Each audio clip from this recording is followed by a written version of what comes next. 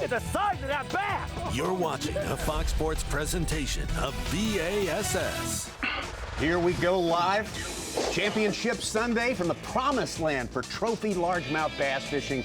Legendary Lake Fork in East Texas for the Simms Bassmaster Elite at Lake Fork. We started with 92 anglers. We have winnowed the field down to 10 who will compete for the trophy on this final day.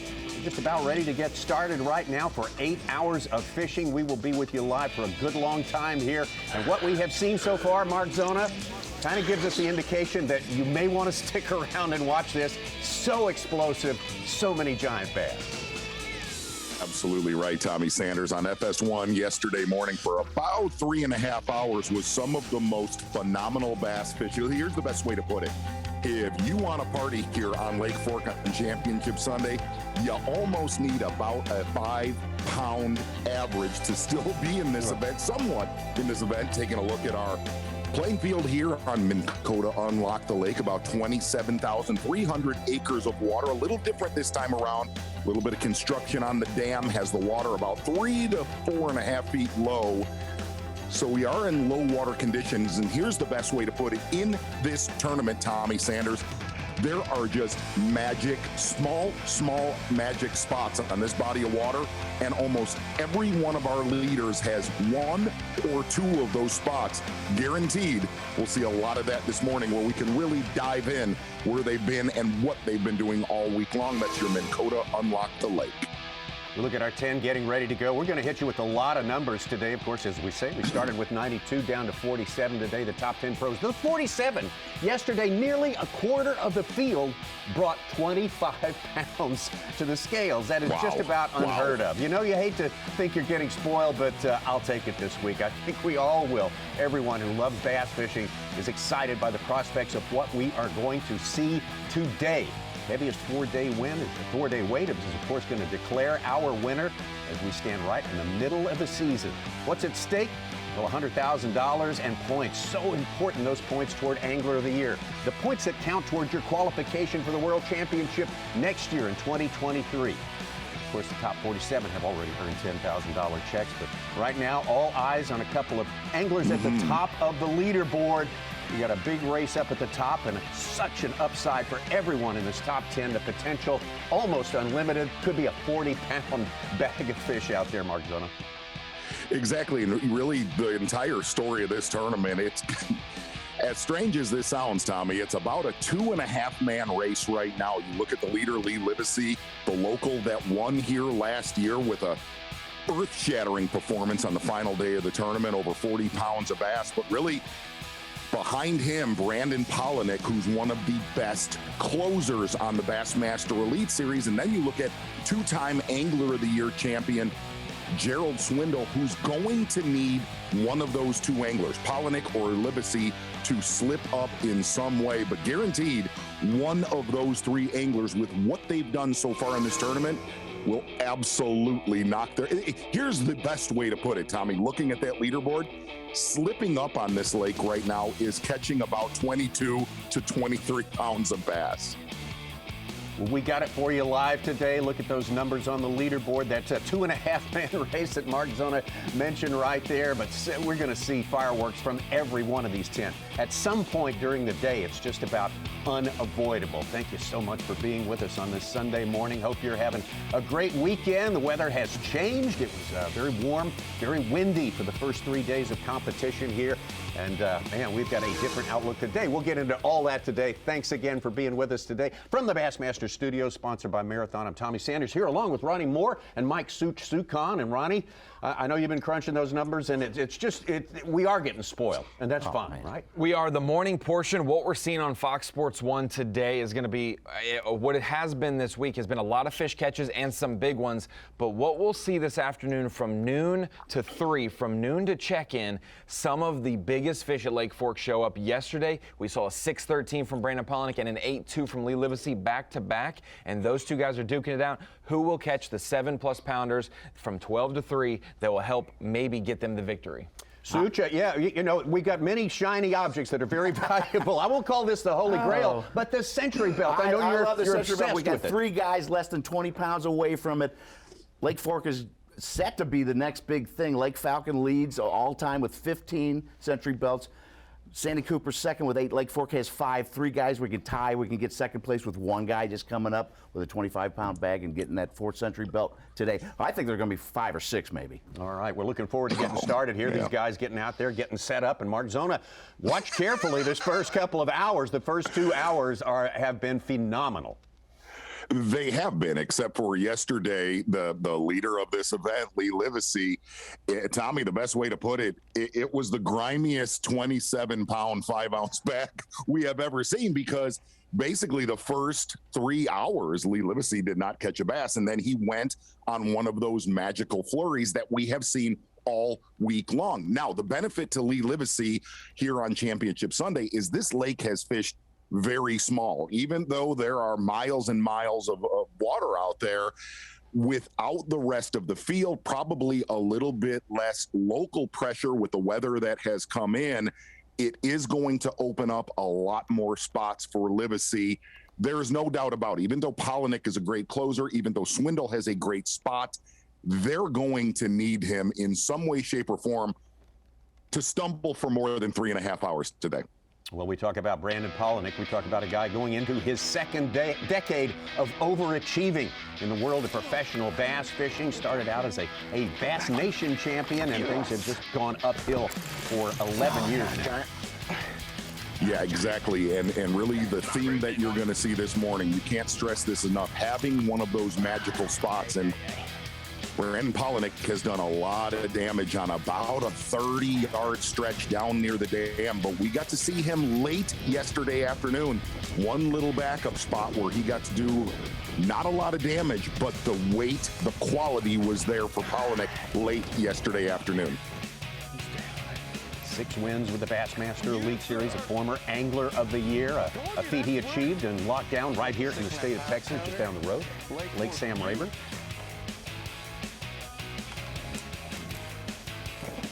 26.5 on the first day, 30 pounds and 1 ounce on the second day, and almost 28 pounds yesterday.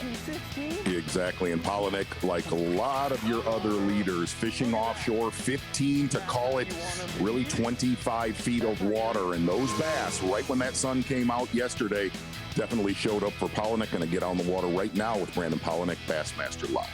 He has already built, Tommy, but he is continuing to build one of the best fishing resumes on the pro level. I'm feeling good. I mean, we've been really protected in this area. We've had like one of the most protected places on the lake. Now we have the least protected place on the entire lake. Our wind is blowing, 180 degrees, exactly the opposite direction of what it's blown the last 3 days. So I don't know if that's going to change the way these fish set up. I mean, I'm seeing bait, but not nearly as much bait, which has me a little nervous.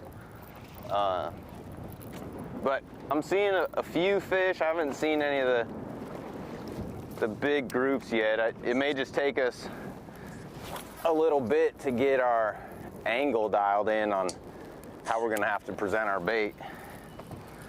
You know, fish may be facing a different direction, feeding differently. It's our job to figure that out. But we really need this first place to fire if we're gonna have a shot today. Right, from Brandon Polinick, just getting underway, getting set up, trying to figure out with the new conditions, as he said, 180 degrees difference in wind direction. That can certainly change your arrangements out there on the water. Let's get over to Lee Livesey, our leader for 2 of the past 3 days, a guide, a full-time guide here at Lake Fork, and a lot of accomplishments in the last 3 years in the Elite Series. Big weather change, total different wind. We're gonna fish not all new water. We're gonna check a couple of the spots we've been catching them on in the morning. I think they're kind of dried up anyways, but we're gonna run all new water. This opens up a lot of stuff for me in the morning, especially before that 9, 10 o'clock. So we're gonna fish like we hadn't been out here all year. And we're gonna find a group somewhere new today. That's the deal. Gotta find a new group shallow and a new group deep.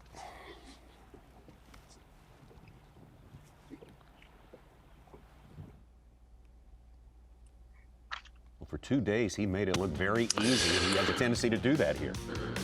Yeah, he does, Tommy. And yesterday, like we said, it was not an easy day for Lee Livesey, and he's kind of lived off the first 3 days of this tournament, 2 different areas in the west arm of Lake Fork, fishing from 8 to call it about 15 feet of water.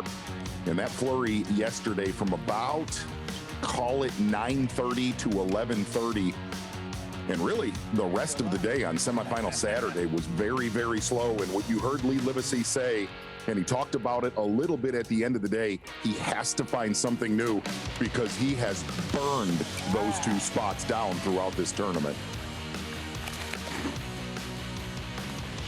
Tommy, for Lee Livesey, relying almost exclusively on a crankbait for some of his biggest bites, but we've got to see him really dive into the baits this week and kind of expand on his areas. And yesterday, catching this fish, catching the 8-pounder late, he got to experience a few extra spots. He said, man, this 8-pounder saved me, and it was on a different spot than I'd caught all my fish this week. So we'll see if he gets to expand and dive into his local knowledge. Like you said, spent so much time here over the years. A lot less time recently with all these $100,000 wins. He hasn't had to guide. He gets to pick and choose now. Boy, he is picking off the wins early in his career. Consistency-wise, he's still got it. He's a home run hitter. Oh, he is definitely a home run hitter. You get that taste Absolutely. for the win. You don't want to settle for anything else but going for that.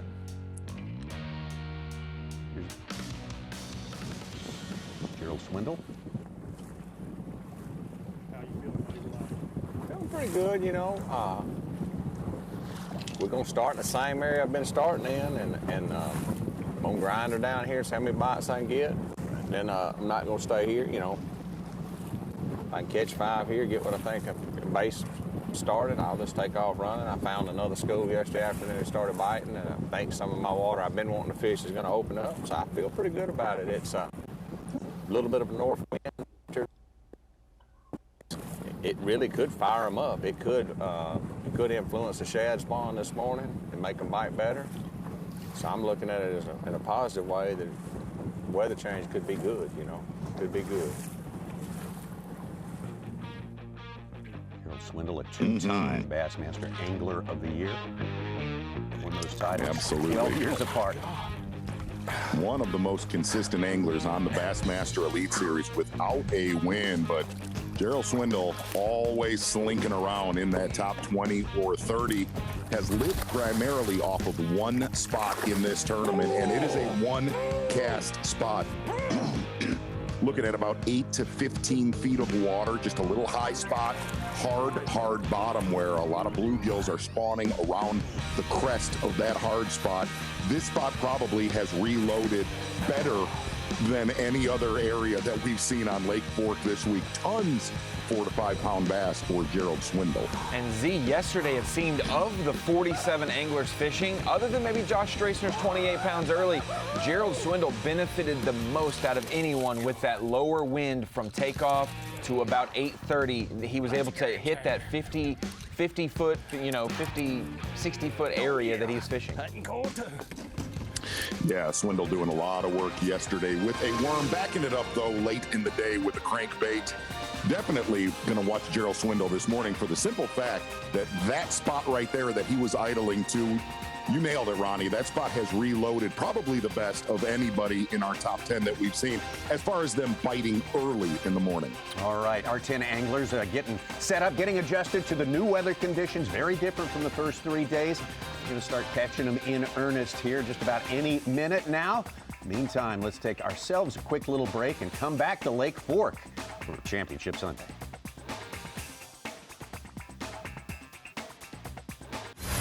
The Sims Bassmaster Elite at Lake Fork is sponsored by Humminbird, Mercury, Nitro Boats, and by Bass Pro Shops.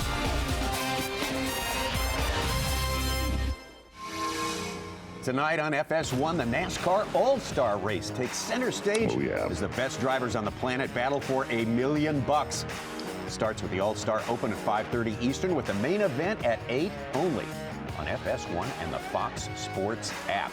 Taking place not far from here. Did you see the pit race yesterday? The all-star kind of exhibition where they had all the pit crews No, I kind didn't of see it. Yeah, you had to take off into the pits, change tires, and do a whole lap and get back, and whoever got it back in the head-to-head. It was pretty cool. Pretty cool. Looking forward to that. Big Lone Star Sports Weekend. We said that yesterday, and it continues through Sunday here, that's for sure. We got a big day here. Championship Sunday, our first look at a man who has had a great first couple of years on the Bassmaster Elite Series. Georgia's Mark Frazier.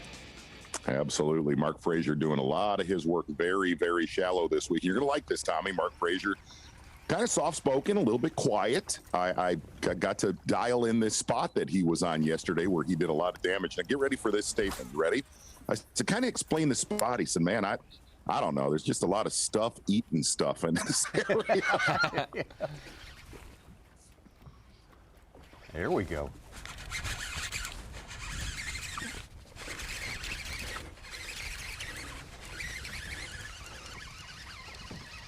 Stay down. Oh gosh. Oh gosh.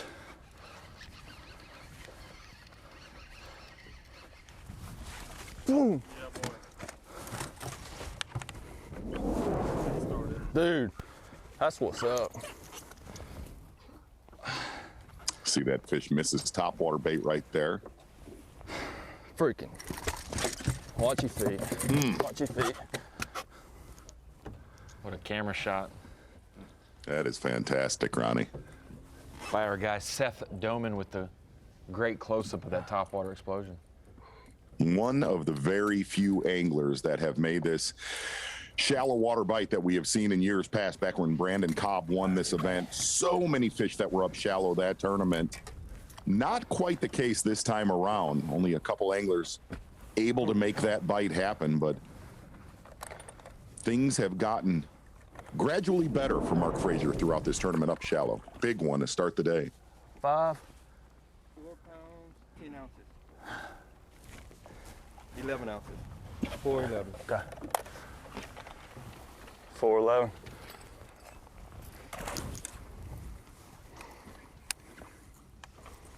You see him get it the first time? I was tight on it the whole way. I mean, he wanted it.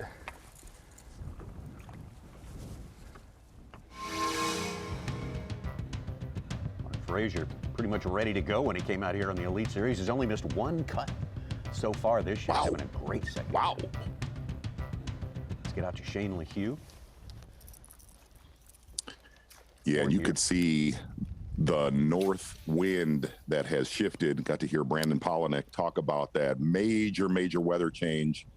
Overcast skies might help this topwater bite early today and make it last a little bit longer than it did yesterday.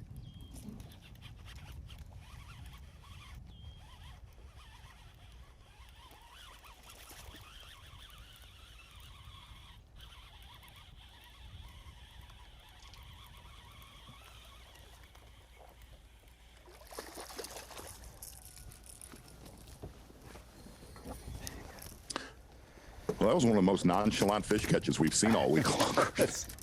He knows he needs way bigger, see? He's pacing himself.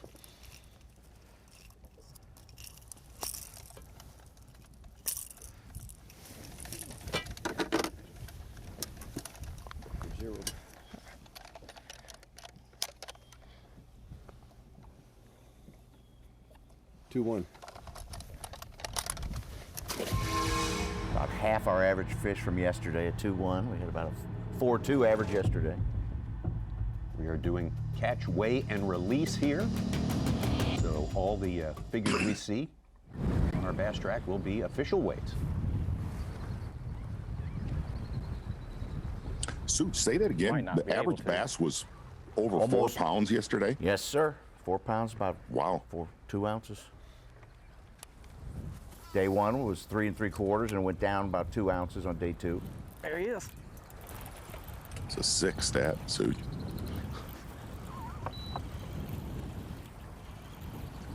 Ain't no big one.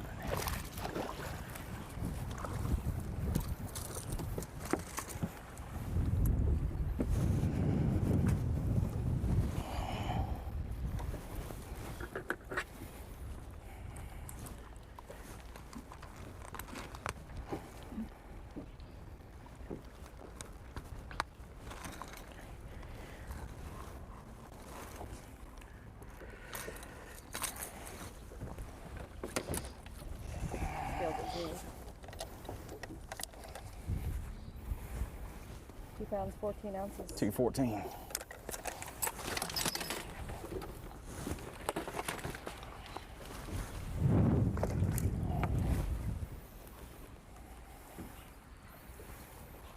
That Judge Holly Keene was with our winner last year, Lee Livesey. Yes. Weighed 42 pounds, 3 ounces. Third highest all-time weight. She got the winning Not a good top position, water right? lure as well. She got to Wow. sign and got to keep it. Made a nice shadow box, yeah. Had not hooked up again. That's a better one, I think. Yep, big one.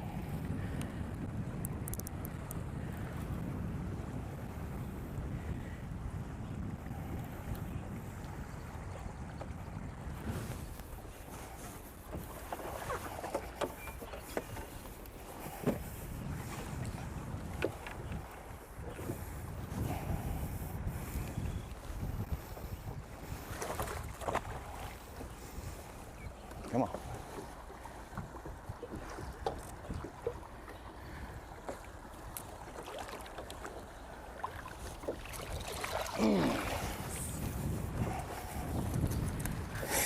That's an old big one right there. Ah. Boy, this is fun.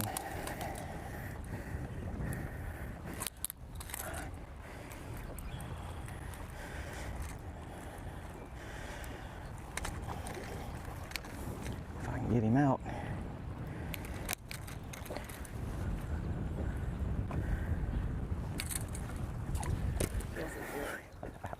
How about that one?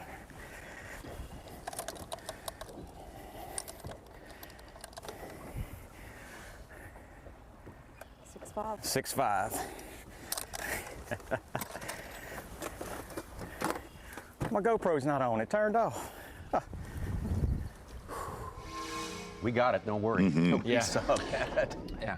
What a kudos to Derek Hudnall. We Nice. saw him yesterday, two Yes. key losses in the timber, broke his line, and was able to recover and then have a late day call to get into that top 10. He had That about was 6 guys piled Yeah, up right within there a at that pound cut of it, line, yeah. and he broke with 15 minutes to go. Broke through. And really late yesterday with Shane LaHue, he kind of dialed in, worming a lot of these shallow points, 1 to 4 feet of water, did a lot of damage late, just kind of dragging around and putting his topwater bait down.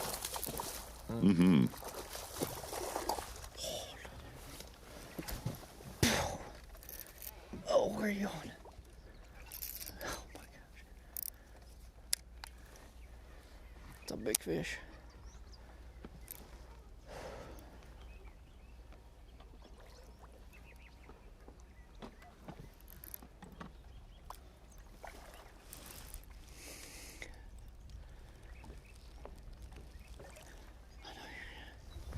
Stop going under the boat.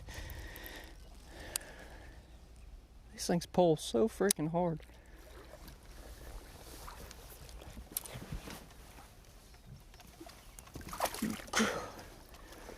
That's a big one.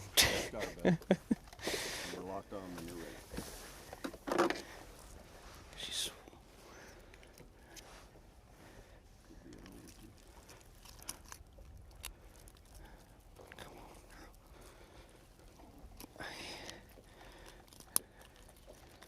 can't get the hook out.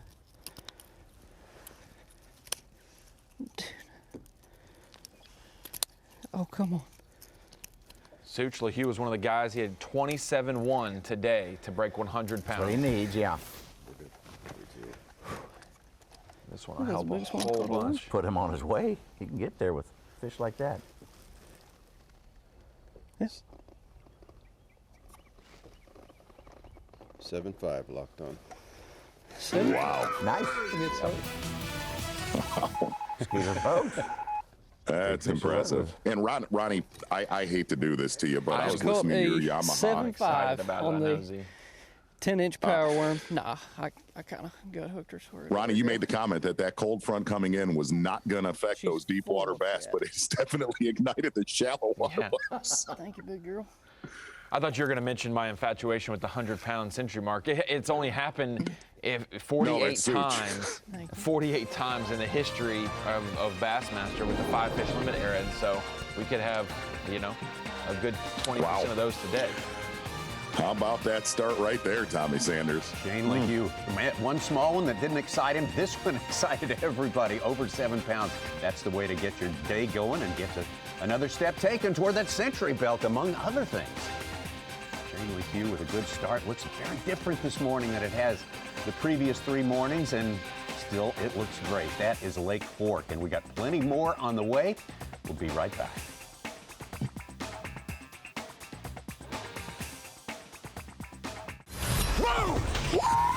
Look at the size of that bass! Live coverage of the Sims Bassmaster Elite at Lake Fork is sponsored by Skeeter. Lake Fork, what a place. Take a look at that. You see all those stumps there. They didn't remove any trees when they impounded this lake back in 1980. That's for bass habitat, and it's worked out pretty good. This is Championship Sunday, and we have 10 anglers out there today, and the catching has begun. Lee Livesey, the local favorite, trying to repeat here at back-to-back events in 21 and 22 here on Lake Fork. We do a fly under and see all that vegetation kind of laid bare out of the water because of low water levels. Yeah. Change the character of this place a little bit and certainly makes it fish smaller. A few minutes ago we saw Mark Frazier get started. Let's take another look at that bite.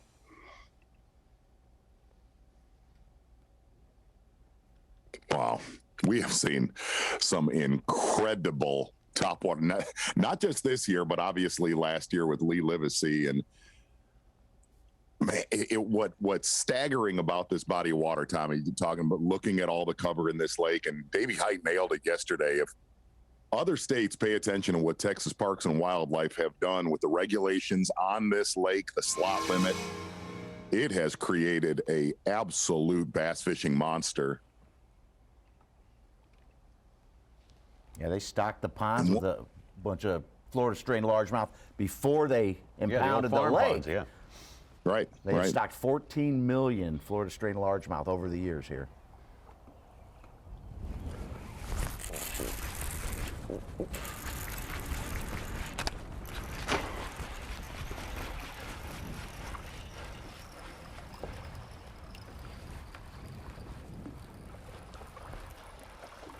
Ah.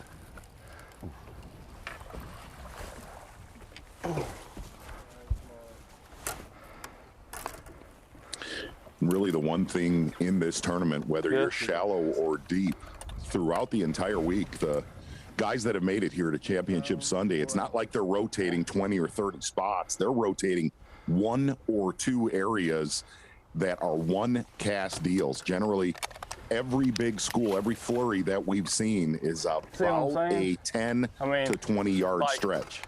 You get one on top water, why not fire the whole thing up?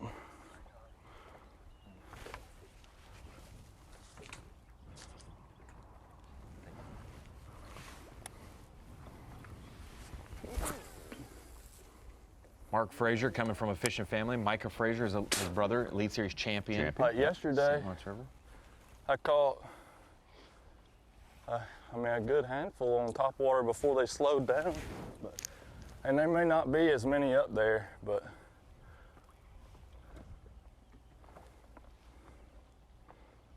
Frazier also drafted really upset Giants to play as professional long as they bite baseball something. after playing at Auburn and other schools. And then he decided to do this instead and pursued professional fishing. Yeah, here's a pitcher. He did not sign, went back to college, blew out his arm, had Tommy John surgery, and then found duck hunting and fishing more to his liking.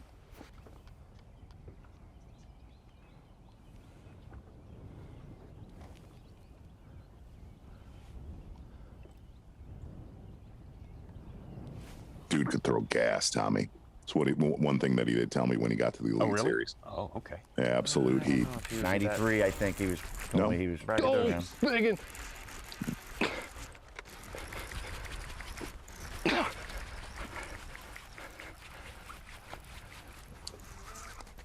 Oh, it's a big one.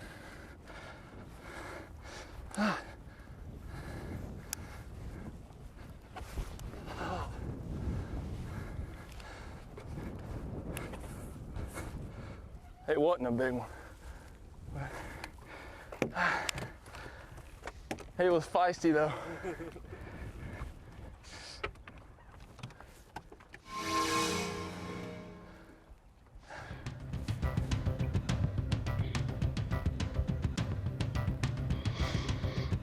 Mark Frazier back over to Shane LaHue. We saw him put one small one, one big one in the boat so far today. Phoenix Boats big bass of the day so far, a 7.5. Absolutely right. BMC on point is going to be Shane LaHue this morning. We've seen a lot of square bill crankbaits, a lot of top waters, a little bit of jerking this week, but a lot of anglers throughout the tournament actually starting to shift to a worm on these very, very, very shallow points. Got to see a little bit that with your day one leader, Cliff Prince. Your BMC on point, 7-pounder early for Shane LaHue this morning.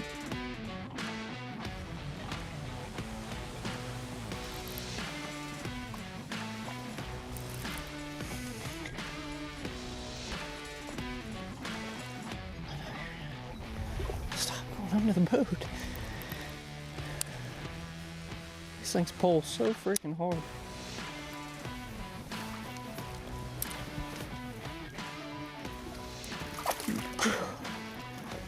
That's a big one.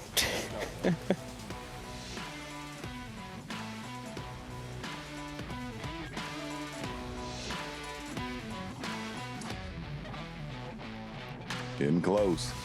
There's some guys that were gonna put some shots across the board that were over 25 pounds away from the Century Club. That's what you gotta average. You have to average at least a 5-pound average per day to be able to knock that out.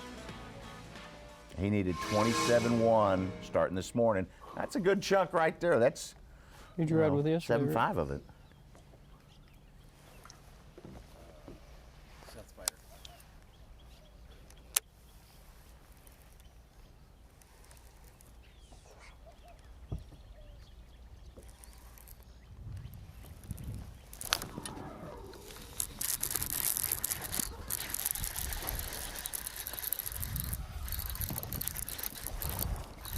Mate, this thing is angry. No. I was trying to keep you from doing that.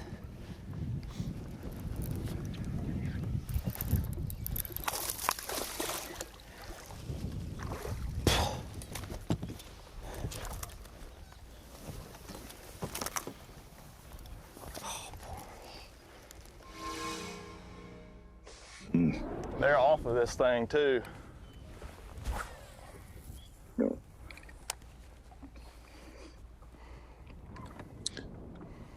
Big credit to Mark Frazier and Shane LaHue. It's Can just throw Derek Hudnall in there A too. Magnum profile and red bug. So many anglers tried to make that shallow deal work throughout practice and this tournament.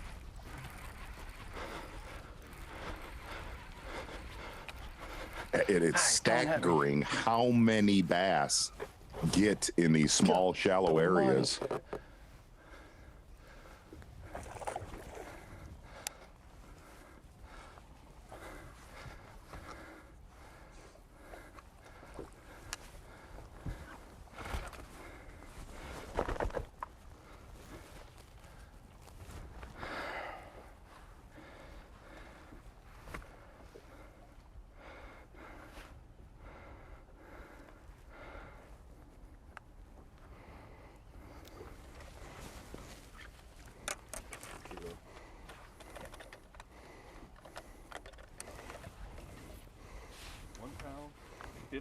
Really? Not two? Oh. Check it again. It looked like a 2-pounder. 2 pound. That's all right. That's about what I figured.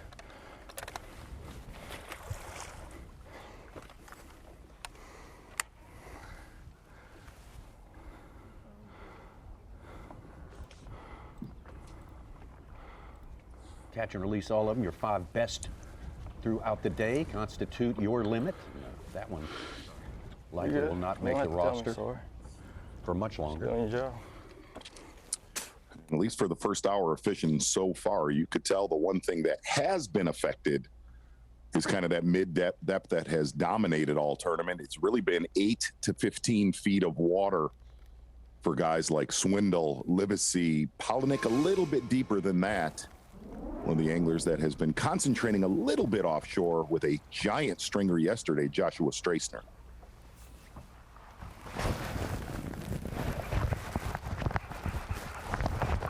keeper.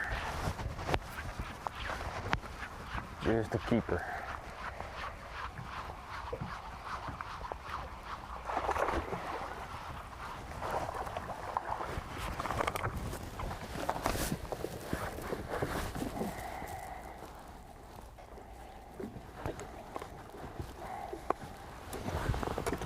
Stracener is the only angler in our top 10 who had a bag Yeah. under 20 pounds. He had 17.2 on day one, started 48th place, 27 pounds on day two.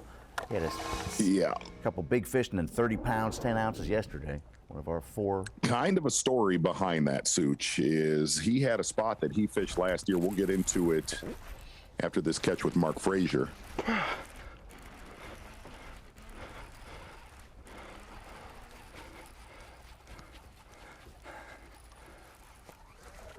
Oh, no.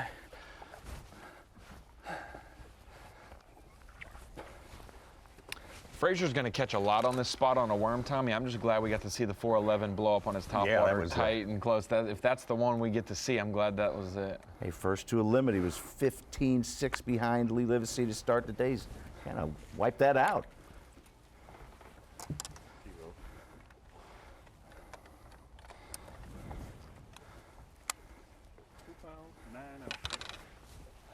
Good. Back to Derek Hudnall again. Got a little momentum from the end of the day yesterday. Fished his way into the top 10. There he is. Oh, he come off. Gosh dang it.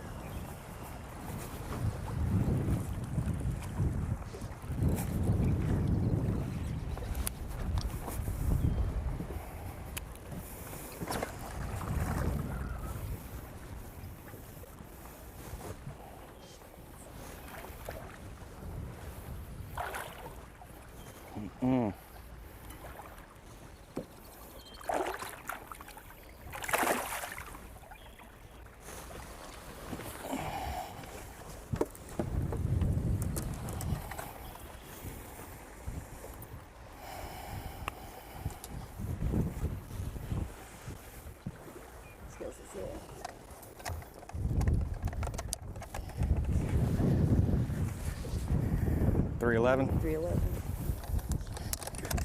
311. Give him 12-4, his third keeper of the day, 12-4. That's a good, solid average, but at Lake Fork, that's par. That's par, 4-pound average is par. Yeah.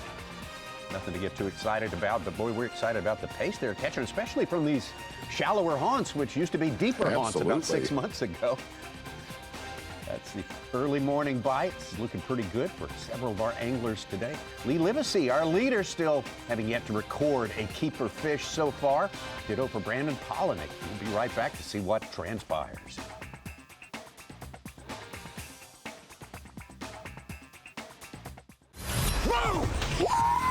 Look at the size of that bass! Live coverage of the Sims Bassmaster Elite at Lake Fork is sponsored by Skeeter. He was an amazing salesman. He convinced fishermen from all over the United States to come to that first tournament. I don't remember how many there was, 120 maybe. I don't remember the exact number, but to pull them from as far away as he pulled them to start B.A.S.S. at that very first event was amazing. Nobody else could have done that but Ray Scott. Celebrating the life and achievements of a man who truly changed the world. The one and only Ray Scott. We lost him early this month, and everyone mourns that loss, but boy, we celebrate everything he has put together. I don't know how many people have contacted me about a giant write-up in the New York Times, of all places, about Ray Scott. Very, very important man in history. He's one of those great promoters. He's right up there with the Henry Fords and Sam Waltons, just a visionary person who changed this sport in every way and brought it to the wider world. And this was one of those tournaments Ray would have loved. Anytime you have an event that you're starting to crowd that 100-pound mark, Ray lived for an event like this. I'm going to get back on the water right now. Mark Frazier with a very solid morning, making the exact same cast over and over in that shallow point. Oh, good one.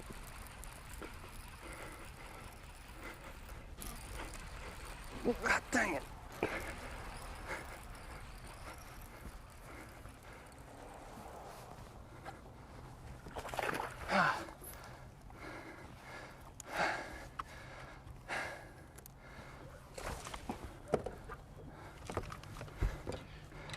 Frazier's fish swim straight to the boat as fast as they can. No matter if they're 2-pounders, 4-pounders, like they just come straight at him. That's a big league hook set he's got there too. Oh, I like what you did there, Siege. Oh boy. Give me a break. Yeah, it's so full of it.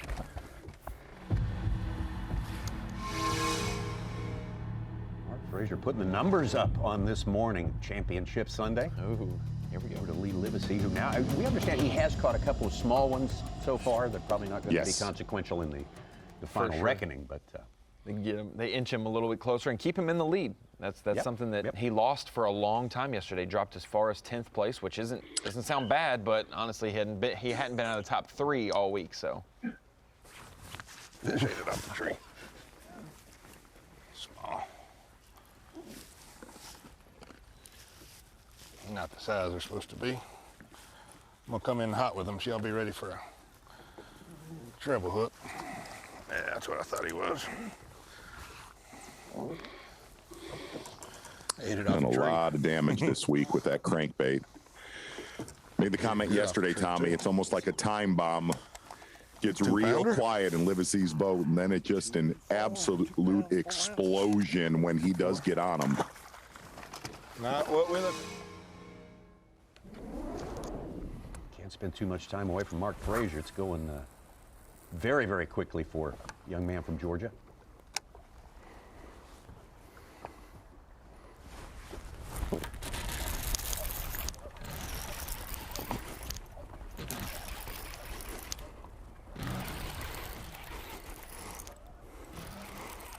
Dude, had it before I clicked the spool.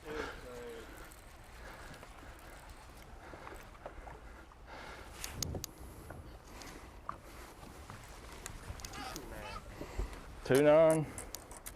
Check it. I don't know. He's got a little belly.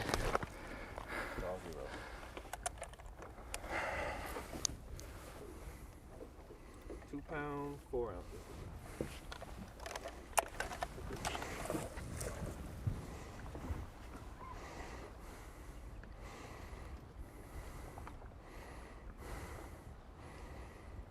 He made a nice move yesterday with 26-4 from 20th to 7th. Oh, yeah. Improving every day. Oh, here we go. Absolutely right, Tommy Sanders. Mercury move of the day so far. Mark Frazier, we kind of had a vibe yesterday talking about this weather shift. We have had southwest winds. In fact, very heavy winds days 1, 2, and 3 here on Lake Fork. But we knew that north wind was going to help and hurt a lot of our anglers on the lake today. One of the ones that it's definitely benefited, Mark Frazier, who said he's got a spot where there's just a lot of things eating things. Well, that's happening so far today. Mercury move of the day so far, Mark Frazier with a big morning fishing up shallow. Frazier sitting 17th in our Progressive Angler of the Year race. Just came up short of Rookie of the Year last year. Made the Classic, though. We got to see him in the top 10 on camera this year in the Classic. Sure did. Doing something a little bit different that almost led to a victory by his buddy and travel partner. Taking a look at his graph right there of nothingness. He did make the comment, that area where he's catching all those fish, and there's so many bass on that spot. And it's only about a 10-yard hard stretch bottom where he said it just keeps reloading every day of this tournament. We talked about flurries here on Lake Fork, and solid morning, but best way to put it, those are really not ones that you want at the end of the day, but it is the Mercury move of the day so far, Mark Frazier. Let's have our B&W trailer hitches on the line with our colleague Davey Hyde out there today. And Davey, as you stand there, we can all see it looks very different. The start looks different today for so many of our anglers. What are the key differences from the first 3 days as we watched it go down so far on Lake Fork? Yeah, Tommy, it's very, very different here. The weather has changed so much. It's been south-southwest winds, 20 to 30 miles an hour, especially yesterday. It blew, really extremely hard. Made it very difficult for the anglers fishing offshore. Today, the wind direction totally turned around. It's out of the north. You can tell I'm dressed differently. A misty rain.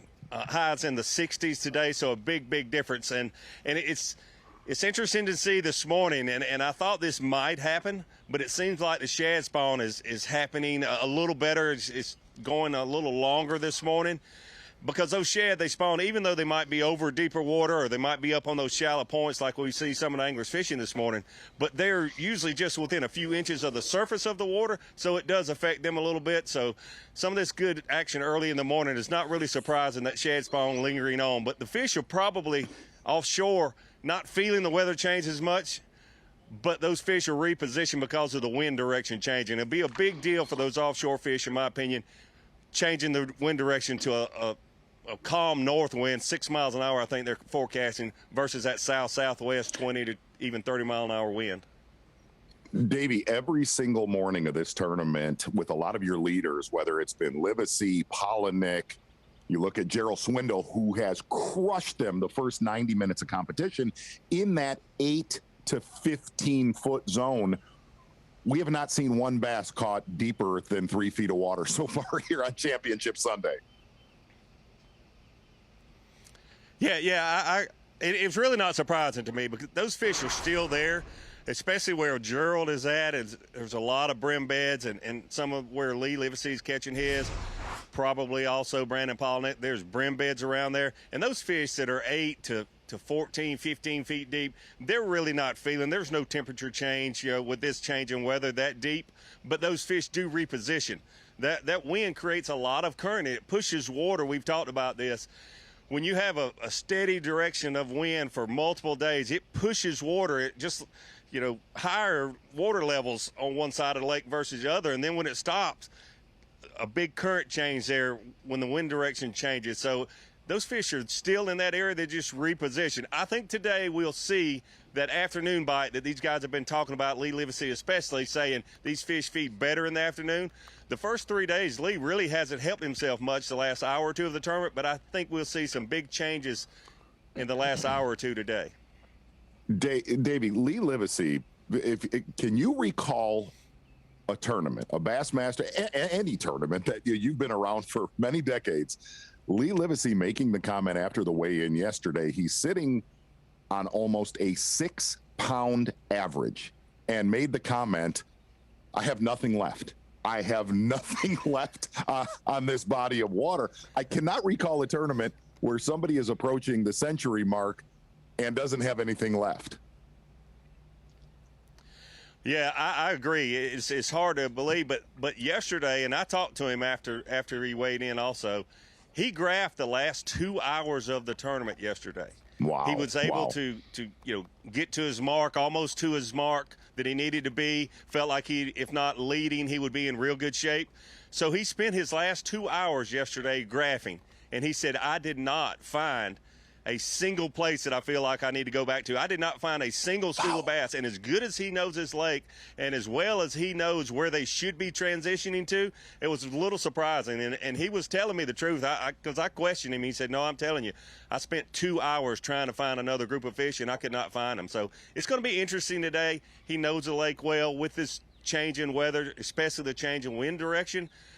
Things are going to change up, but it is Lake Fork. Let's not forget, it is Lake Fork. We'll see those 25 to maybe even 30-plus pound stringers.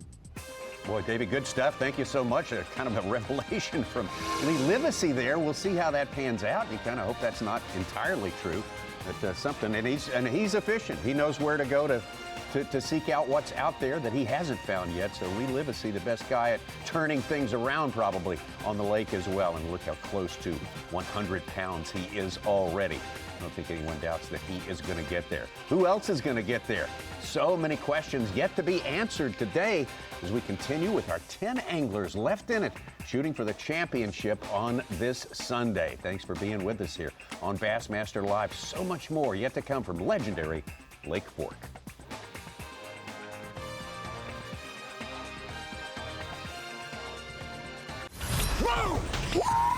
Look at the size of that bass! You're watching a Fox Sports presentation of B.A.S.S.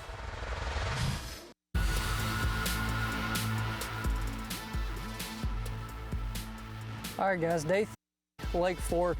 We stumbled a little bit today, unfortunately. I pulled up on my morning spot and I was working that Berkeley cane walker. You know, I talked about that yesterday. That's how I've caught most of my fish over the past 2 days. And I'm only getting 2 or 3 big bites a day. So then I had to transition to this 10-inch Berkeley power worm. This accounted for my 2 biggest fish today. I caught a 6 even and a 4.5 on that same spot where I lost those 3. So obviously there's some big fish there. You know, there's a chance probably for a 28, 30-pound bag. That's what we're gonna need to get back, you know, up in the top 3 probably. You know, we're 15 pounds behind Lee, which is unfortunate, but hey, 45 pounds lives out in this lake, and the 10-inch power worm is a perfect way to get it done. Shane Lehue leading everyone so far this morning in total poundage, largely on the strength of that 7-pound, 5-ounce bass we saw him catch very early on in the first hour as we forge into hour number 2 of 8 hours of fishing on Lake Fork. Tommy, I'm going to throw you something really strange. You look at guys like Polinick, Swindle, Brian New, Chris Johnston, Lee Livesey already going shallow, but those other anglers that have lived in mid-depth ranges all the way out to 20 feet of water have not caught a single bass yet. Isn't that something? Well, Swindle was past 20 pounds yesterday at this time. You know, yesterday we caught like 15 pounds pretty quickly off of that one place, but it was not, no big ones there yesterday, and today we only caught 3, but one was a 7-pounder, so it's a good start. Now, this is the place that I caught a 6-pounder and a 4.5 yesterday and had several other big bites that I didn't land. We're just bouncing these shad spawn points again, just fishing some shells. I caught the big one on a 10-inch power worm, just a green pumpkin power worm. They seems like they'll bite the top water about the first cast, and then after that they quit biting it. So you got to pick something else up to kind of drag on the bottom. That topwater bite just kind of seems like it's going away a little more every day. I think the shad spawned fish are kind of about done, and it's pretty late in the year for them to be still shad spawn type deal, because it's gotten progressively a little worse every day. Like I said, the first 2 days of the tournament I didn't have to, you know, drag anything on the bottom. I pretty much threw a crankbait and a topwater the whole day, and I was able to catch, you know, a lot of fish doing it, especially the first day. Probably caught 20 keepers, I would say. Not all of them were, you know, big ones, but. Derek Hudnall. I see the red light. It's got power.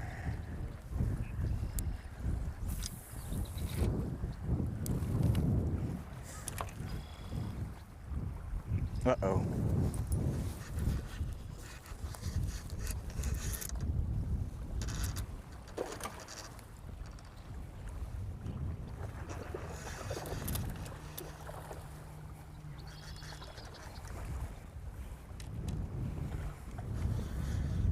I knew that was going to happen. He ain't big, but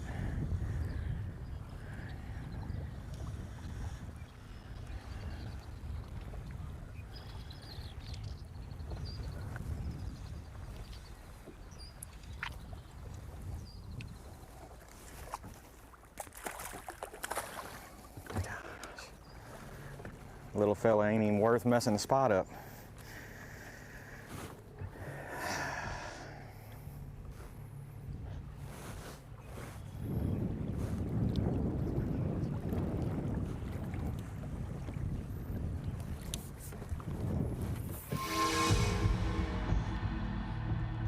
That was total disregard for a 3-pounder, right? Yeah, I mean, that was no respect. No respect at all. Totally disregarded that fish. Go on now. Gonna head back down to the dam right now with second place angler coming in the championship Sunday, Brandon Polinick.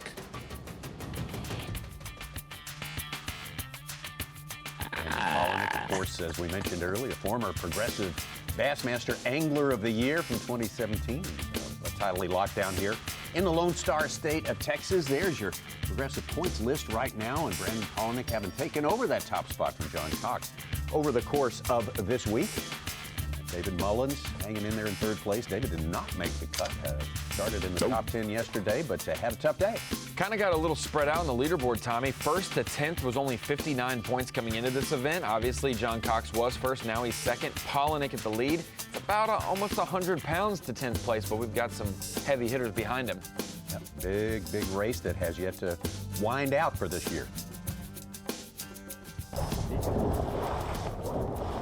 Hey, sweethearts. How y'all doing? Hey, girl. Hi. Hi. Yeah, we'll come back and make casts through that. Those are largemouth right there, which, I mean, makes sense why they're there. It's beautiful. It's the turn. They're on, look at them, there's a couple there. They're on that outside turn.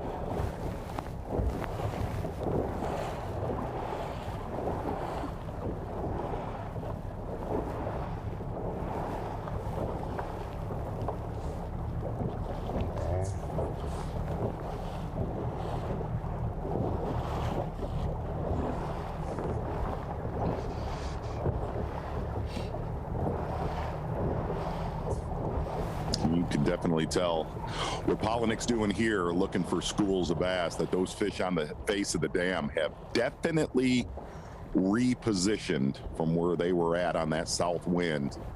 Got a north wind coming in today, and that has... Might as well leave your trolling motor down.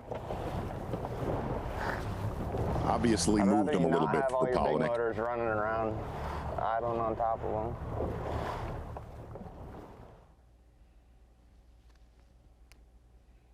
Polinick doing a little navigating on his flotilla, making sure there's a lot of different factors in this sport, Tommy, compared to other sports. This isn't a closed arena. This is a public lake. Spectators can actually get about as close as they want to get to their favorite pro and watch them on the water. Sure. But sometimes there are some factors, positioning, especially this week with the timber. There's certain casts that these guys have to make because otherwise they'll lose fish in the wood or they can't efficiently get to those bass. So he's got to kind of make everybody sit where they are. A lot of anglers. Sometimes they'll join in and fish. Yeah.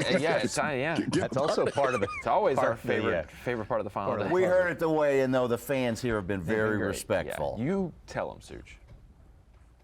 Have their back. Knowledgeable fans. That's bound to happen with being the most pressured lake in the country. Yeah.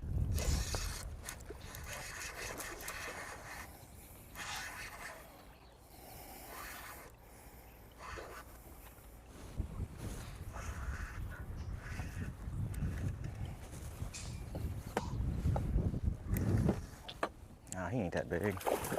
Not as big as I thought she was at first. Whoa. That spot that Hudnall's on right there, Tommy. Got to see it pretty good yesterday.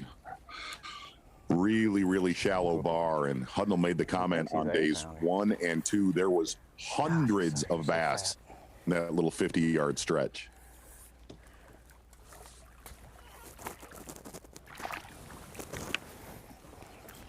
Chunky.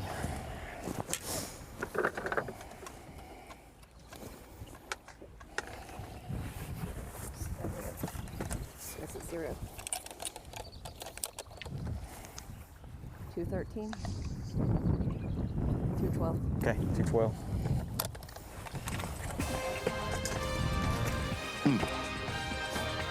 Derek Hudnall having his best event of the year, his 5th stop on the Bassmaster Elite Series for 2023.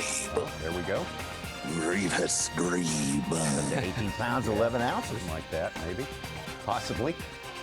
A lot going on out on Lake Fork. The deeper fish haven't been figured out yet. Still guys adjusting to the changes Changes will continue throughout the day, especially on the leaderboard. We'll be right back.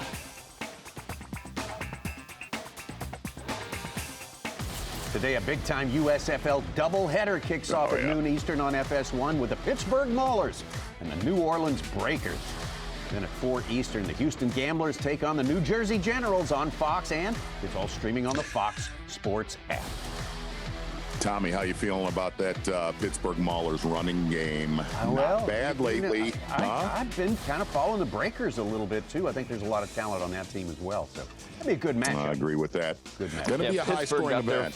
Pittsburgh got their first win last week, 21-20. So That's right. They're on their way. Yeah. They are New on Orleans, their way. though, 3-2.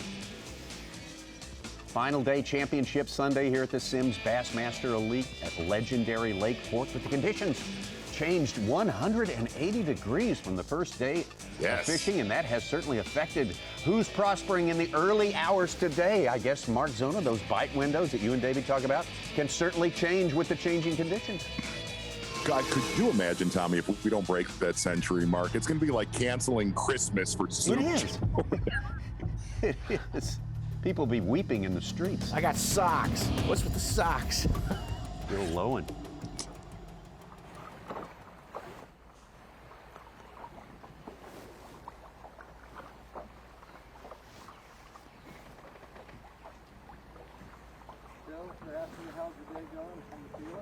All right. It's going a little slow so far. I'm feeling kind of cold. I mean, the last 4 or 5 days it's been in the 90s. Today it's in the 60s. Not very smart for having shorts on. Everything has totally changed. Wind's a different direction. Water temperature here is 79.5. It's been around 84-ish in the mornings. So yeah, it's just been slow. We're just trying to get a feel for what's going on. Just trying to get a bite at this point. Long day. It seems like for me, from 11 to time to go has been when I've been able to get most of my bites. So I'm not freaking out yet.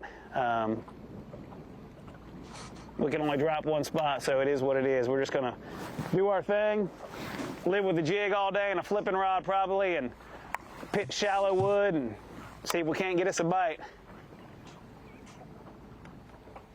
Well, the veteran Bill Lowen coming into form. Haven't had a bite yet. Coming into form just about on time to get ready to defend his title at our next stop here on the Bassmaster Elite Series. Pickwick Lake. Bill hanging in there all the way through the tournament. On the last day, he hit a big lick.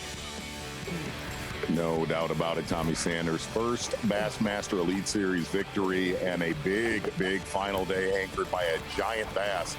Pretty much whenever you see Bill Lowen, he's going to be near that bank, and he has done that to perfection this week. It's exactly what he did a couple years ago on Pickwick last year.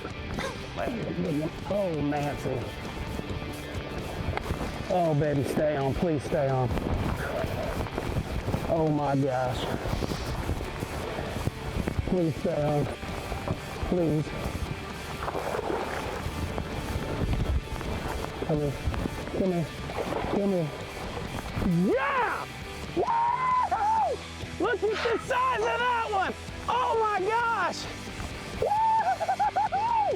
Woo! It is big, folks at home. It's giant. Holy moly! Oh my God!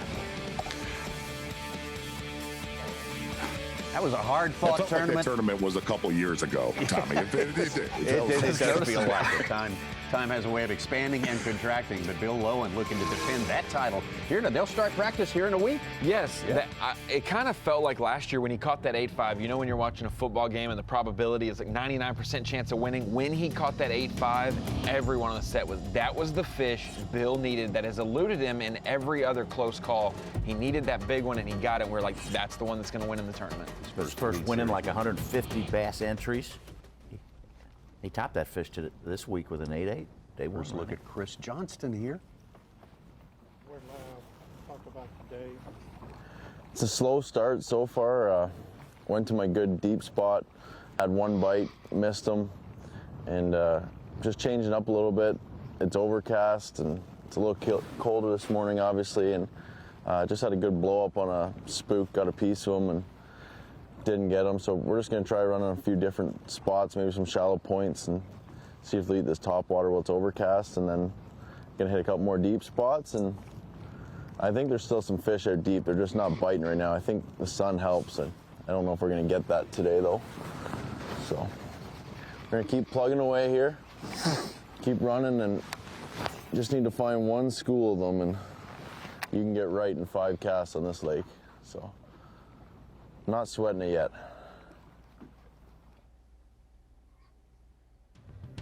Bruce Johnston's right about that, how quickly it can happen. We've seen it each and every day of competition here. Someone putting 5 big ones in the boat, maybe culling out the entire limit they had before. It happens at this place.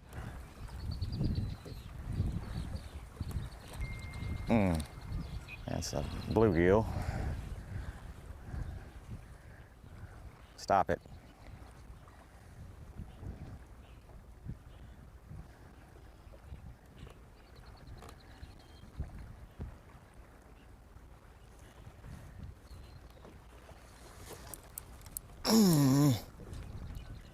Uh-oh.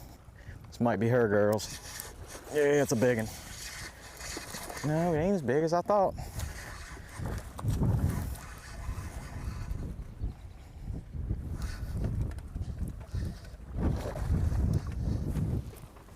Still, it helped, but hate to be all greedy. I want them all to be 6-pounders.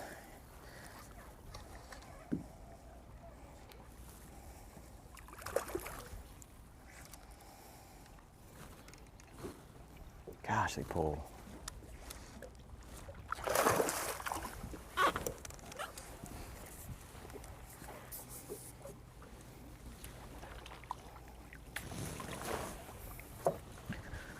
Ought to cull that 2-something out.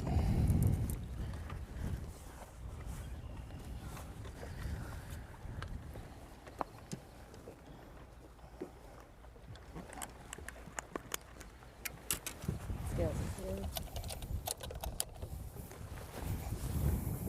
3 pounds, 3 ounces. 3-3. All right. See this one, see, look bigger, but she don't have any belly on her. Tommy, you know we have become spoiled on Bassmaster Live here on FS1 when you kind of just, it's a bummer when you only have 1 7-pounder in the first hour and 15 minutes. It's not hard to get jaded really quick in a place like this. Lee Livesey still on top. Mark Frazier, big move today, catching the numbers. Derek Hudnall just fishing his way in the final hours yesterday. Doing well today also.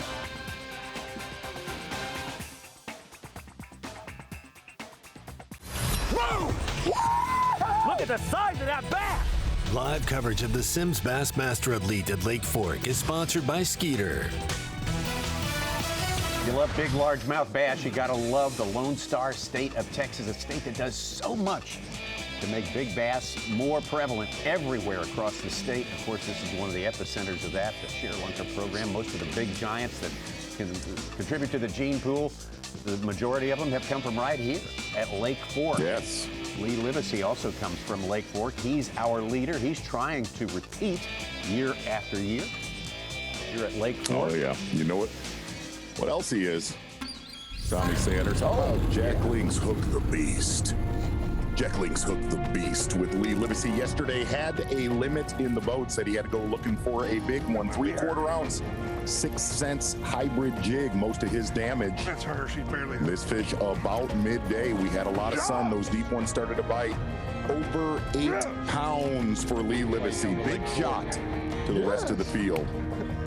Kind of needs one of those Jack Link's Hook the Beasts today, Tommy. It's never too early for one of those.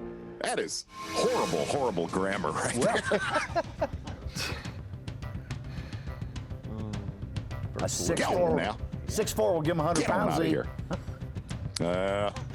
You are obsessed with it, no doubt about it. When you get back into Big Caney right now, slow morning, which that has not been the case so far. Gerald Swindle.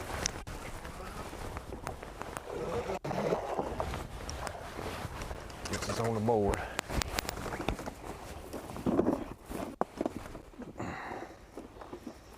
Got that in between your eyes, didn't you?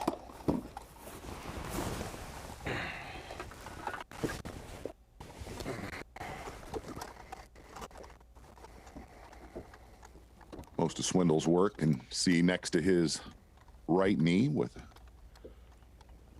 Zoom Magnum trick worm.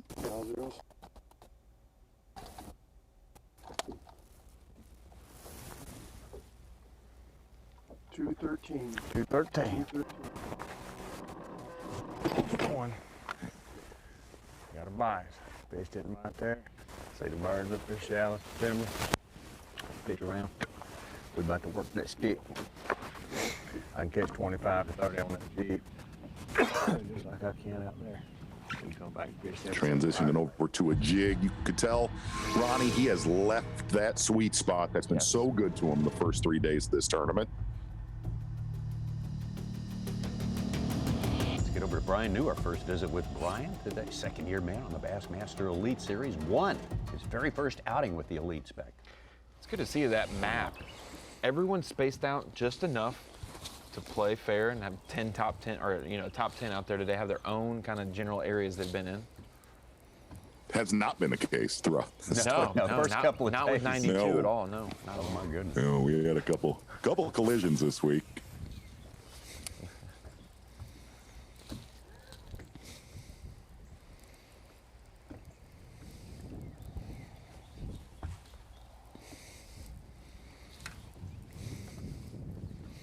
His big day was day 2, 28, almost 29 pounds on day number 2.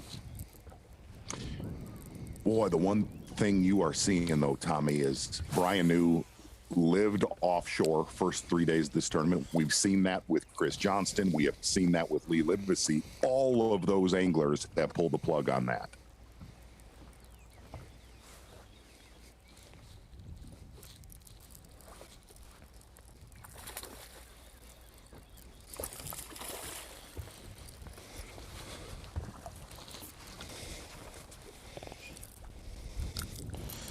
Well, they gotta be 14. Huh? Yeah, he's 14 for sure. I ain't had to worry about it all week.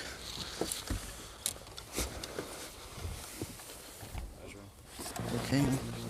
Take a look at Brian New. Some footage from yesterday. He was coming off that almost 29-pound day on day number 2, and a little bit slower for him yesterday. He had to really work hard. Had to Absolutely grind it out.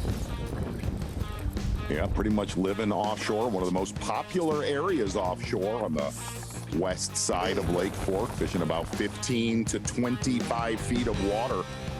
A lot of 4-pounders yesterday. Ronnie, I have to rewind. One thing that was very impressive, you knowing the record of the Pittsburgh Maulers. That is impressive. Oh, I didn't not only know that, Z, their quarterback beat my high school in the state championship senior year badly. So Give me a break. Come on, He did not. Whatever stats you want, I got.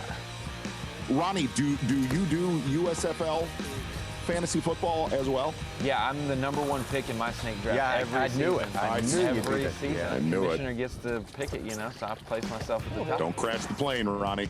Magnum trick worm in the face. Just put some bait fuel on it. Caught a bass. Oh, yeah. Sun was shining yesterday, and Brian New made something out of it. Not as much as he did on day 2, but good enough to make it right in the middle of the top 10. Let's get out to Brandon Polinick.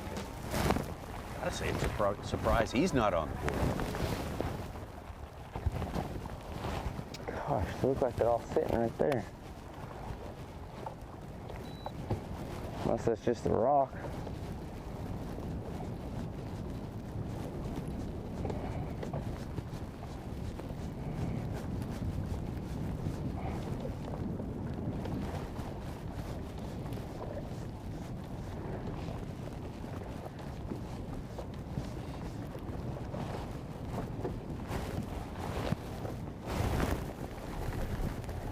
Another whitey, but no, that's a largemouth. He's tiny guy. Tiny guy. Got a bass. Oh my gosh. I thought someone came in here and netted them all last night. 0 kill. 2 pounds.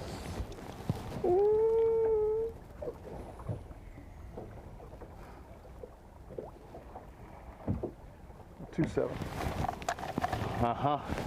It's not much, but it's a start. It's 2 pounds closer to the century belt. Tommy, that's actually that's a bass that could have been eaten on that spot yesterday with what Polinick is caught. I think that's why he bit, was to escape what's down there. He was trying to get away from something. We got a 2-pounder. I guess it's better than a 3-pounder. Nobody got that. Nobody laughed. They're like, why is a 2-pounder better than a 3-pounder? One thing that's very cool that we get to see from Polinick, 3-pounder. utilizing that Humminbird 360, is laying his rod down. When he sees fish or structure out there, to triangulate better, he lays his rod down on the graph to, where the structure is, and we'll pick up and make the cast. Yesterday's 613 we got to see. We'll probably replay it today at some point. The first few casts did not do that, put his rod down, and was able to triangulate that. So we'll see him try to do that in the waves today. Back to Derek Hudnall. Yeah, had a rough stretch there in the middle of the afternoon yesterday. Yeah, and really, Tommy, it was a rough stretch that was almost going back to back.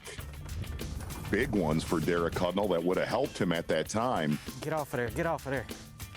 Come on. He's wrapping me.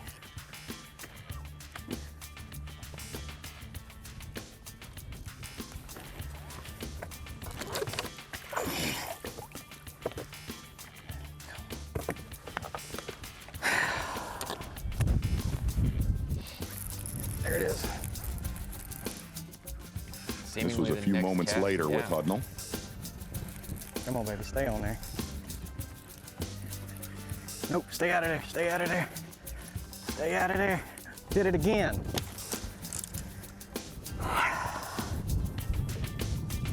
We talked about it yesterday. Derek Hudnall, one of those anglers that needs to start stacking high finishes together on the Bassmaster Elite Series to keep his career going. He noted there, Tommy, I've got to make an adjustment on my location. I got to switch up. I know where the fish are. I just can't land them. I can't navigate that highway. Yeah, and didn't lose one the rest of the day. So he fixed the problem.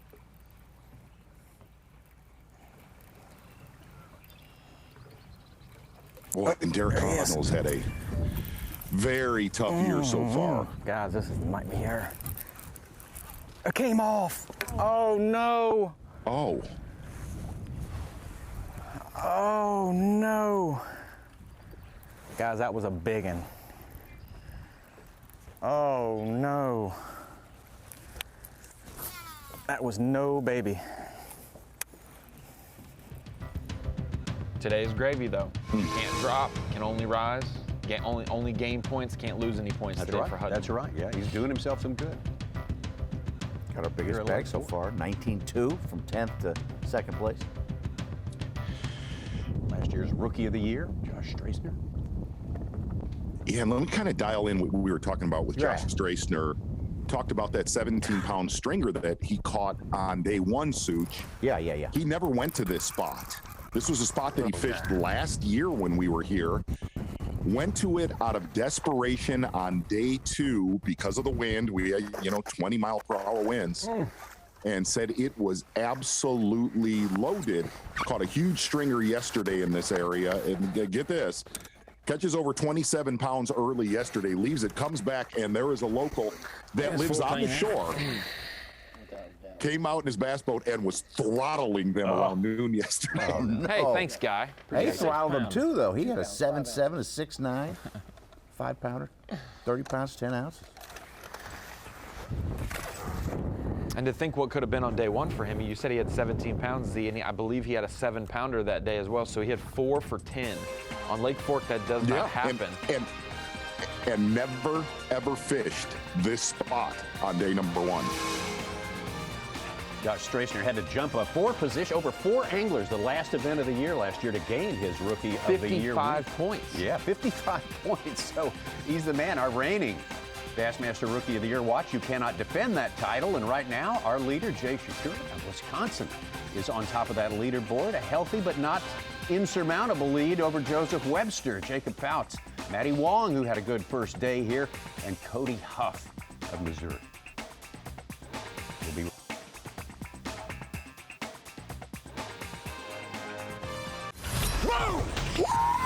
Look Look at the size of that bass! You're watching a Fox Sports presentation of B.A.S.S. Tonight on FS1, the NASCAR All-Star Race takes center stage as the best drivers on the planet battle for $1 million. It all starts with the All-Star Open at 5:30 Eastern. The main event at 8, only on FS1 and the Fox Sports app. I don't know if it was planned out that way, but this is a big Texas sports weekend. Yeah.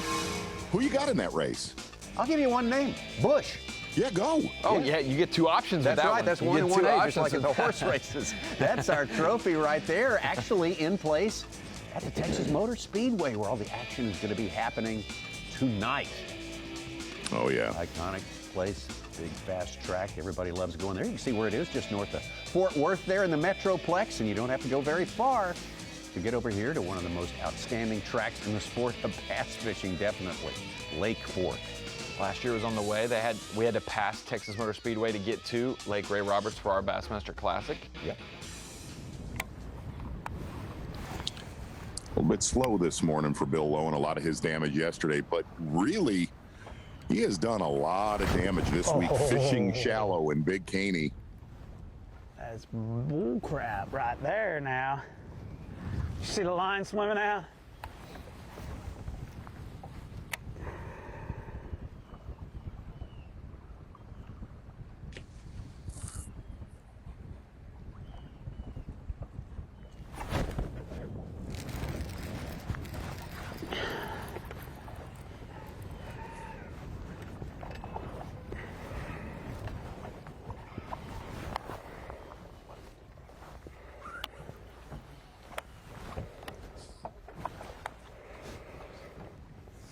Coming right there.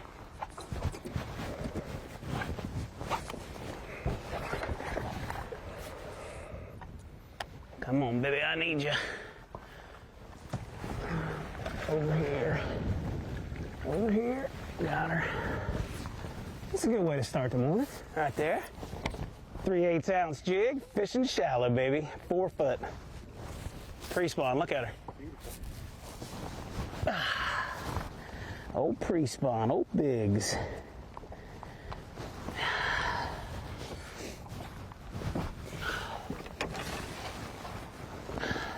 Scale zeroed.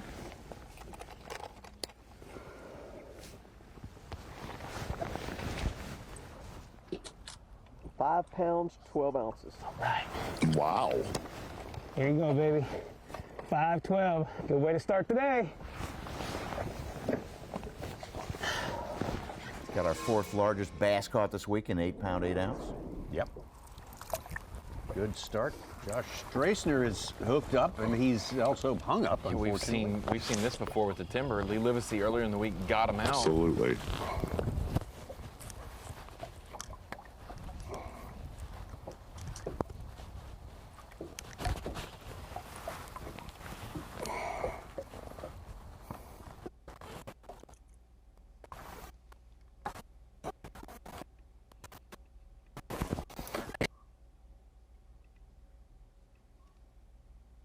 Well, you just never know how this one's going to turn out, these situations.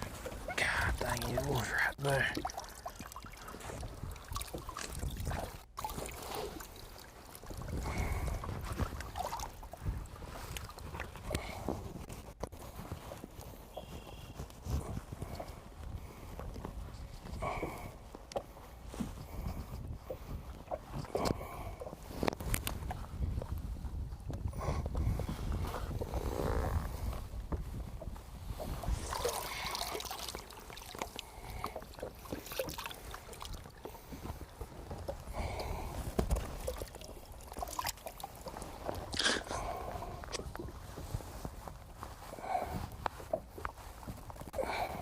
Bassmaster Elite Series rules, you have to stay in the boat over 50% of your weight. So if you're on a dock, you have to have most of your weight on the boat rather than the dock. Here, you cannot get in the water. Like you're saying, you can't go free diving for it. No, not at all. Not the 18-foot like. Right. No, not like. Oh, we got it. Oh, wow, that was worth it. That was worth it. Dang. That's a...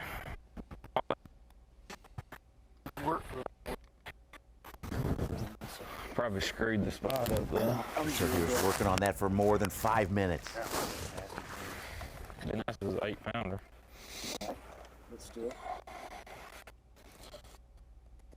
1 ounce.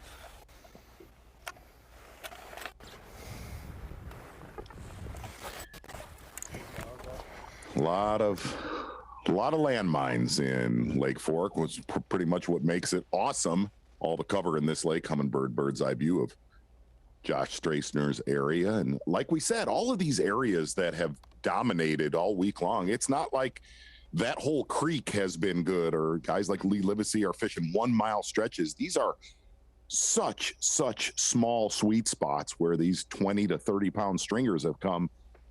You heard Straisner land that fish and say, man, I probably messed this whole area up. Well, that area is probably, at least the sweet spot is only about 10 to 20 yards. It's your Humminbird bird's eye view.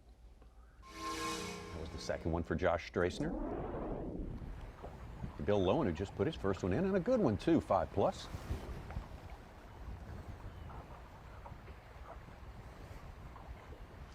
Boy, there was some really big stringers caught in Big Caney this week. One of the anglers fished around Bill Lowen all week. Seth Fighter with a good tournament in there.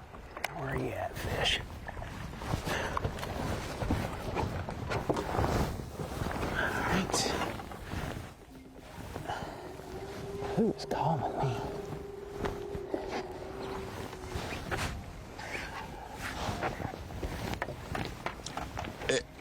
It looks like he's fishing on a different lake with the weather in there, Tommy. Yeah.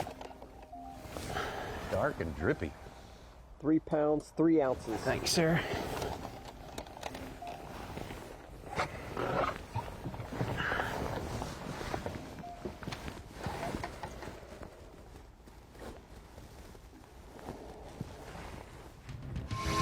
Lowen grew up fishing the Ohio River, not quite as bountiful for big largemouth as Lake Fork here, so he's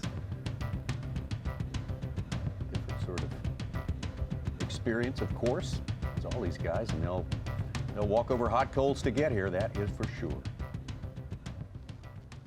Back out to Chris Johnston.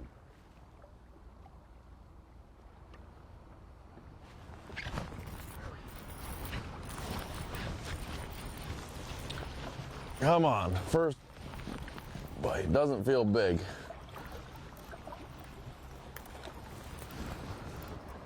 Keeper.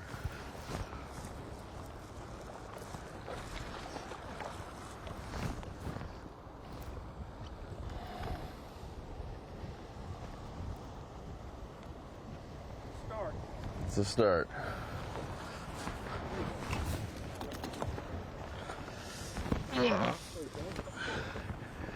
He's 3. Start. Good? Yep.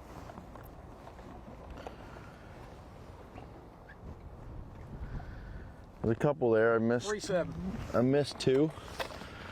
And then I just on the jig and threw that worm in there and first cast on the worm, so see if you can get back in there and get another one. Like Gerald Swindle, a lot of the damage done this week with Chris Johnston on that big worm. But a jig has been a big player for Chris Johnston and your day 3 leader, Lee Livesey.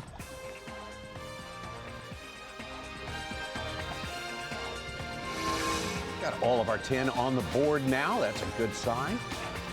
A bit of a slower start this morning, especially for the deeper anglers on this day. Lee Livesey still waiting to get something big time fired up out there. Derek Hudnall catching a bunch of fish today. We got more to come after this.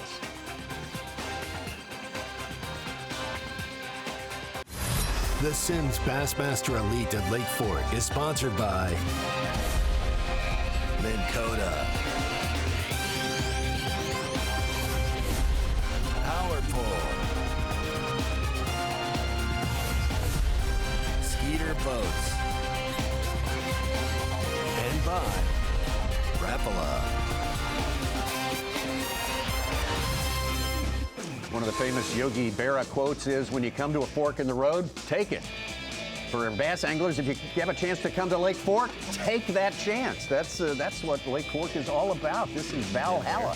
This is heaven for bass anglers. Lee Livesey with the lead here. Texas angler trying to repeat year after year at this famed fishery. Derek Hudnall started the day in 10th place. He's moved all the way up into second. Mark Frazier making a big move up the leaderboard along with Shane LaHue.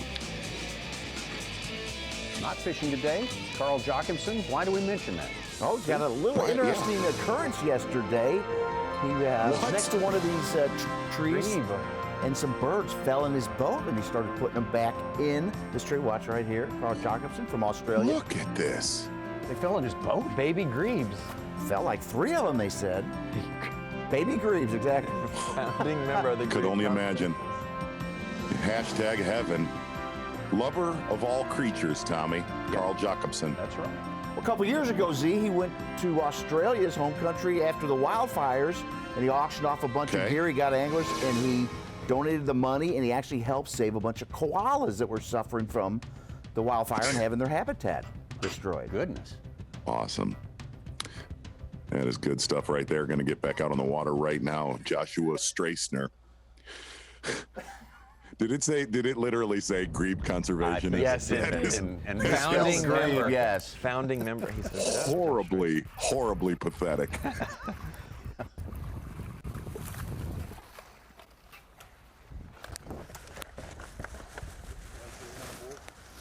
Yeah, we can.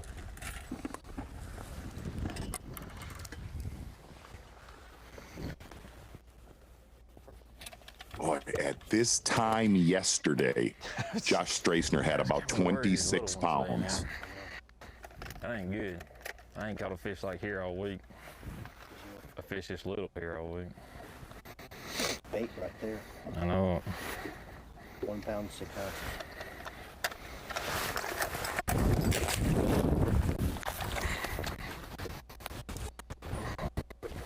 Tommy, the question now is, will we get to 100 pounds? I'm not so sure. I'm just kidding. Started thinking that too. Hey, in all honesty, Lee Livesey has left the door open today for the rest of the field. Yeah, Palaniuk relocates his school. This is what Gerald Swindle needed from the 2 leaders. Absolutely. Yep. But he himself has also left the door open. Yeah, that's. But I think he's returned to his spot. It looked like on the map he's heading that way. Okay. Stay down.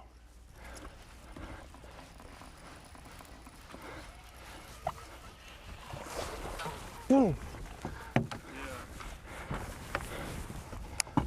Meanwhile, 7th place Mark Frazier coming into today is the one making hay. Him and Derek Hudler. I thought he was when he boiled out there, I thought he was a big one.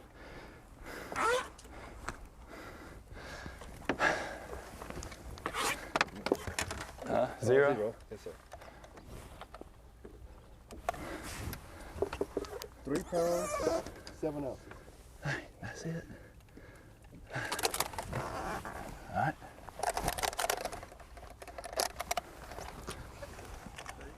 37. Going to afford him a ½ pound upgrade, I think. And into 2nd place, I believe. It's only 3 Yes, ounces yes. behind.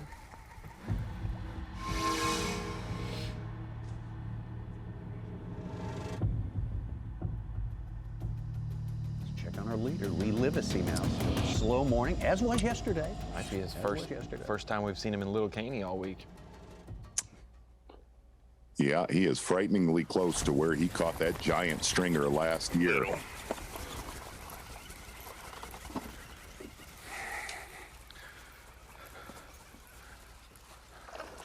Biggest fish this week is a 8.2. He averaged a little bit more than that on the final day last year to get 42 pounds. Wow. 8.4. Averaged. Probably what they all are. Well, 3 in the boat, but not the 3 he wants Yes. by any means.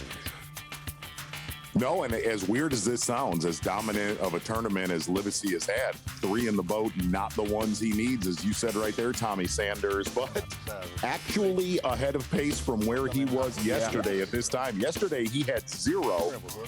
3 small keepers for Livesey.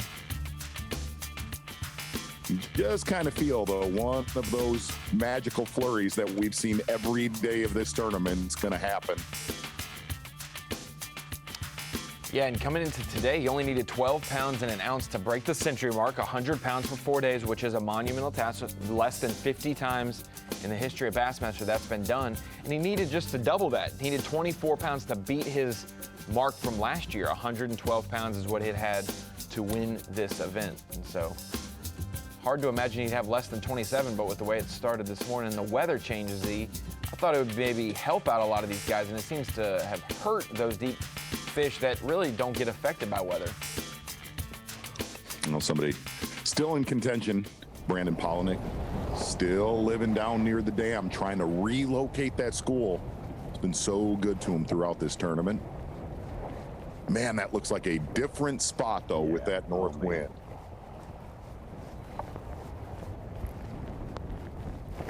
There we go. That's a big one. Oh, the boat's over.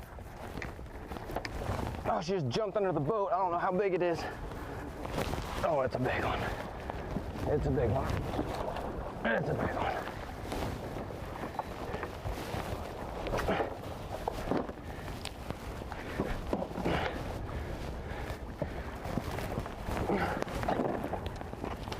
No, come here.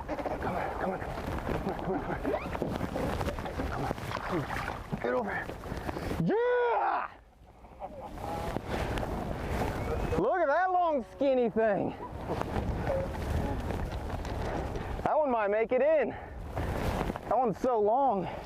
If she was fat, she'd be like a 9. Skills. That's old gristle lips. I can't even get the thing, a clip around her. She's not even that heavy. Bar 14. Nice. I'm gonna measure her just to see. She's so long. Oh, she's 23 and a half, almost 23 and a quarter. Gosh, look at that skinny thing. Oh, one eye. Come on, I can't hear you guys. Been trying to get you guys pumped up all morning. Awesome, dude. Woo. 1 pound back from Lee Livesey with that 514. Wow. 514, yeah. Big, oversized crankbait. That is exactly what Polinick needed. Get a little bit of momentum and try to relocate that school where he had a giant stringer on day 2. Gonna need those to chase down Livesey today. Absolutely. Important fish for Brandon Polinick. It's the second biggest one of the day we've seen. Yep. Well, he's good for that. Maybe that thing will lead to bigger things for the man fishing out there by the dam. Former Progressive Bassmaster Angler of the Year, Brandon Polinick. So, he's starting maybe to open up a little bit. Every day part is different here on Lake Fork, and you know, it could be a long fuse on some of the guys like Lee Livesey and so forth that's going to ignite in the hours yet to come. Coming up next, Dave and Davey Height, Dave Mercer going to take over. We'll hand it over to them when we come back.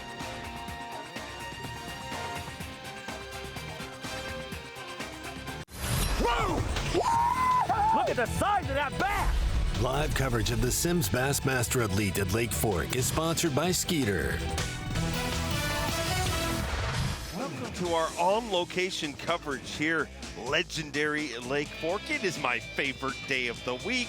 It is Championship Sunday on the Bassmaster Elite Series, the 5th one of 2022. The Sims Bassmaster Elite at Lake Fork. And atop the leaderboard, Lee Livesey, our defending champion in this very event. But things have not gone exactly to plan for any of our anglers literally today.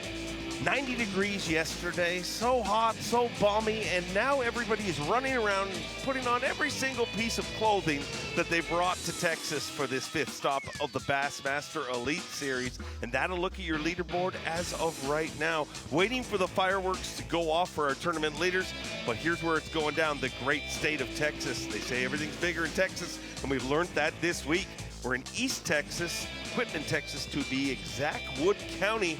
And that is our impoundment. We're doing battle on Lake Fork, and we're at the Sabine River Authority. That's where our takeoff is, and I'm joined by Bassmaster Classic champion, 2-time Angler of the Year, and all-around good guy, Davey Height. Davey, are you shocked? I mean, it just seemed so automatic up to this point. Yeah, it is a little surprising, but we've got a lot of fishing to go. It's still early morning. We've had such good starts. You know, Josh Stracener yesterday with 28 pounds in 20 minutes. You can't expect that to happen each and every day. It is Lake Fork. We'll see those fish, you know, being caught later in the day, but it is a little surprising. It's even slower than I thought it would be. But the big deal is I don't think so much the temperature, the difference in the wind direction. We've had 20 to 30 mile an hour south-southwest winds for about 5 days now, and now it has changed to coming out of the north at only about 5 or 6 miles an hour. Well, the big topic is weather, so perfect time for a TH Marine weather watch. You see right there, we were in the mid-90s yesterday, currently 59 degrees and cloudy. We've been dealing with blasting wind all week, and as you can see from that aerial shot, very little wind here today. But I'm going to predict this. Do not panic. Do not get all wild up. This is Lake Fork. Yes. There's a reason people travel from literally all around the world to come here, because the big ones swim here, and I'm going to believe that by the time this is all done, we're going to have several bags over 100 pounds. Don't worry about the panic. Lots to come. Yeah, I totally agree with you, and these fish just are changing where they're set up offshore. We'll see these fish. Here we go right now with Brandon Polity. Hooked up. Oh, she just jumped under the boat. I This don't know was how big moments it is. ago. Oh, it's a big one. It's a big one. It's a big one.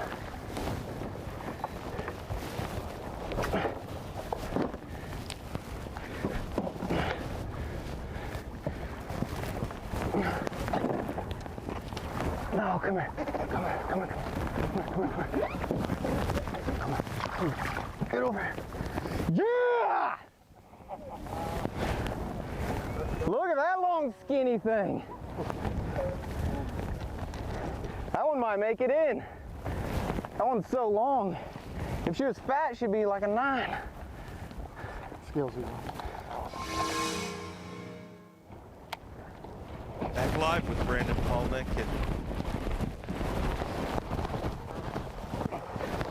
No! Gosh, dang it. Oh, that was centric belt right there, I think. Close to it. Gosh, dang it.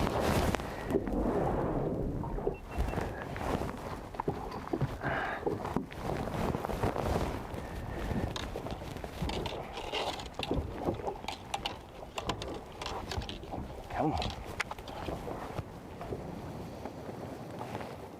Fish there would have helped him a lot. Obviously doesn't have his 5 fish limits yet, and it looked like a good solid 3.5, maybe 4 pounder. Things can change so quickly. He did get that one almost 6 pounder in the boat just a minute ago or so, and had a chance there to take the lead. Had that one on a big spoon. Just one of the few techniques, many techniques really, that have been innovated from this body of water. I mean, you look at the history of fishing, you know, long lining with a crankbait, came from Lake Fork, that big spoon. That's press solid, Also 514. That needs to be our smallest one today. If we're gonna have a shot at this thing, I got a feeling. Lost one more good one. Just bit right under the boat on a spoon and jumped. I just couldn't keep the pressure.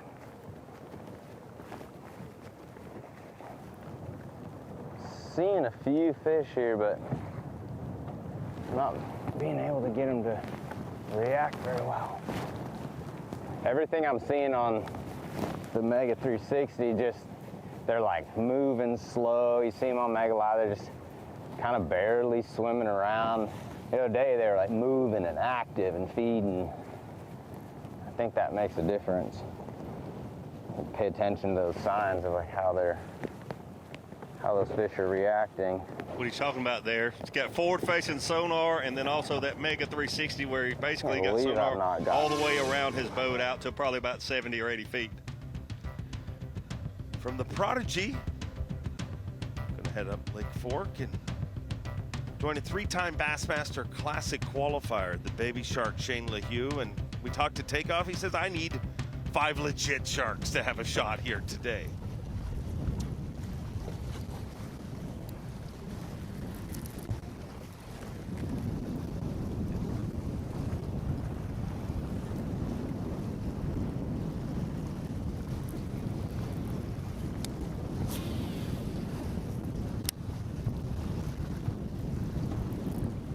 Seeing the anglers that are fishing shallow this morning having the most success.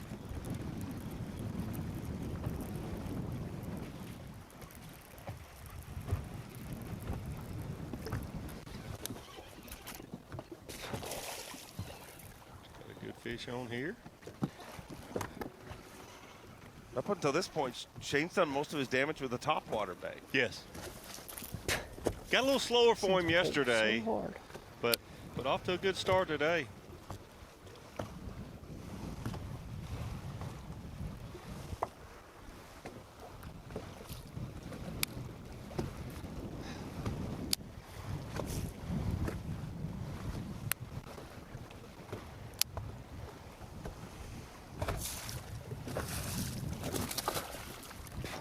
I thought that was my crankbait.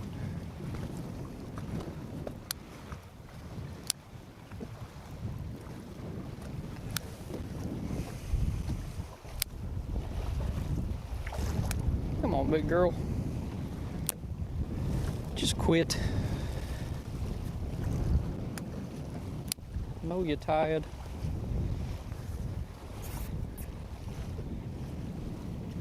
See a big difference. He's inside the timber line. They really take their time, taking it real easy with these fish on crankbaits. Those treble hooks come out so easily. When you hook these fish out in that timber, you have to put a lot more pressure on them. Good job of landing that fish there.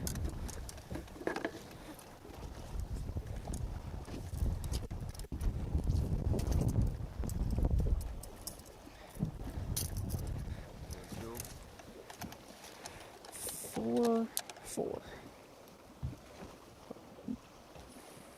410. Oh, yeah.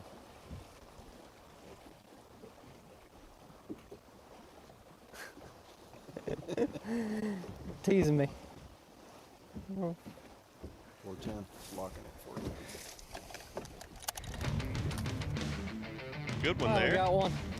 Absolutely. It's been a while. A 410. While he was fighting it, he said, I thought that was my crankbait. It looked like he spit a shad, so the fish are still feeding. But the good news for Shane LaHue is that is not his biggest one of the day. And you know that music, Davey Height. Oh, that music certainly means we've got the Power Pole replay of the day, and it's going to go to Shane LaHue. Earlier today, fishing very shallow. One of the few anglers that made the top 10 fishing shallow. We've seen so many of these anglers fishing offshore, but he had a slower day yesterday, but off to a real good start here, and that's why we got to have this, our Power Pole replay of the day. Shane LaHue just earlier today, about a 7-pounder. We'll see it here in just a second. Under the boat. And even if we're on Lake Fork, This thing's pulled so a 7-pounder is always worthy of Power Pole replay of the day, don't you think, Dave? Oh, indeed. Especially today. Wow. That's a big one. It's a beautiful bass.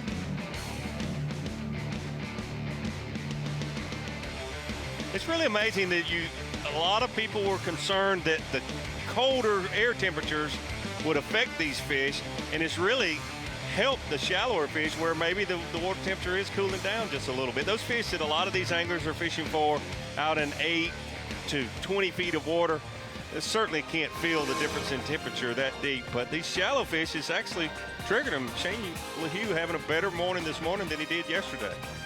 Shane LaHue up to 3rd place currently in this tournament, trying to chase down our tournament leader, Lee Livesey and Brandon Palnick. Kind of feels like it's just getting started here on Lake Fork. Yes, I totally agree. Bigger and better things. Maybe not a lot bigger than those 7-pounders, but better things for most of the field a little later. Championship Sunday, crazy things happen on the Bassmaster Elite Series. And I'm guaranteeing you we're going to see some fireworks here soon. Stick with us. We'll be right back from Lake Fork.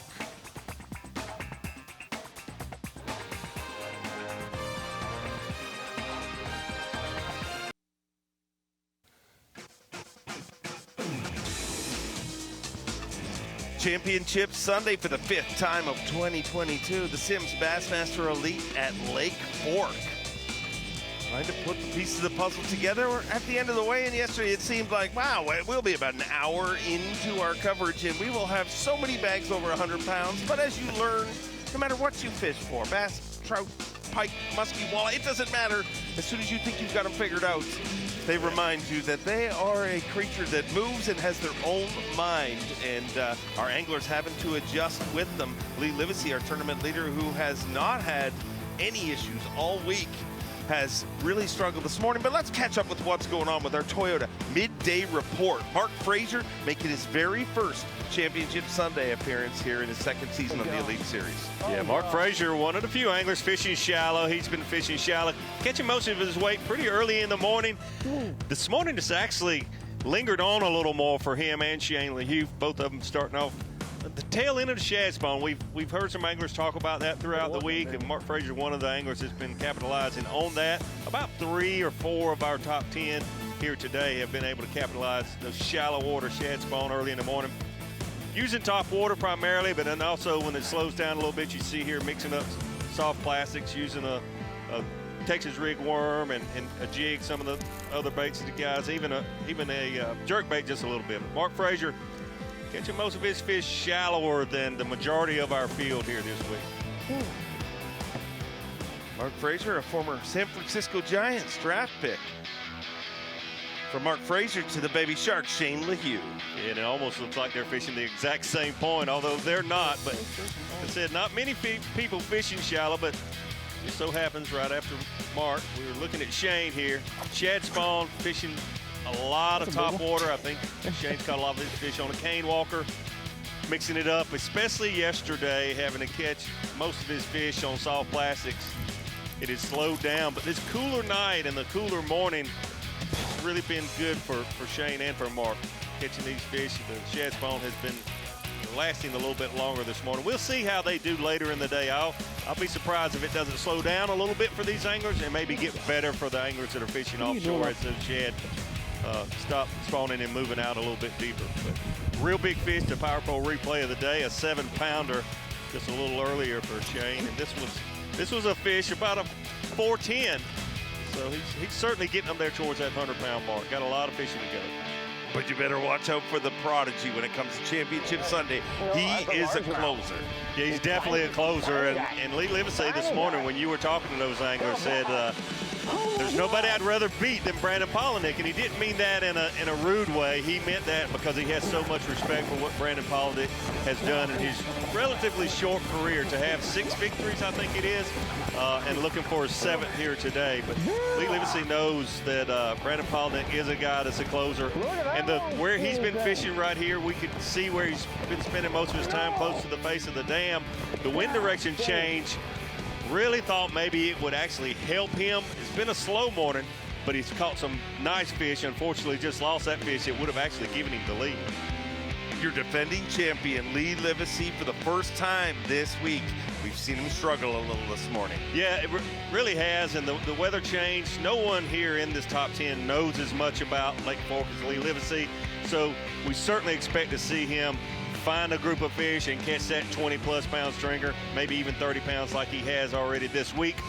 But I was a little concerned talking to him last night, and I thought he was joking, but he told me, he said, I spent my final 2 hours graphing. I never made a cast, looking for another group of fish, and I did not find one. So it's not necessarily going to be easy for him, but like we were talking, certainly expect to see him catch some more fish. Thing to remember about Lake Fork, it can happen quick. You don't have to look any further than Josh Strachner. Had 28 pounds in 25 minutes yesterday morning.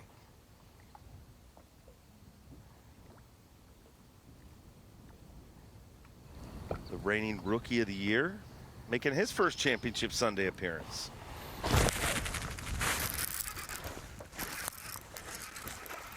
Might want to stay on there.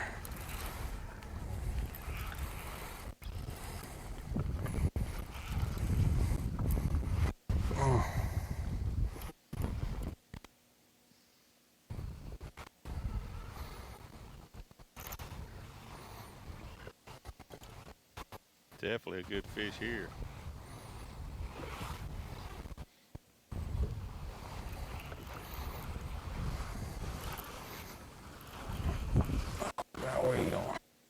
A big school of fish here yesterday for him. He caught that 28 pounds in about 20 minutes and left. He not Thought he might big, just need mean. one more. Came back at 1 o'clock and first cast caught one more that helped him. I mean, it was a great school of fish there yesterday. Obviously a little slower for him there today, but there again, it's early. A lot of time for those fish to set up.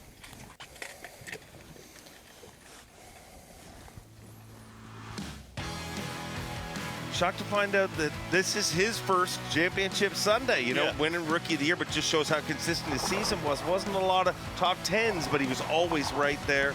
And this is a look at his day so far today. Just the size of the fish yesterday.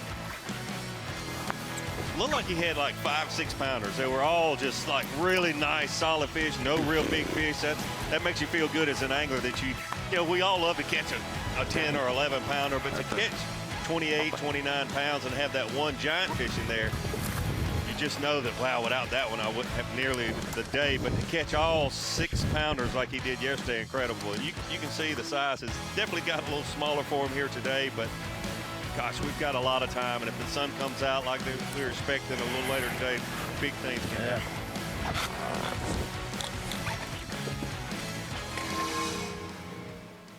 That's his most recent catch right there, and that's the biggest one so far. So things are trending up.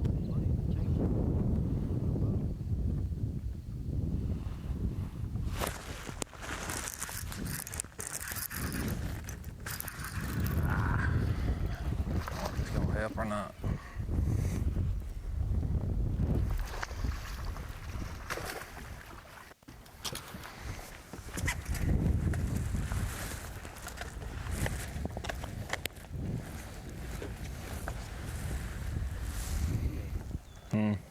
Yeah. Ready for you whenever you are.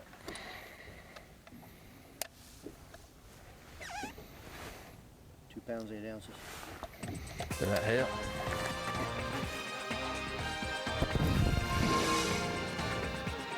Two pounds, 8 ounces. Not sure if that's going to help him there. Lots of fishing time ahead of us here on this phenomenal fishery. People travel from all around the world for one reason. That is the big giant bites that we've seen all week long. And I still stick with my thoughts. It's coming. It's coming. When you think it's not going to come, it'll show up. I promise you.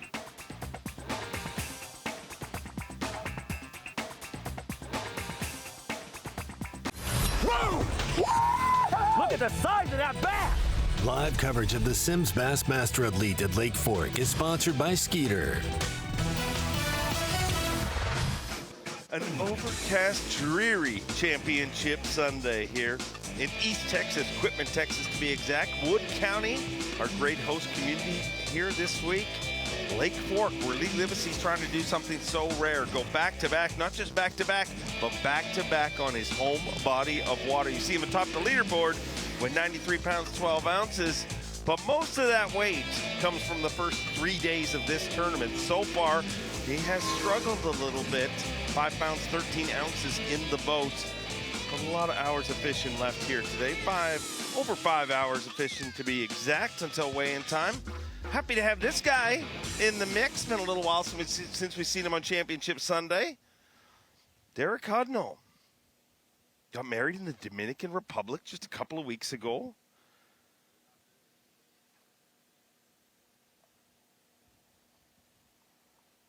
We really can tell. I think he's the third of only 3 anglers fishing primarily shallow, and you can see they are definitely benefiting from this weather change more so than the offshore fishermen.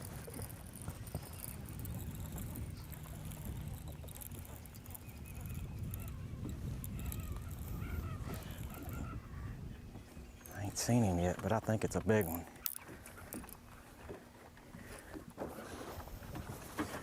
Oh goodness, yeah. Go.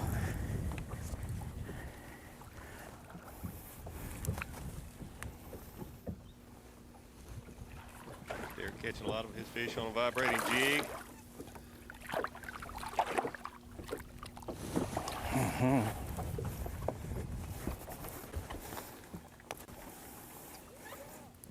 Okay, that's my buddy. Still so serious.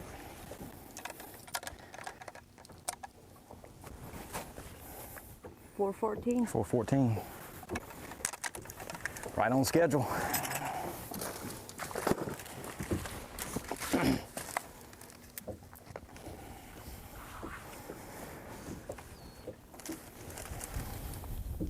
£4, 14 ounces.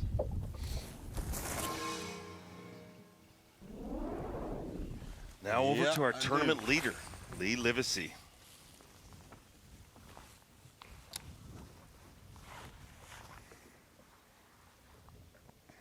Caught a lot of his fish this week on this same cast, literally one cast. Really?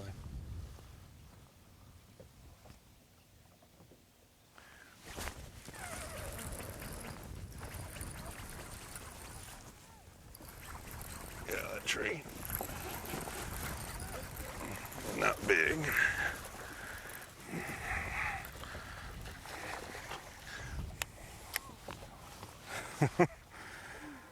Oh. Lost a fish right at the boat. Previous 3 days, that would not have even mattered, but every fish counts right now. So far, only 3 fish.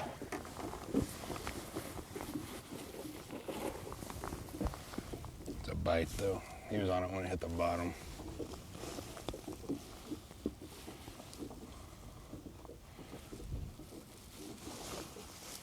Fish had him wrapped in a tree there. Hold the tip on that. When he first set the hook, so he's retying. Here, not a big one for Lake Fork standards, but when you only have 3 on the scale so far, certainly would have helped. Shouldn't be out here in that.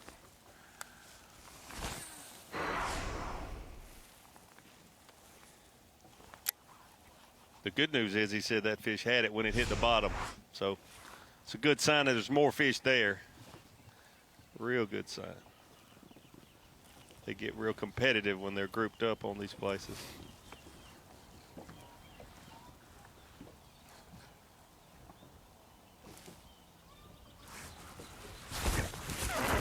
Right.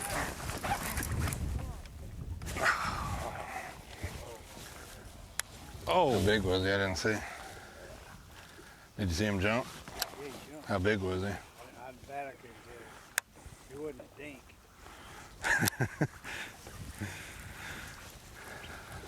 He had me on a tree.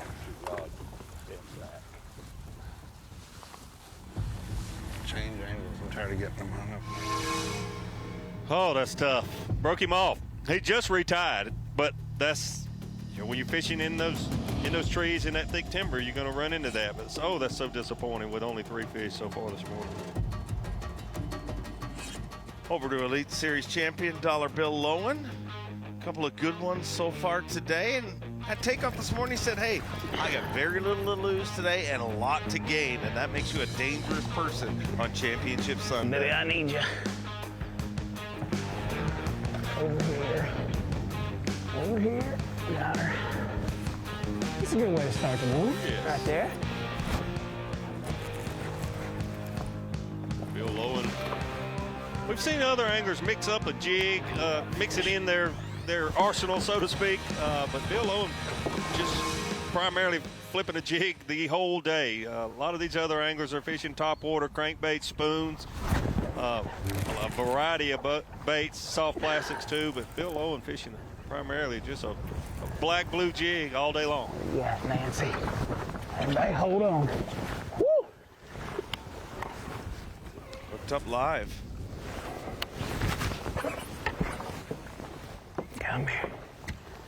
Come here. Come here. Damn, this is another really good fish. Got her. Got her. Wow.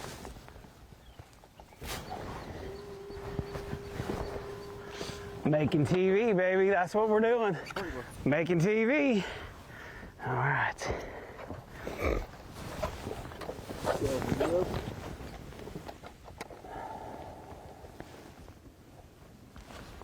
5 pounds, 8 ounces. 5 pounds, 8 ounces. Look at it. how fat they are. Thank you, fish. Woo! You called it, Dave Mercer. Captured me another one. Someone has very little to lose and a lot to gain. Your lower part of our top 10 going out this morning, that can be a dangerous fisherman, especially when Bill Owen's got a jig in his hand. That's what he loves to do. His smallest fish before that, a 114, so that is definitely going to help him. But there is not a bass fishing fan in the world, I will say in the world, including this area. As many Lee Livesey fans as there is, everybody would love to see G get this title today. Absolutely. Much slower start for him, but I think we're going to see. He's been one of the anglers fishing out a little deeper, 8 to 12 feet. Already got 1 century belt, would like another. He had 105 pounds back in California.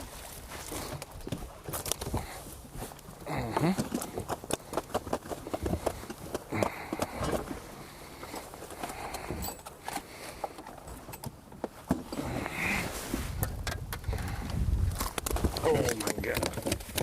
My hands just tore up. Zeros. Come on. And his hands being tore up, that's because he's been catching so many fish the previous 3 days. A little slow for him today, but 314. 314.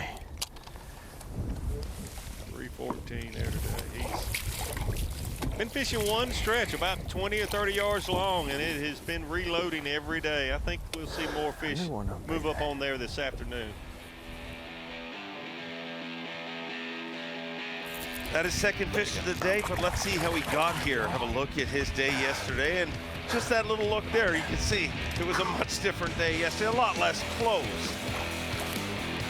Yeah, 90 degrees yesterday, and the last few days have been 90 degrees. That southwest wind, that was fairly early yesterday when it wasn't as strong as it got a little later in the day. But Gerald Swindle, like I mentioned, fishing about a 20 to 30 yard stretch in this timber. Little hard bottom shell bed area there with bluegill beds mixed in, and his primary bait has been a spot remover head and a trick Zoom Magnum trick worm.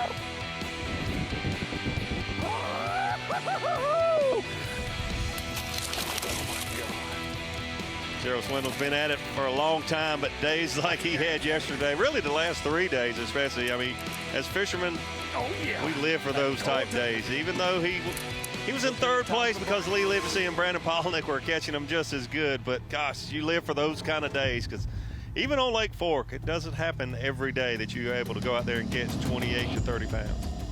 Let's slide back over to Dollar Bill.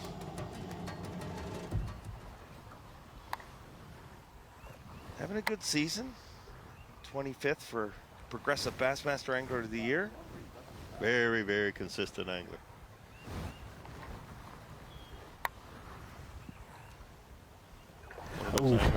Does what he likes to do, fish shallow with a jig most of the time. How big she was. My goodness. Man, she was a giant. I'm talking about full-grown giant.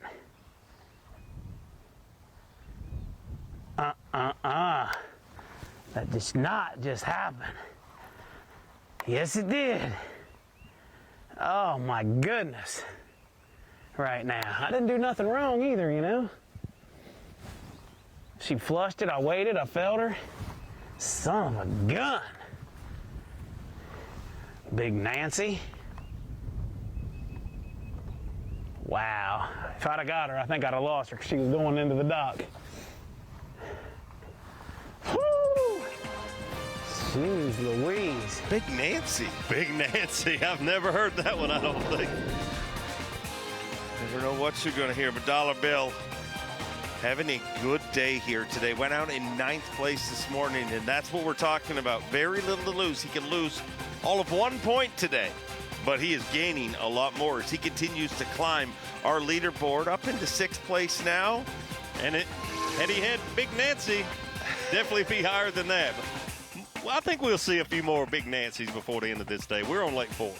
It's Lake Fork, and they always show up. But so far, it's been a little slow here, but that's okay. It's Championship Sunday. People like to start a little slower on Sundays. You know, wake up, have a coffee, get ready, because this is going to continue to be a showdown, a throwdown, a big fish mowdown on this fabled fishery in East Texas.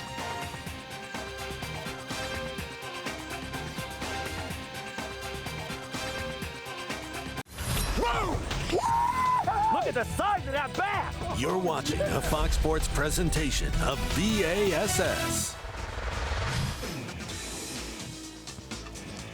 My favorite day of the week, Championship Sunday on the Bassmaster Elite Series in the 5th edition of Championship Sunday. And you can see some spectators starting to gather out there watching our anglers, watching it go down. Not everybody's as cozy and comfortable as all our FS1 viewers at home, and I hope you're all having a great week.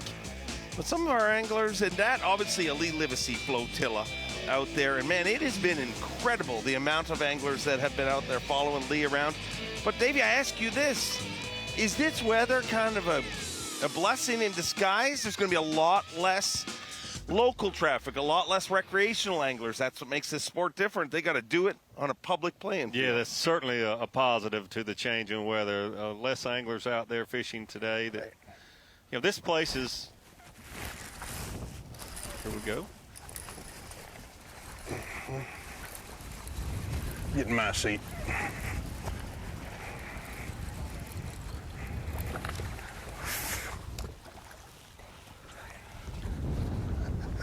Oh my gosh. Ouch. Oh, we talk about momentum in the sport so much, and a lot of people don't even think that we're being honest when we talk about how things can just change and they start going uphill or downhill, and you really don't have a lot of control. Yeah, the 4 something. He has lost 3 fish, and he's only put 3 in the boat so far. All 3 of those fish would have certainly helped him.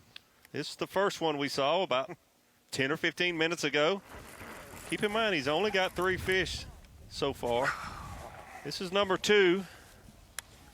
That fish actually got him wrapped up and broke him off. And here's something I noticed just a minute ago. You see here, he changed his boat position to cast from a different direction, probably to avoid that tree, and this fish jumps off beside the boat. Great job by him just smiling and brushing it off. Well, I know a few anglers who would have handled that a little differently.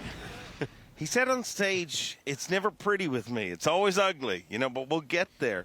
But, Davey, you've been in that position. The demons got to start to talk to you at this point. Here we go. That's a good Put way this to get one rid in of a the boat demons. and you can heal those demons, but if this one, something happens here. Good fish here. Catch that one and lose. So you exercise those demons right there. That's exactly right. That is the perfect way to get those demons out of your boat. 3 pounds, 2 ounces. 3-2.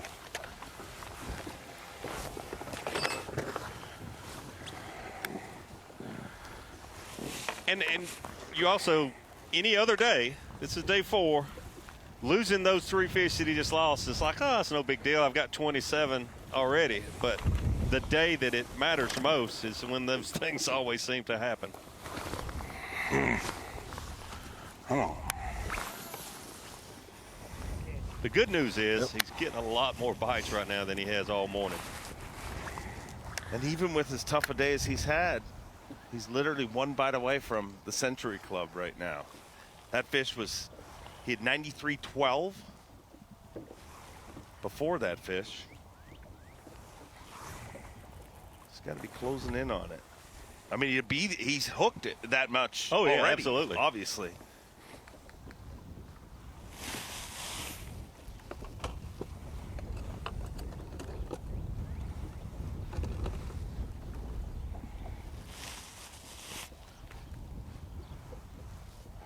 He's been catching a fair amount of his fish. One of the few anglers has been catching a lot of them on crankbaits. And you expect to lose a few of those fish. It's just part of using treble hooks, especially in this thick timber. But losing those 3 on a jig, that's very unusual. Even when you're the local favorite, the defending champion, it's never easy to raise that blue trophy over your head. You have to earn it each and every time, whether it's your home water or 1,000 miles away. Good look at 1 and 2 right there, Livesey and Polinick. But let's go over to Brian New.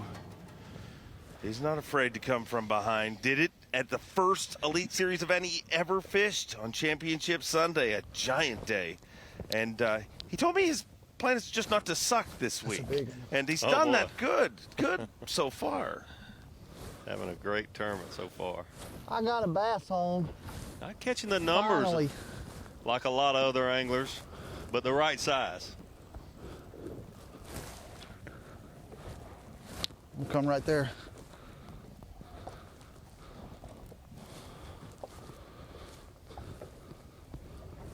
He ain't even that big.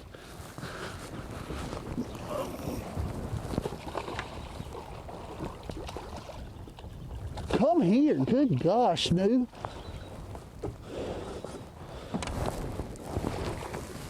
He's a little bit bigger than I thought he was. On the lizard. 0.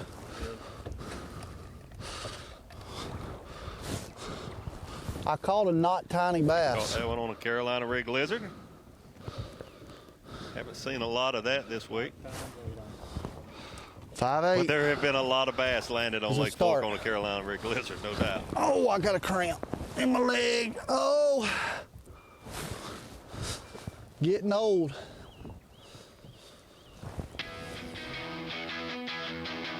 Oh, who wants a leg cramp on Championship Sunday?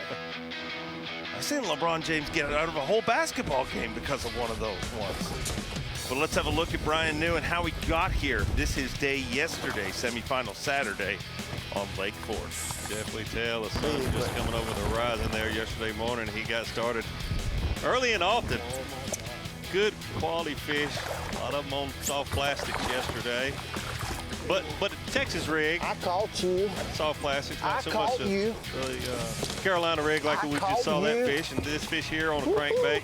Been fishing one area. It's a popular area. I don't know if I'd say community hole, but a popular area here on Lake Fork. And he's just really been able to capitalize and catch each and every fish, mixing it up with a lot of different baits. It's really amazing. Some of these anglers, Gerald Swindle, Brian New, really Lee Livesey, Brandon Polnick, catching so many fish in little small areas of Lake Fork. 20, 30-yard stretches, and those fish, this is just a lake that'll reload, unlike a lot of the other places we go. This place will reload. I'm alive. It's not going good. I mean, I just caught one nice one. But the good thing is I only need 4 more bites. You know, the shot at winning is like way up there. It is a shot. I'm a pretty good shot. But I think I don't necessarily want to say the #1 goal, but mainly, definitely a really big goal today is to break 100 pounds. I mean, I've only had one other shot at that ever, and I barely missed it. And I got a pretty good shot at it today. I really want to be able to do it. You know, I'm having to fish stuff completely opposite of the way I have all week, which is okay. It's just, it's weird. You know, because I know exactly from where I'd been sitting on these places all week, I know the exact cast. Like, I know how many feet to throw on that side of that tree or that tree. And like, I don't even have to look up. Today, it's a little bit different. And, you know, plus everything looks different on your graph because I'm looking downhill instead of uphill now. But the fish are here. They're just not wanting to cooperate. Yesterday, I would catch 1 or 2 and then it'd be done. I'd leave, go somewhere, catch 1 or 2, and it'd be done. I'd come back and catch 1 or 2. I'm trying to catch that too because I caught the one. But I fish it here, you know, make another rotation of the baits. Then I'm gonna get out there and I'm gonna bomb the crankbait and burn it through. I kind of like to do that every time before I leave it. You know, I fish the other stuff first, you know, the swim bait, hair jig, you know, the worm, Carolina rig now. And then before I leave, burn the crankbait through it. And, you know, every now and again that crankbait will get you a bite. It's definitely not every stop, but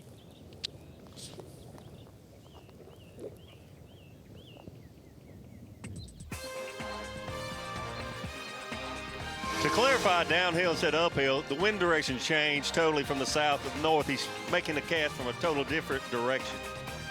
Our anglers adjusting, and I'm still sticking with it, Davey Hyde. We're going to see some huge fireworks today. Do you agree? I absolutely. I agree. And nothing better to do than kick back and watch more of this action here on FS1. We'll be back from Lake Fork in just a few minutes.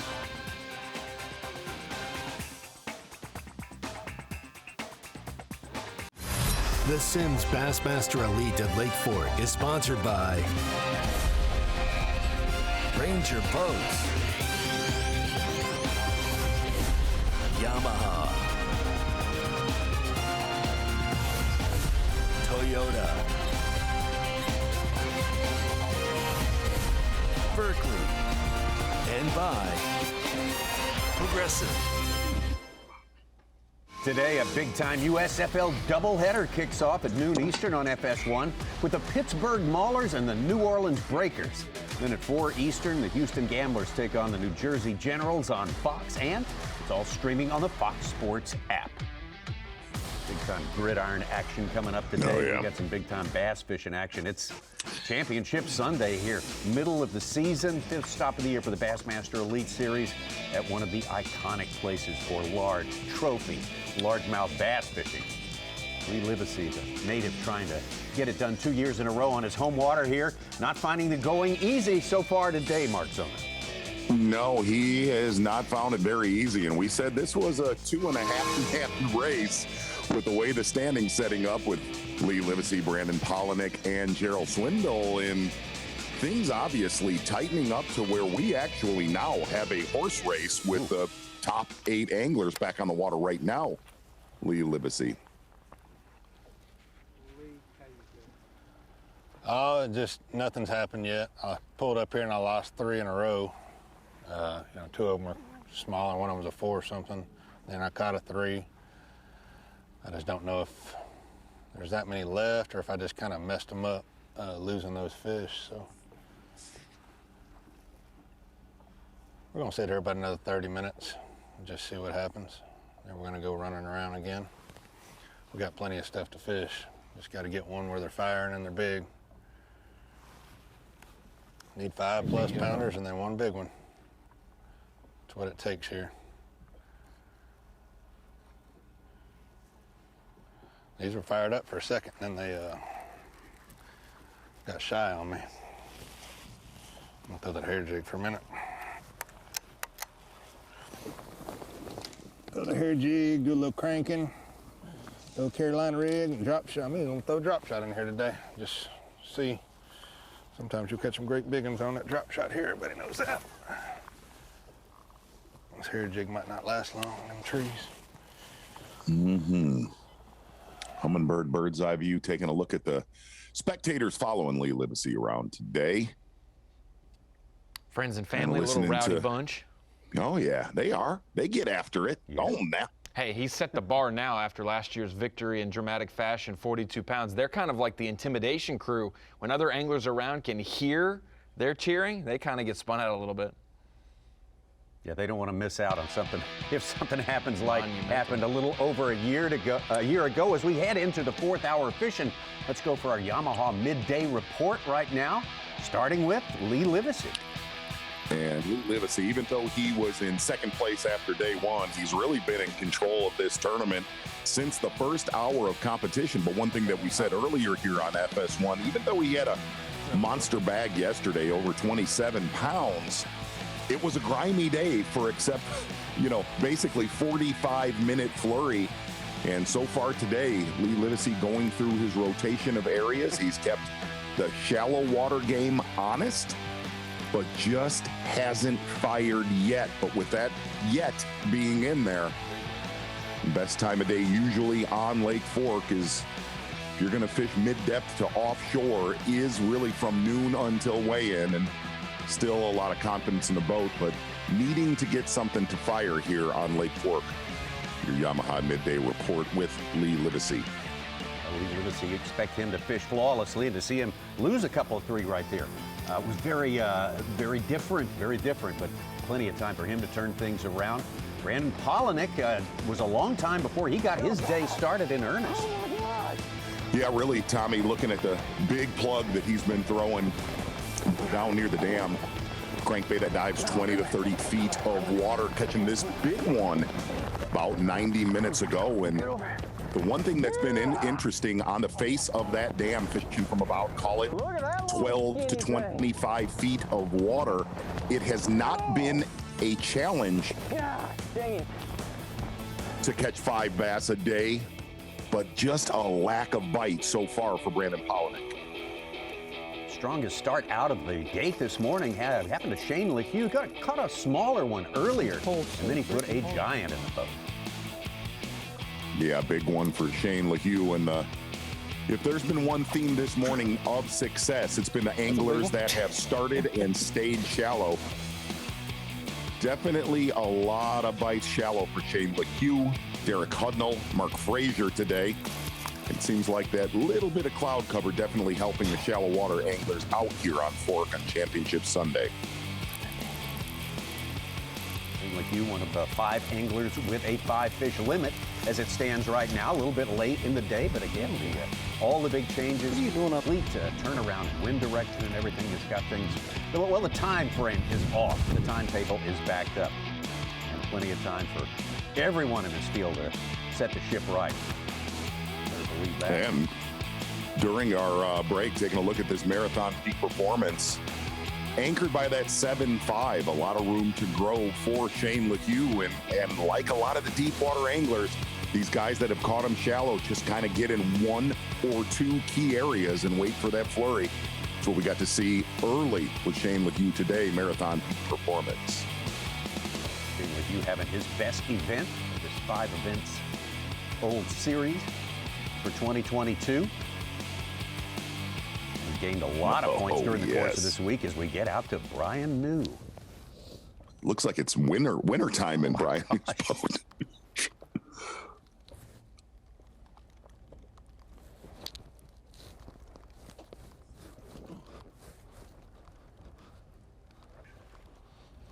Not big.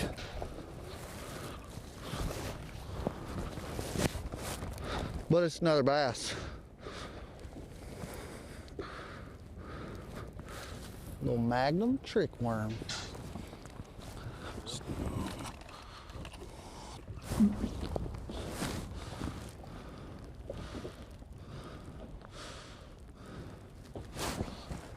Pounds, 13 ounces. 213. 213. It ain't much, but it's something.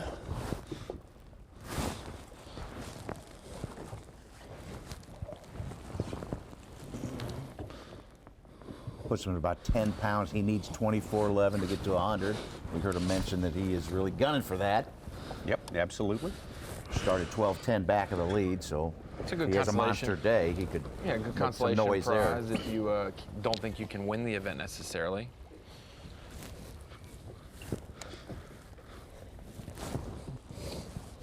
And you could really obviously tell that the bite is so much different today. That these deep water areas, these guys have not fished these areas out. I mean, there's just too many, obviously, too many bass in this lake. Again, you'll see some over here, there. They're just moving around. But that front that hit last night, we've been in the 90s with really some sun. But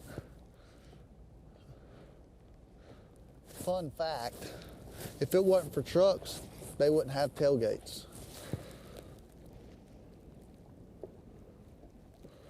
When you're as bored as I am, you're like I don't know what that means. You never know what's going to come out of Brian New's mouth. There's no question it's fun. I mean, that is a fun thing. Yeah, absolutely. That's not necessarily always a good thing.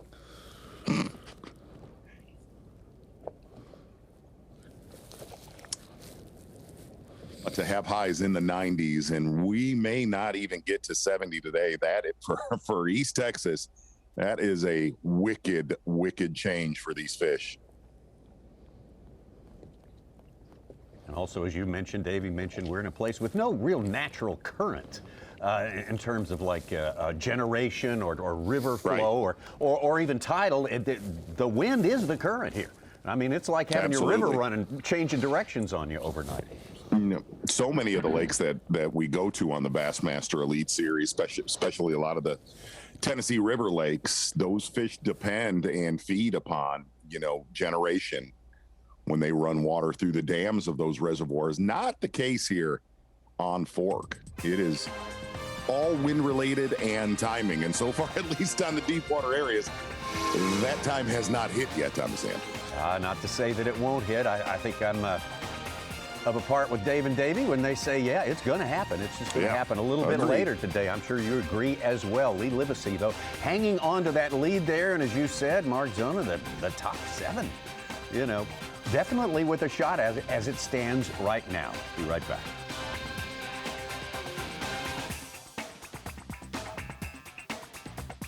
After I returned from Iraq, I was really reluctant to talk to people. I remember telling him, you need to get the help that you've earned.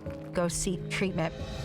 It's always good to be with other veterans. Veterans that have gone through the struggles, that have been through the storm. That was just what I needed. There's so many more things left for us to do. Connect with someone at the VA. You really don't have anything to lose by checking into it and seeing what they can do for you. This Mental Health Month, hear inspiring stories at maketheconnection.net/MHM. Well, May is Mental Health Month, and the Department of Veterans Affairs is presenting to the public an awareness campaign called Veterans Know.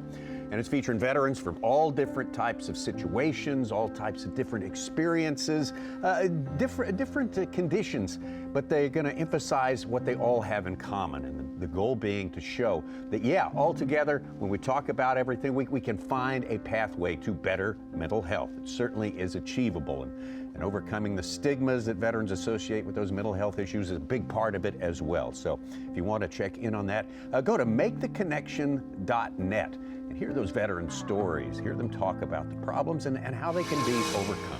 It's good stuff. Great to have you with us today here for Championship Sunday. Tommy Sanders, Ronnie Moore, Sukhan here in the Bassmaster Studio, sponsored by Marathon. And guys, you know, we're just waiting for everything to just explode on us. And this place is so explosive.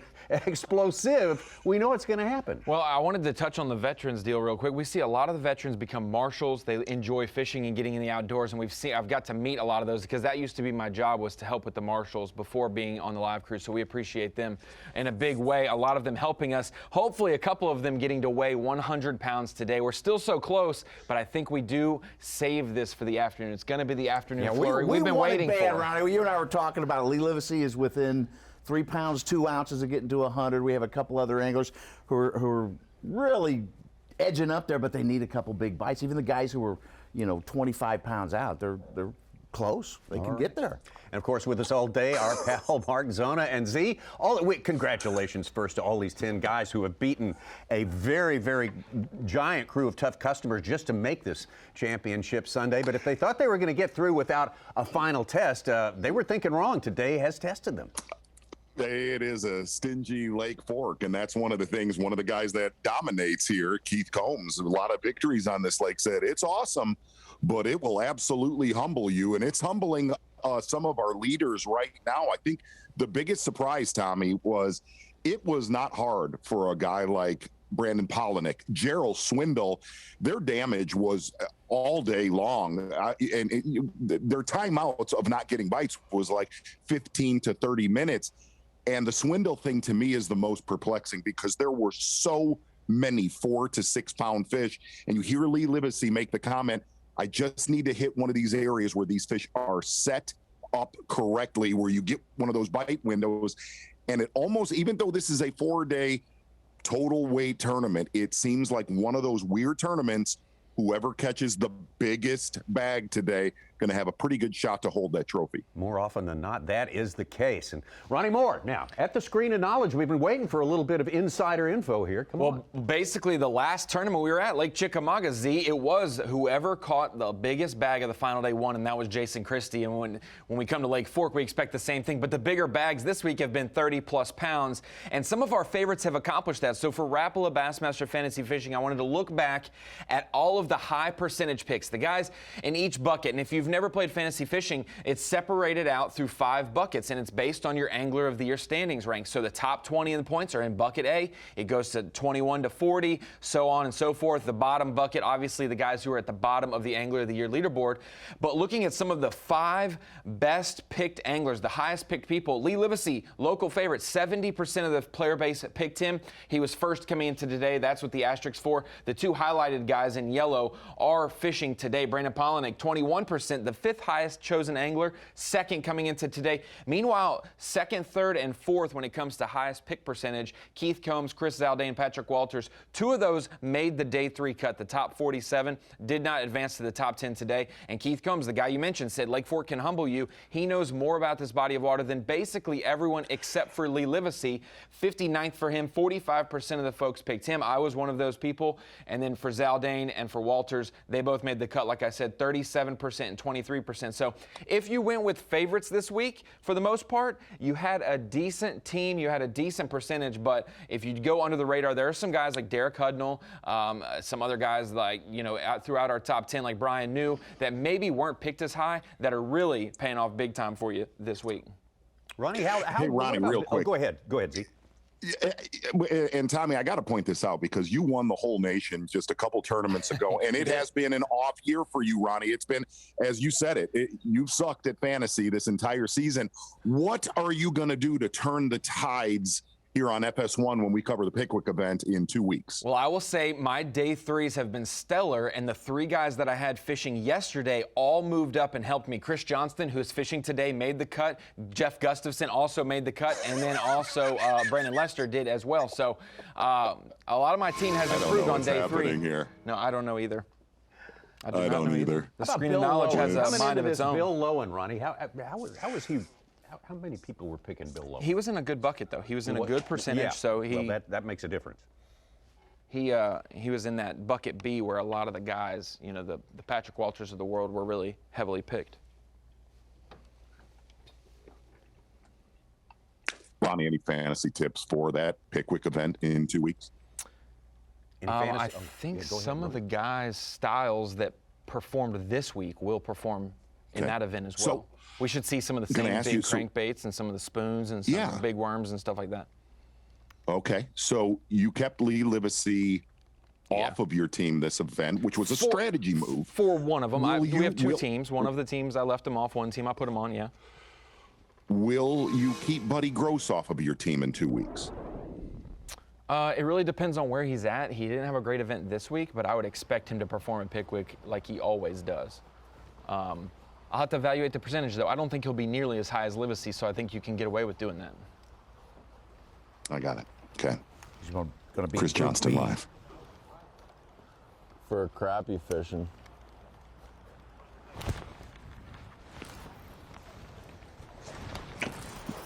We're begging.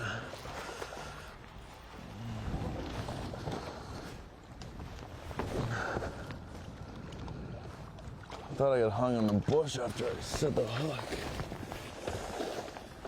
Come here, baby. Oh. Took a while, but we got number 2. There we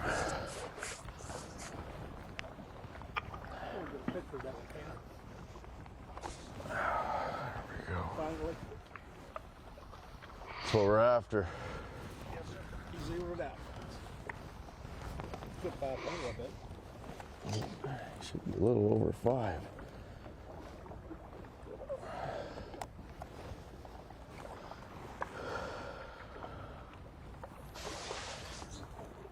$5.4. Is that where he's going? 5.4? 5.4. Uh-huh. You get picking that real quick. Send it into Bass Trap. Fish number 3, a good one for Chris Johnston right there. Maybe getting something going there for the man who's proven he can win all the way from Florida. It's very close to home. He won up there his the first ever elite event by a Canadian. Right now, let's turn to another Canadian friend of ours. It's our own Dave Mercer with a special guest. Dave?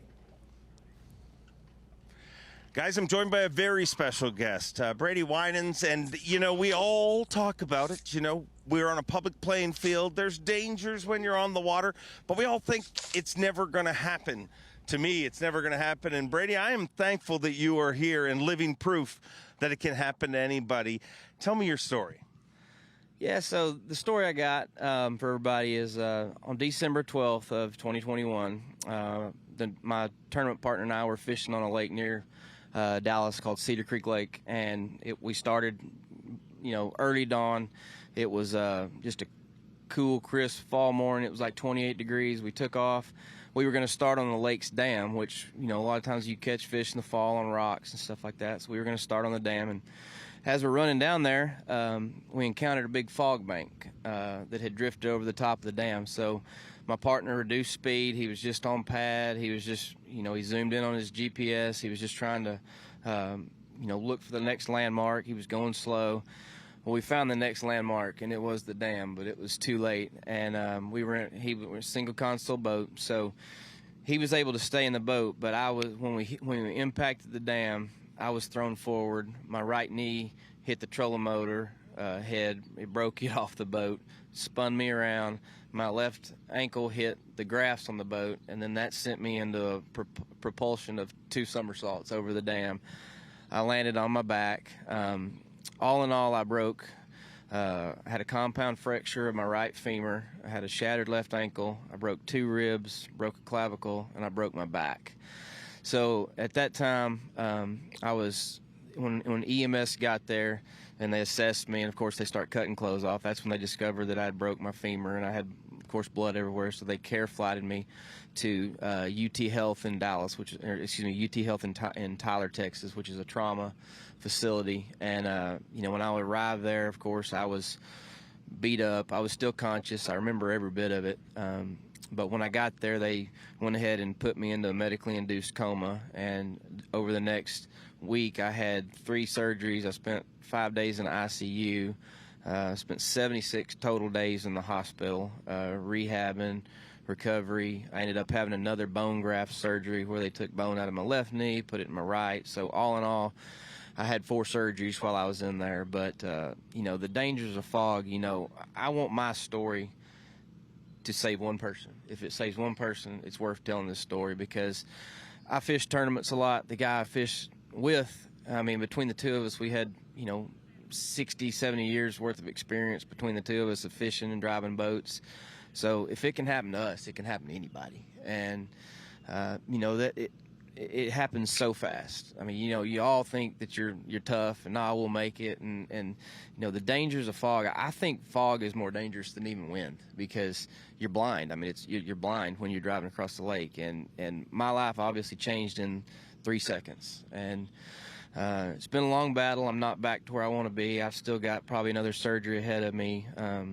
But whenever I was brought into the hospital, you know, they thought that I wouldn't walk again. And I was pretty much, when you come into trauma, you know, trauma surgeons, they kind of look at you and they fix you back with a wrench. And that's kind of what happened to me. I had one of the surgeries I had to have later on down the road was to remove some cement that they'd put in my legs to, you know, try to stabilize my knee. But the main thing is once I started getting some feeling back in my legs and it looked like I was going to maybe walk again, then we had to do the bone graft surgery. So, you know, I'm still forward thinking. You know, I got a long battle, but you know, I'm lucky to be here for one, because I mean, I've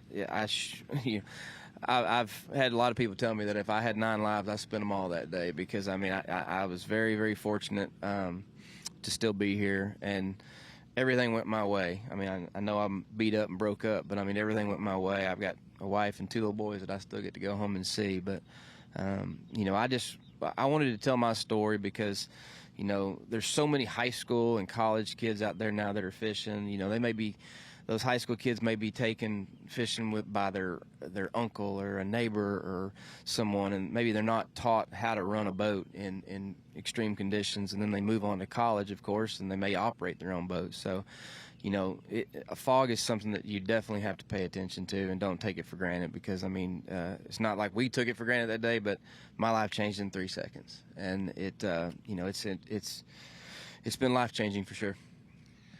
Great efforts to make a negative into a positive and help make sure that it happens. Hope it doesn't ever happen to anybody else, and you can change that. But a lot of our Elite Series pros and those have been joined in your efforts. Tell me about that.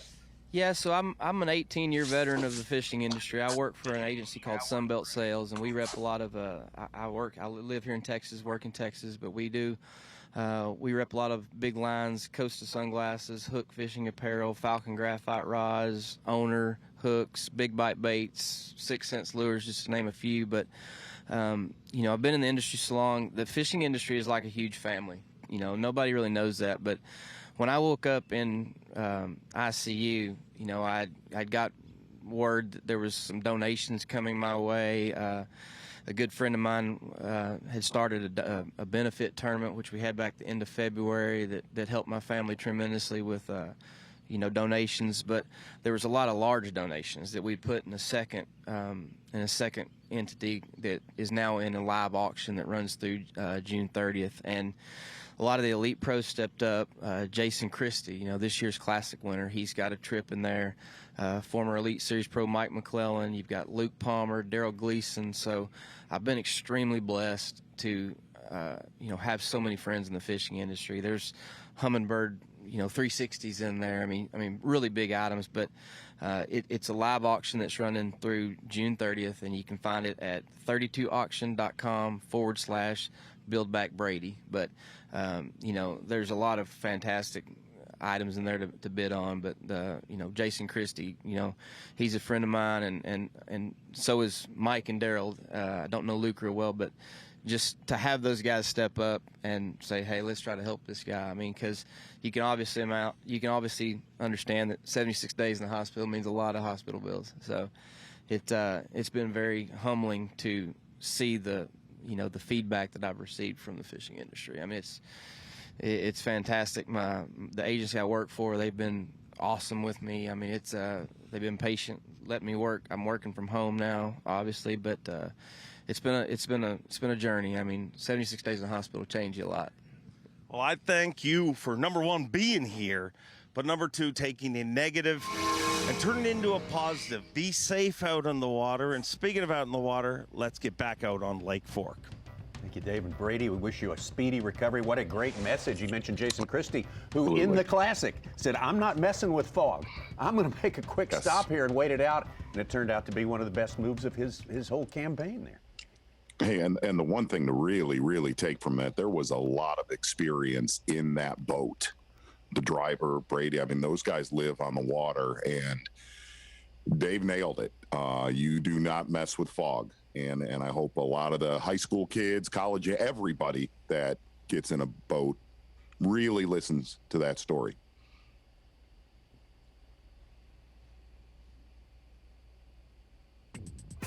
Very interesting. Thank you, Dave, for finding Brady for us and getting that story out there. Of course, Dave Mercer, you will see starting at 4:10 p.m. Eastern Time on Bassmaster.com. That's when the weigh-in starts, and the man on the Yeti hot seat is going to be Lee Livesey, of course. I mean, all expectations, all the odds makers favoring Lee Livesey. Can he hold out and win? Can he repeat on the hot seat, the Yeti hot seat, Lee Livesey? We'll take a quick break and come right back.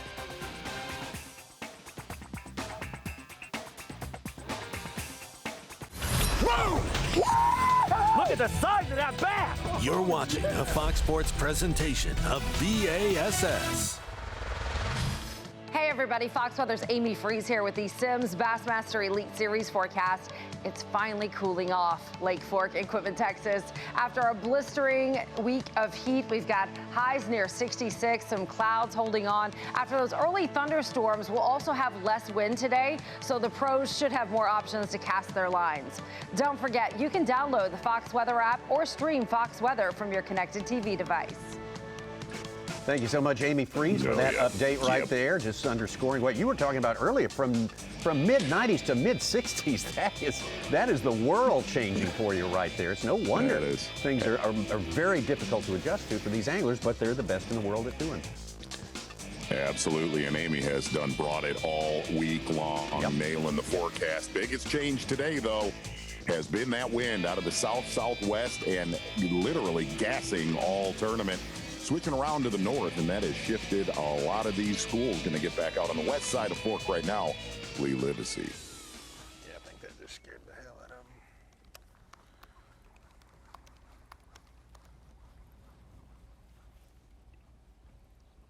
Winning, of course, is first and foremost, but he's only 3 pounds, 2 ounces away from another century belt here. So a twin of what he just caught. That last keeper was 3-2. So if he caught another 3-2, he would knock it out on the dot.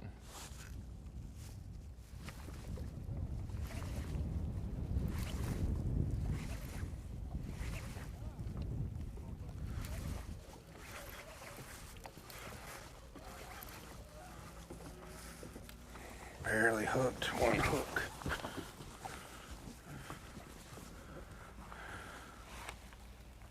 I mean, barely hooked. She gonna come off. She gonna come off. Come on, stay on there. Stay on there, big girl. Let me just get a chance to grab you at least.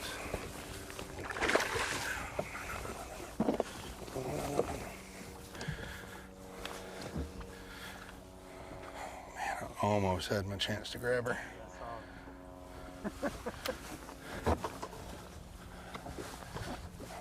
Don't do that. Stay over here.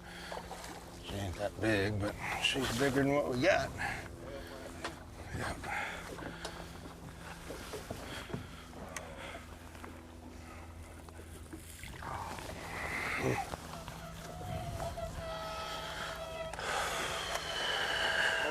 Leave that hook in there. I don't see that. One hook.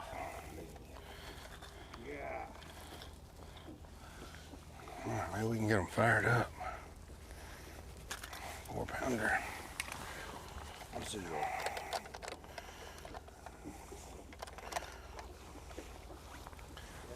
That's a 4.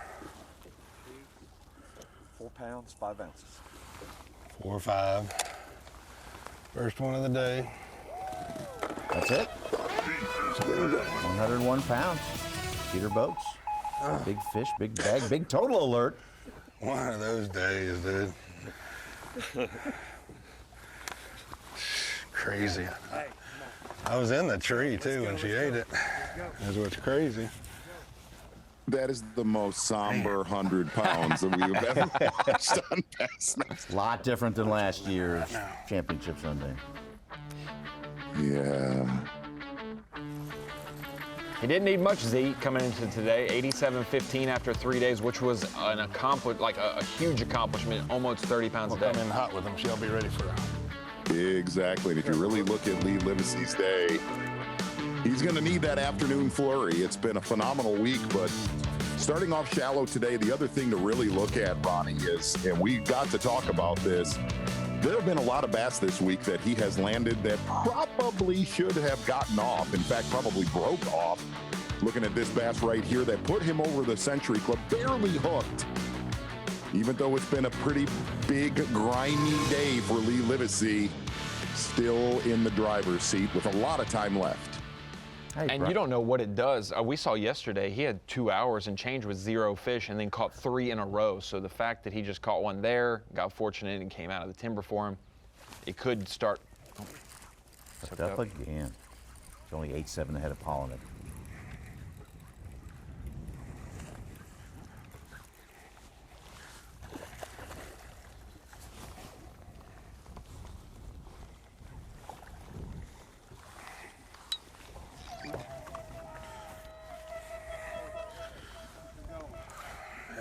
Kind of see where they're sitting now. Now, I might not have any weight in there, but get comfortable, go rolling. First one on a sea rig. That bait twitch. 3 pounds, 11 ounces. 311. 311. Small guy. But he's a guy.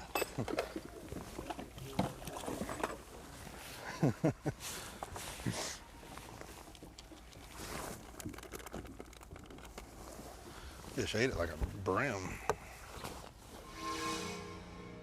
Extending his lead, but not out of the woods yet, is Lee Livesey. Let's get back out to Chris Johnston.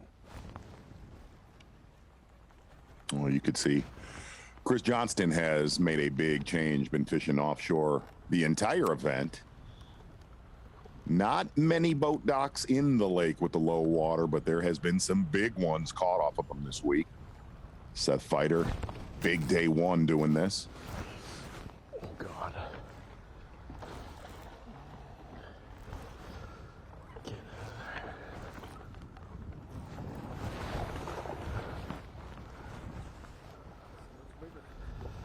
Oh, he's not bigger, but he's good. Come on. Tommy, you have to point out the obvious. We've got to talk about this on day number one. If you look at all the cover in this lake, all the standing timber, why would a fish use a boat dock? In all honesty. A lot more shade. Oh, yeah. Another good one. Absolutely. Love to have that one that broke off. Couple of good fish in the Kinda last seems 20 like minutes. It's starting. Yeah. Yep. Kind of seems like it's starting. Maybe firing up. Before we take a break, though, we're going to fire up the old trivia machine here with some Lake Fork trivia. Striker Daily trivia, to be exact. Let's take a look at the question. Who didn't tie for Big Bass on day 4 of the Lake Fork Elite in 2020? Was that Stetson Blaylock, Jay Yellis, Patrick Walters, or Lee Livesey? 3 of those guys tied for the Big Bass on day number 4. Which was the odd man out? Think about that. Blaylock, Yellis, Walters, or Livesey? We'll be back.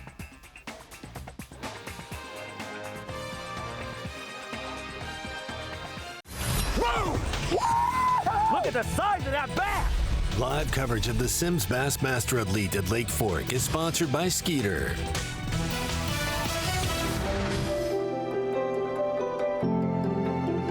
It's really the casting and the lure presence that we're interested in, to see if just the cast, the splash of the bait moving through the area itself makes the fish flee, or if it still just sits put and doesn't bite. I'm really wanting to see here if this time of year with this fish, we know it's right on this tree, our boat went right by it and it didn't move. Is casting on top of that fish going to move it, or does it really just not care and it's going to sit there? But as it got hotter in the summer, they held tight a lot more.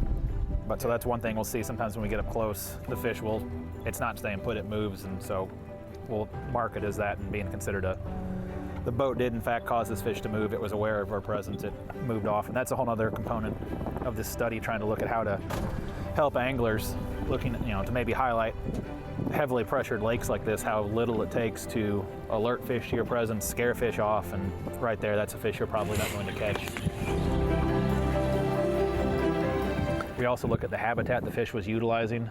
So a few things here. We look, both habitat and structure. So what was it on, a point, a flat, a hump, a creek channel? Then was it near standing timber, down timber, vegetation, boat docks, just to really characterize over the course of the year what type of habitats these fish are using as well. So not only where are they, how much are they moving, does boat presence scare them, does fishing move them, then also just to look at what habitats are they using over the year. Are there trends this time of the year? Here's where we're seeing these fish more often. They shift to this certain times of the year. And really, these again are all things most anglers, guides, all kind of already pinpoint, really target, move throughout the seasons. This was kind of just to actually answer the questions with a direct approach of actually following these fish, tracking them, saying absolutely here's what they're doing throughout the course of the year. Fascinating, just a little part of what Texas Parks and Wildlife does on behalf of bass anglers and bass fishing fans. It's phenomenal that we take a look. That was presented by our fantastic hosts at Wood County. Now for our Striker Daily Trivia. Which one of these 4 did not tie for Big Bass on day number 4 of the 2020 Lake Fork Elite event? A 3-way tie for the Big Bass on that day. Was it Stetson Blaylock, Jay Yellis, Patrick Walters, or Lee Livesey? Do you remember the answer to this question? Mark Zona. This Striker Daily Trivia is such a treat. I am going to go with Lee Livesey. I'm with you on that. I'm going to go with that as well. I'm going to go with Patrick Walters because he won the event, and I just feel like he did not get tied for the Big Bass somehow. Livesey was 7th, Blaylock was 9th, and he did not catch a 6.5 on the final day. Nah, it's a super stumper there, Such. Good job. Yeah, it was. Good stuff.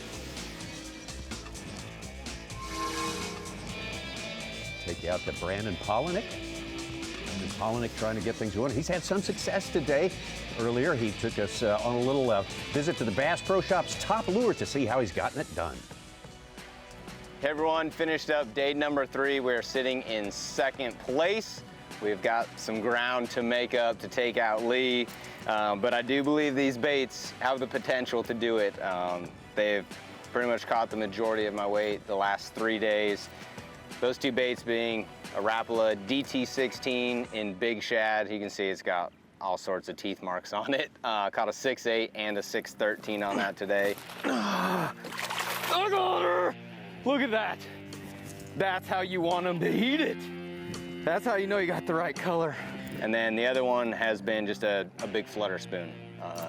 Not the Magnum flutter spoon, just the regular size, but super fun bite, right? Just giving those fish 2 different looks, right? A bait that makes them react going horizontal, and another bait that makes them react with a vertical presentation that moves up and down. So super fun. I mean, you're not just out there dragging a worm, right? These are baits that when the fish bite them, you know they got a hold of it. And we're gonna do the same thing again tomorrow, right? I caught most of my weight the last 2 days, actually all my weight the last 2 days off of 2 spots. And they're the 2 places that no one else has really been fishing. So we're gonna start in the same place tomorrow and just keep our fingers crossed that some 7 and 8 pounders show up instead of 5s and 6s, because we're gonna need a mega bag tomorrow.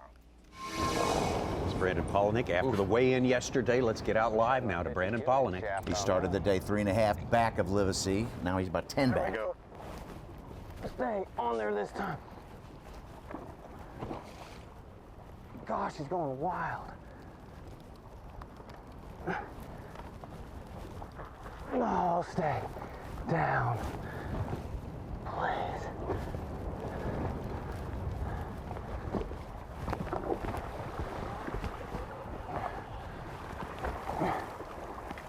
No.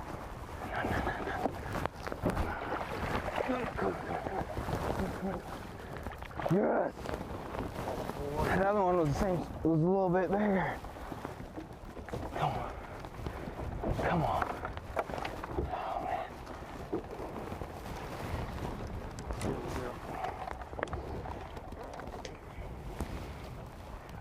4 pounds.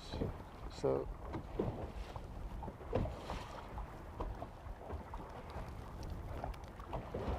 Like almost 4.8. Yeah.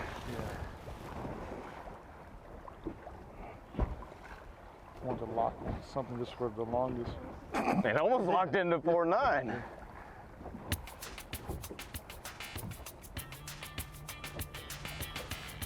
Four. 4.7 is the longest. Not going to be one that gets him over the century mark immediately, but it cuts his deficit in half now. Suchi was 10 back, now he's about 5 He's back. only on 3 fish, too. Yep, 3 fish. Everything he catches for the next 2 fish goes right to his bottom line. So the plot thickens. It's going to get a whole lot closer before we get this thing resolved. And that's coming up a little bit later today, 4:10 p.m. Eastern Time is the weigh-in on Bassmaster.com. You can also check in for further coverage on Bassmaster.com. Updates if you want them. Absolutely. It's been a tougher day here on Championship Sunday, but a big hats off to Texas Parks and Wildlife. Lake Fork always shows up when the Bassmaster Elite Series comes here, and man, you kind of couldn't script this any better because there's a couple hours left on the clock, and this one is far from over. A little bit of pain for these guys to endure today, waiting for things to happen. You get the feeling it could pop at any moment, though. Very interesting to see how this one winds up. So great to have you with us today on Bassmaster Live, and we will see you next time.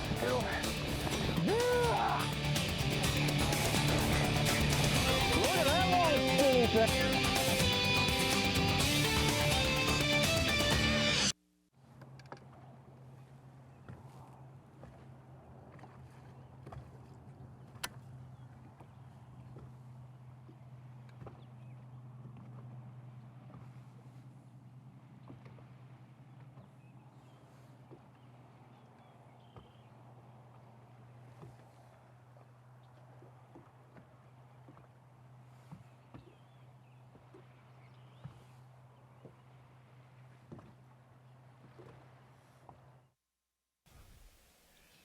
We're back. We're back. We're back.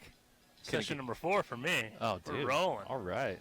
I'll take it. I'll take it. We're hanging out, man. When I stop catching them, I know what I'm going to do the rest of my life. I'm going to sit up here and do this game. Dude, let's do it, man. We don't requalify. Oh, that's the goal. That's the goal, though. I mean, we're out here to stay in this thing, and competition's stiff, man. It's as stiff as it's ever been right now. It feels like it. It's just a wolf pack out there of really, really talented anglers. And, that's true. That's been, I think, the biggest adjustment for me. I've always been fishing against good anglers, and most of these guys all fish the opens and stuff to get there, or would fish them just for a time. But it's adjusting to the 90-something boats. Yeah. It means you got to catch them every day. Like, you literally have to catch them every day. If you were to double the field, 12 pounds a day all of a sudden is good. That ain't going to play in the Bassmaster Elite Series right now at all. You nailed it on the head, man. I mean, being able to go out and fish against 92, 94 guys. I mean, I'm used to Bass Nation events in California where you got like 30, 40 boats. Oh, yeah. I'm used to opens. We got 225 of them. It's like, I've done my first opens this year, and, man, talk about stiff competition. It's a grind. It is a grind. It'll turn you into a pro real quick. You get through that kind of stuff, and you'll figure out how to catch. Oh, yeah. I mean, dude, I've been following you for years before you made the tour. Gauntlet, man. It's the gauntlet. It's nuts. And I took the year off this year to focus just on the elites. I'll go back and fish the opens next year, but I'm not envy. I look back at them, and all my buddies fishing it, Chad Smith, Joe, all them guys, and I'm like, man, dude, it's easier to focus on it when you're in it. When you're watching from afar, it's pretty daunting task to try to best the fields of locals, of pros, from all tours. It's pretty crazy. Back on Brandon. Definitely. It's a different looking power pole. It's one that goes down 30 foot. Yeah, using the tree. Yeah, the tree to keep pulled up on one of the places we've been catching quite a few of our fish and got some bites. Lost the biggest one, caught a 4.5, and then I just caught a couple 2-pounders. But still seeing some fish around. May have to change our angle or something. Oh.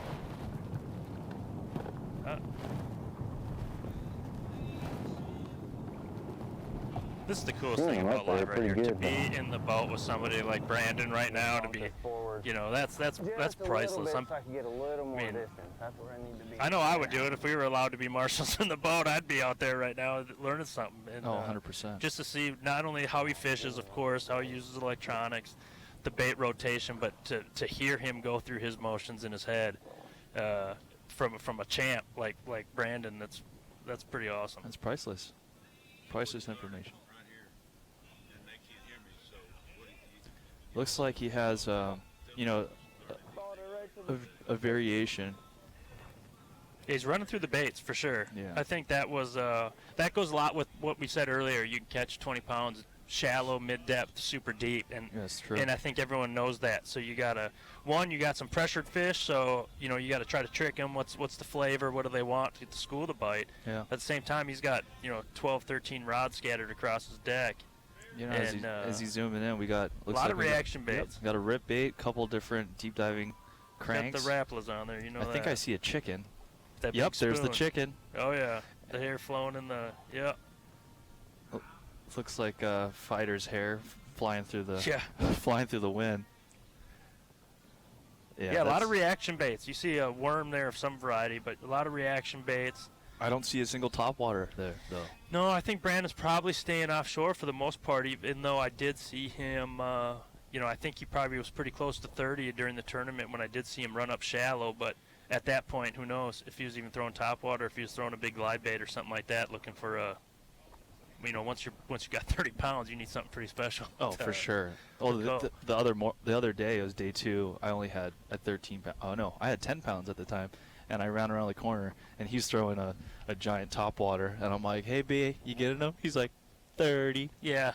So casually. I'm like, dude, what's funny is when he left that night, we all had dinner on for Thursday night. And Friday, when he was walking away, I had a decent day, 25. He had like 28 or something like that. And I go, you good for 30 tomorrow? And he never had 30 before in a tournament. And he turns around, he goes, yep.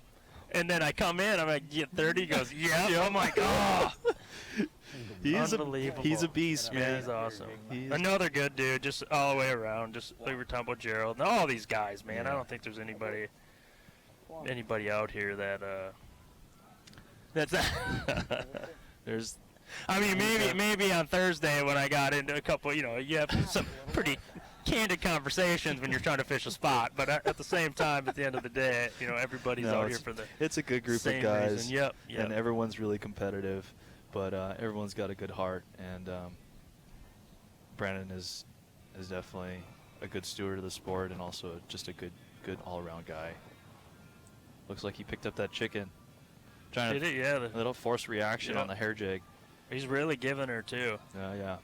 So if you notice, he's pumping the reel super fast. You want to get that thing flying up through the column, and then he's going to free spool it and drop it right back down.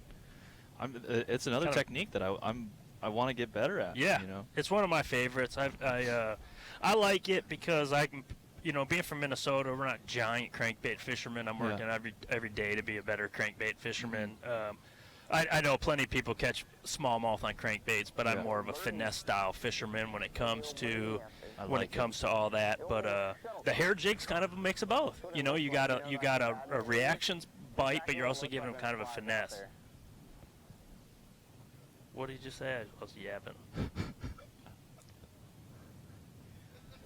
No, it's so true though. What size hair jig? Let's say if they're fishing 25 foot. Would you prefer? Yeah, I basically use a 5/8 a lot. Actually, when I'm up in Minnesota, I use a bigger, but I fly it a lot more than I hop it around. And we don't have shad, so I'm using more of a bluegill color one and kind of over the tops of the coontail and on the edges of the milfoil. Interesting.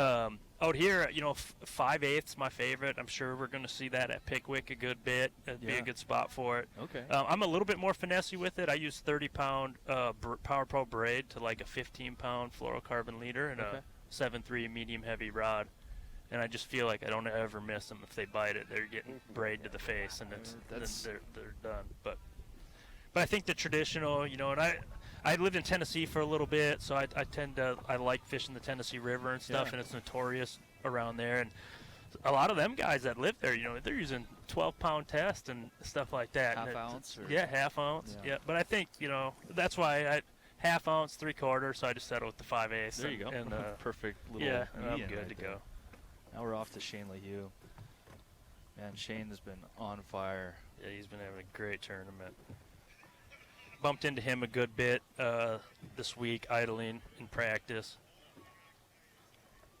He saw me catch a big one, came up and said, "We're going to have fun this week." And I go, "It looks like you are." I was just more relieved I got a bite out there. Yeah. All right, I'm going to ask the question to both of y'all. Y'all been sitting here watching them for quite a while, and you're sitting here and not out there. If you had to think, have you learned anything that you would do different if you could do it all over again? Have you seen anything that you could say, "I wish I would have done that"? Yeah, looking at how these guys are fishing and all that right now, and it's a lot easier catch 22. When you're off the water now, I'm looking back at what you do. That's why I'm going to stick around this week. It's a unique opportunity. The reservoir is almost 6 feet down. A lot of guys are in the timber offshore more, which I spent too long of practice away. Wanting clean water, more of a ledgy event, something that. Like that, where the last day of practice when I was running out of the big points and I started getting into it, ended up being my best spot. So I definitely think it's a unique time to be moving around. A lot of these guys are right in there making what look like pretty pinpoint casts. Mm-hmm. It's like a casting lane, right, with all the timber, and I think that's something that I would spend. And this week I'm going to spend a lot more time idling around in that stuff, especially right now when you can. For it be my first time on fork, and essentially yours as well, is a good opportunity here. I don't know if I'd have done as good as I did if the water would have been at full pool, and I'd have been hitting stuff a lot more than I was. Like I said, most stuff I hit was sticking well out of the water. I was just staring at my graphs the whole time. So yeah, my wrap got a tune-up this week. But for me, it's to seeing these guys offshore.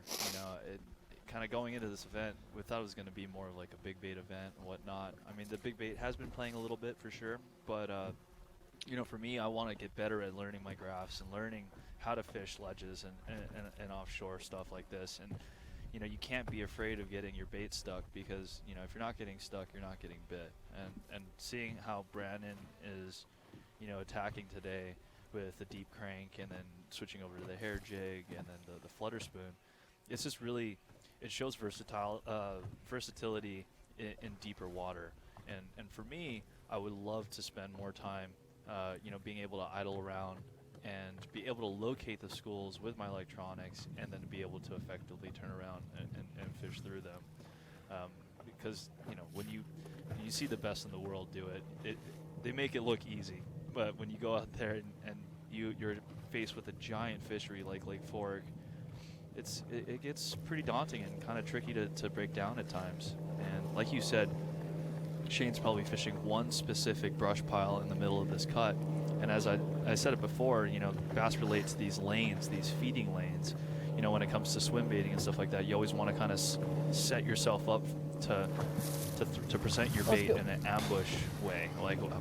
I think every single one of these guys is doing a good job of positioning their boat right just for that perfect casting lane to present their bait on top of those very specific isolated brush piles, and even falling down trees that just might be in the middle of a creek channel or something like that. But it's really, really interesting watching everyone break it down and how these guys are just catching them. It looks like a different tournament. Like everyone's in their Gore-Tex and stuff. Going, I was in board shorts and a tank top. That's what I'm saying. I was wearing swim trunks the whole dang week, and now everybody, it's like we're watching 2 different years or something right now. But true that. Yeah, look at here, Brian New, just a ton. I mean,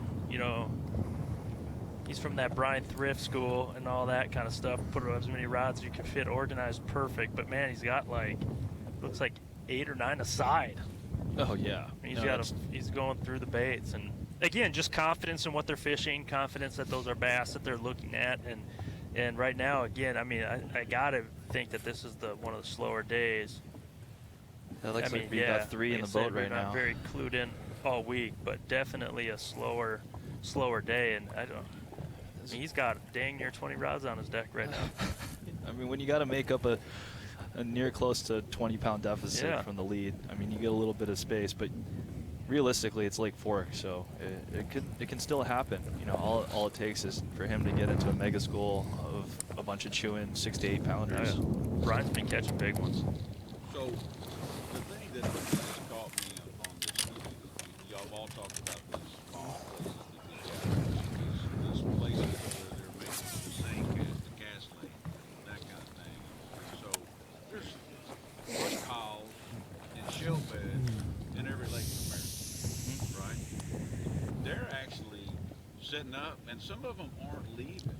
I mean, does that translate to, is that just a Lake Fork thing, or can you go to another lake and say, I know these fish are going to be here, which I know that you can, but how is that more of a Lake Fork thing, or do you see that in Mille Lacs, or do you see that? I mean, their stubbornness to me has been a winning formula in some way. No, definitely agree. I think when you have the mental fortitude to know that that school of fish is set up the way that they should, and it's just a matter of time to get them to bite. I mean, yeah, I have some spots these jokers back are home freaking that punks. Yeah, I mean, like right there, he knows that they're there. Yep. He's like, they're there. They're just being punks right now, and you just have to have that confidence in yourself and in your techniques that you can be able to. It's amazing go and how catch much them, quicker the day goes by when you ain't got enough. Honestly, that's these true. big, it always does, right? Yeah. You go and catch 20 pounds in the first 2 hours, and that Feeling clock good. can't run quick enough. But yeah, that's true, man. I think these big fork bass kind of act like smallmouth. They're there. They relate to stuff. They're hanging around it. They're picky, and it's just a matter of they got a lot of forage around them. It's just a matter of getting the right window, and then if they're in a feeding mood and you get those bass in the right mood, then it's about triggering the biggest bass to get the bite. So 100%. I mean, I ran back on a school yesterday, and I knew that they were going to be set up. I wasn't sure if they were going to be in a feeding mood, and so I found a way to trigger them to get into that feeding frenzy mode, and then it was just the rotation of baits to just get them in the boat. But I think that's something that can translate throughout the country, is you're not only locked in, oh, I can see them there, but they don't want to bite. There's ways that you can get those fish to trigger and to get them to go. And it's just about having confidence in multiple different techniques and just knowing when to employ them. And, it's it's one of those things. I just can't wait to get up in your territory and start leaning on some big smallmouth, man. That's yeah, just, dude, I'm ready. I'm ready. Dude, that's going to be so fun. I can't wait for St. Lawrence, Well, man. don't sleep on Pickwick. They got some big Yeah? old small. Probably bigger than half these factories Really? you go to. Oh, Pickwick man. does. Pickwick is going to be fun. You We'll guys see are if going they to play want up. to hang out and stay tuned with us. I think that's it, right? Yep. Take care. What's up, guys?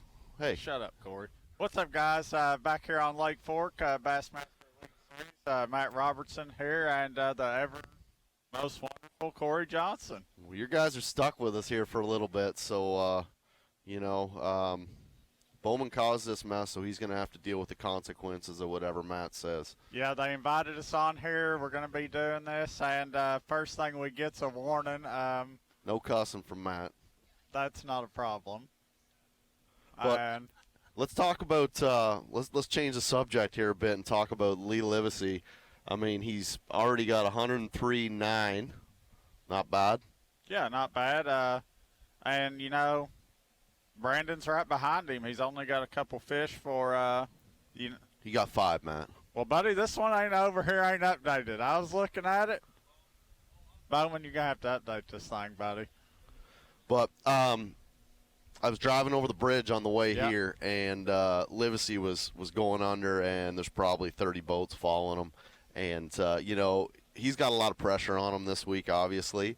But you think that adds to it? Normally I'd say yeah, but, Lee's a closer, man. We've seen it in the past. He just won the Open, won here last year. Whenever it comes down to it, Lee's a closer. And I'll be honest with you, I think he's just out there biding his time. I think he knows it's going to happen. It's, on Lake Fork a lot. I don't know if a lot of people know this, but these deep fish set up a lot better in the afternoons. And he was telling us that. Yeah, he told us that, and I think he's gonna crack him this afternoon. I think you're probably right, but I mean, Brandon Polinick, also a closer. He can catch him, and I mean, he's only 2 pounds behind. So, I mean, Lake Fork's got him, and one fish will change someone's day big time. Absolutely, you got 2 closers there. I know neither one of them likes the other one being right there close to, man, because they both know the potential of one another. Hey, let's talk about what happened at breakfast this morning, Matt. Speaking of Livesey with some pressure on him. Yep. We're sitting at breakfast, and a guy walks in, and I said, Matt, is that guy that was been posting stuff about Lee and all his spots? Matt says, yeah, it is. He comes over, and Matt let this poor guy have it. I mean, ate him alive. Yep. He went to shake my hand. It's like, nah, buddy. Nah, you that boy's been posting Lee's stuff? Oh, well, window looking for a minute, but you know what? I mean, that just goes to show you, I mean, there's probably no one on this lake that knows it better than Livesey, and I mean, it doesn't matter. I mean, he's got so many spots on this lake. If someone's on him, he can just go to the next one, and I mean, I hope he does it. He deserves it. He works hard. I mean, the guy barely even practiced out here. Every time I seen him, he's just driving around, wasting time. So, we had a few meetings out in the water there, and, I hope he does it. Yeah, like you said, Lee knows this lake better than anybody. And, even knowing the lake this well, a lot of the offshore stuff here is obvious.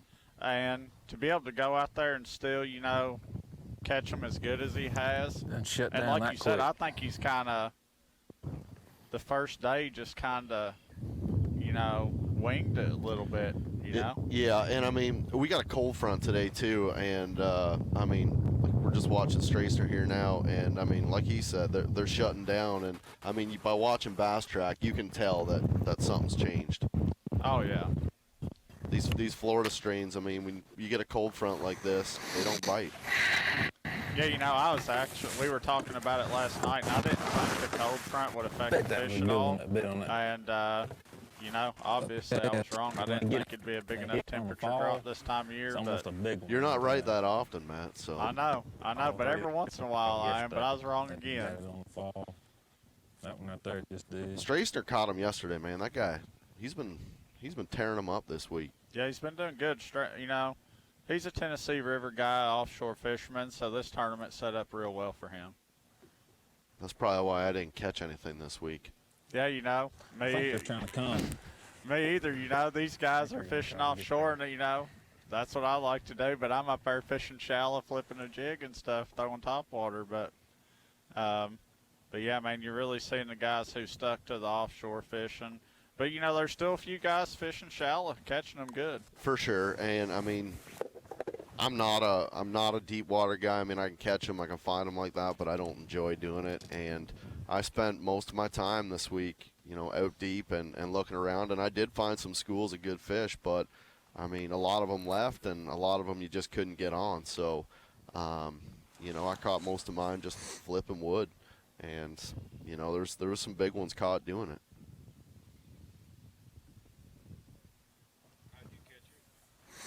The first 2 days, the first day I caught them off a deep spot, and one of the only two I found. I heard about guys finding 20 schools, and I only found 2. That's a little discouraging. And so you're not the best. Maybe that Gen 1 Lowrance from 1997. Maybe you need to upgrade it. yeah, I may have to upgrade my depth finders. Got a pretty. It's 15. It's 15. My depth finder's 15 years old that I'm using, and yeah, the next day caught them all on top, and yesterday I, you know, caught 22/8 flipping a jig, literally just flipping wood. I told him to lock up. She looks bumpy out there. He was a wild man. He is a wild man. He's 100 mile an hour too. I watched him put his boat in the other day, and it's 5:30. We got an hour and a half to take off. And he forgot something in the truck, and he's running up there, gets it out of the truck, then he sprints back. I was like, Brian. Look at that. Look at him wind that thing. His arm's going to fall off. If there's one guy who's got the energy, it's him. He's probably out of breath, too many Demuriers. But they're not. Told them to. I found this school the first day of practice, made one cast, caught a 5.5 pounder. About 6, 7 more on the scope following it. There's a 4.5 trying to take the bait out of its mouth. When I got it to the boat, didn't make another cast. Idled by it every day of practice. Every time I got anywhere around it, there was a boat idling in it or fishing it. And every day I idled it, there was more. Started on it the first day.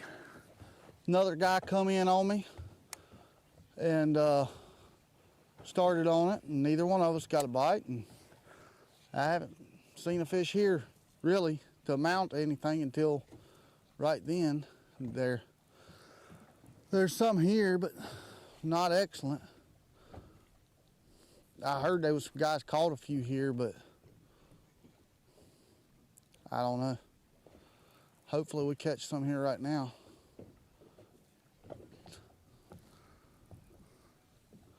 I was excited to get here the first day. Kind of surprised I got to start on it. But then that guy did come in and all over top of me.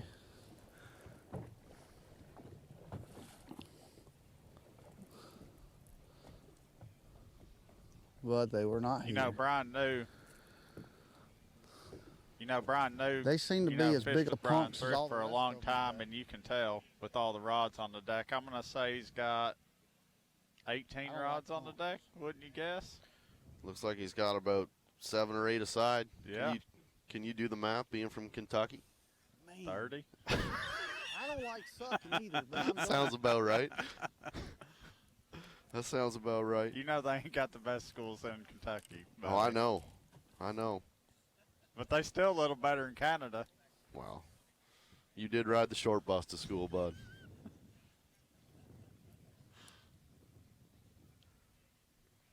New's a great offshore fisherman, and like Matt was saying, you know, he fished with Thrift for a lot of years, and Thrift's one of the best at it. I would really like to go away from the suck. Yeah, Brian's been proven since last year, and this year, man, he is he's a really good fisherman, I hope man. I'm not the only I one got to tell you, struggling, but I feel like give I him am. that. There's not many people that beat him on the water and beat him off the water in practice. He's a savage out there.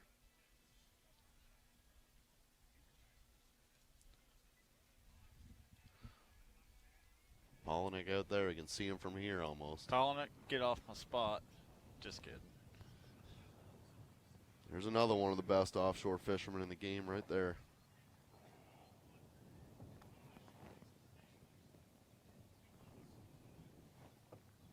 Too far back on that one. I fished this spot and I couldn't catch him off of it.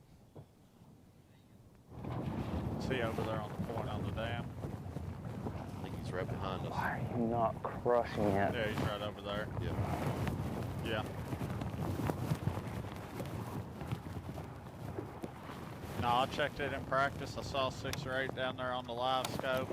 Kind of wrote it off, and yeah, him and Drew Cook both caught some there. I think Brandon had a little better lineup, and yeah, he's been doing some damage there this week. Said he caught a couple of 6s off of it day 3 yesterday, and yeah, I mean, the big ones are right there. We all know this place. 100%. Come on. It's got the potential to produce another 30-pound bag. You imagine what this place would be like if there was grass in it? Oh my gosh. Come on. Well, we just came back to our starting spot and they are there. But I've only caught a 2 1/4 pounder. I can see some big ones up there.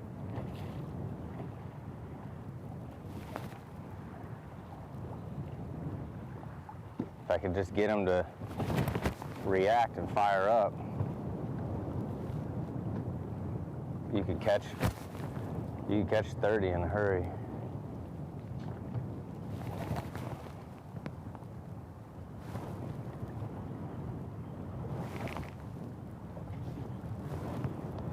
Yeah, I can see him on the 360 everywhere. Like yesterday when we showed that school and then caught one, caught a big one. That's pretty much what it looks like. Looks just like when I caught 28 before 9 o'clock on the second day. It doesn't feel very big. Oh, white bass. Gosh, that is not what I'm seeing down there. Moving up. Oh, helicopter, helicopter. Come on. That's in some right there. All right there.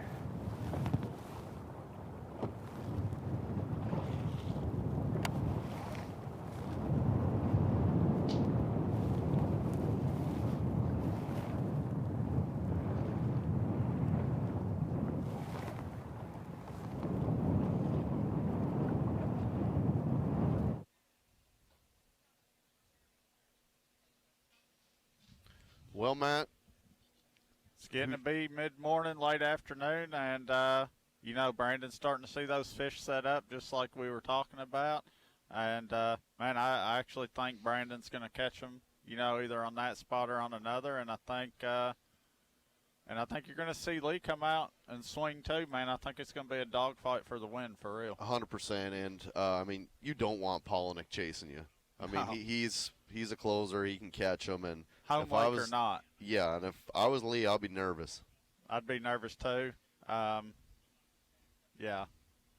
Brandon's a little guy, but he's a big threat on the water. Let's talk about your wrestling match coming up with Polnick.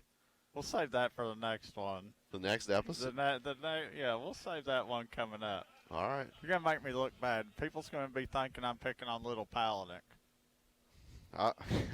Polnick might be little, but, I mean, he's scrappy. He's scrappy, but he ain't got no chance. Oh, I don't know. I mean, it's going to be fun. It's going to be entertaining. It's going to be fun, just like what's going on out here. It'll be a fight either way. It'll be a battle. We'll be back here soon and see how the boys make out. The Sims Bassmaster Elite at Lake Fork is sponsored by Ranger Boats, Yamaha, Toyota.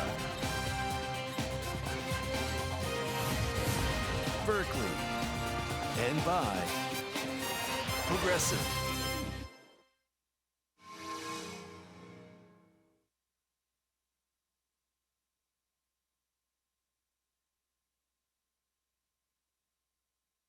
Back here at Lake Fork, and it is Championship Sunday, and we got a battle going on. Lee Livesey, 103.9, Brendan Polinick, 102, Strassner, 96 pounds. Matt, who in the top 10 has a legitimate shot at a Century Belt? Man, the way I'm looking at it, you know, pretty much anybody but Chris Johnson. I mean, the whole top 10 minus Chris have a legitimate shot. You know, a couple guys, Josh Strassner has, you know, 22.3. He's, you know, about 4 pounds, 3.5 pounds from a Century Belt, catching 100 pounds. But man, a 22-pound bag it's average here. And whenever you catch, you know, that 28, 30-pound bag, which any of these guys can do, and you know what? I think you're going to see a high 20s bag, if not a 30, but I think it's going to be that afternoon whenever those deep fish set up, since that's the way a lot of your guys are fishing. Do you think this, the cloud and the rain, have anything to do with the way these fish are setting up or not setting up? Yeah, like you can literally tell a difference. You know, whenever I was fishing those shallow bars, like typically you would think that shallow spook fishing would be better whenever it's cloudy, but I would not get bit on those shallow bars until the sun came out for a good while and set up. So I think it's the same deal with the deep fish. Yeah, I agree, and we touched on it earlier, but you know, Lee always said, you know, a lot of these fish, they don't pull up until afternoon, the sun gets high, and that's when they set up. Not only set up on the spot, but set up on the spot so you can catch them. Yeah. Do you think there's a big difference in that? Yeah, because one thing I've noticed, and we talked about it, Lake Fork offshore fishing compared to like the Tennessee River. Dragging old big worm out here. You have some current to keep the fish stay put. But here, you can watch them on the line. Between flipping out here, I got 4. I think I keep flipping and catch 5. 60, 70, 80, 100 yards. Hit a couple of these deep spots. And all of a sudden, you see them swim back. These fish roam more than any bass I've ever seen on a lake. They do, and I mean, like you're saying, you pull up on them and you idle them, you mark them, and then you go back to set up on them, and they're not there anymore. They've moved, and that's where that forward-facing sonar is so key, because you can see where they're at. Yep.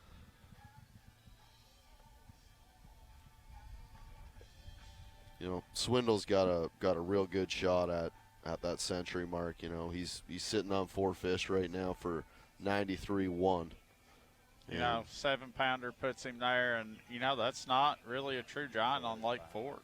It's a big one. It's, you know, you always want it in your bag, but he's hooked up right here. No, I thought he was going to be, but he ain't. But he's a 14-incher.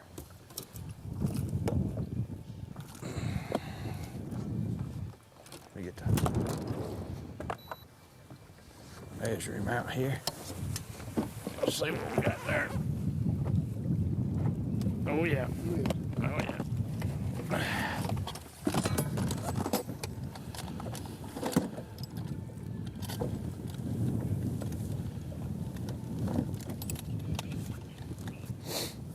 Okay.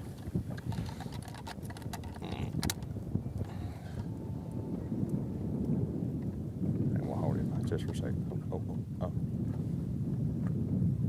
1 pound, 12 ounces. 112. Right in my face. You know, whenever you catch a fish like that on Lake Fork, a part of you doesn't even want to weigh it, because you know it doesn't need to be a part of that bag. Like it's got 5 now. But got 5. If you weigh a 2-pounder in, you're in trouble on Lake Fork. That's right. And I weighed in a couple of them on Friday.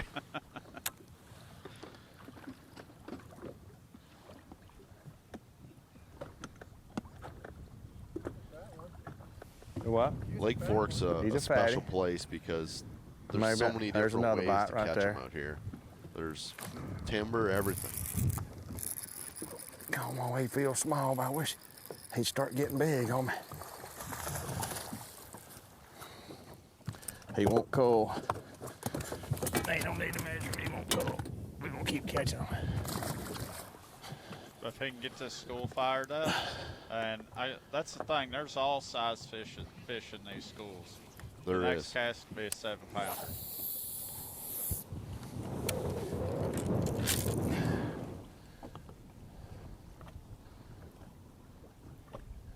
They ain't gonna all be that size because the first two I caught here was a 7 and a 5 in practice.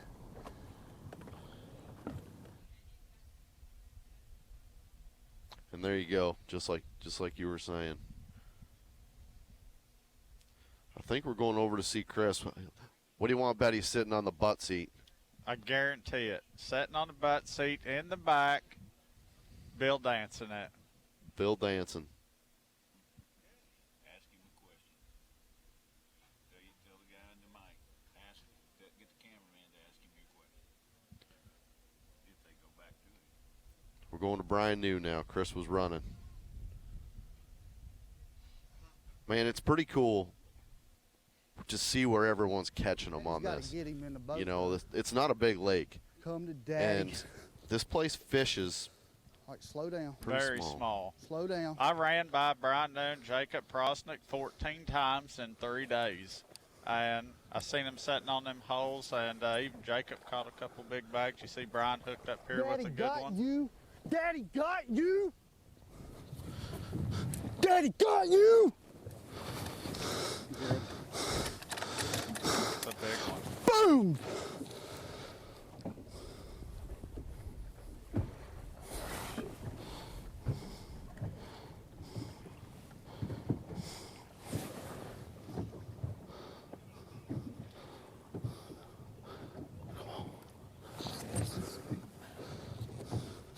Whenever it's a little wavy, sometimes these scales take a 6'8".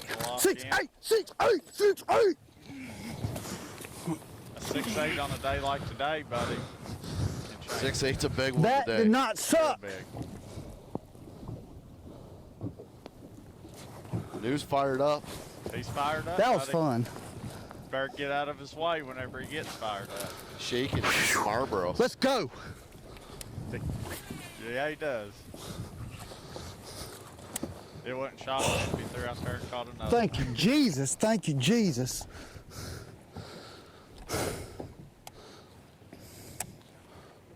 Well, I just want to let everybody know I got my balls back. He's got For a his moment. balls back.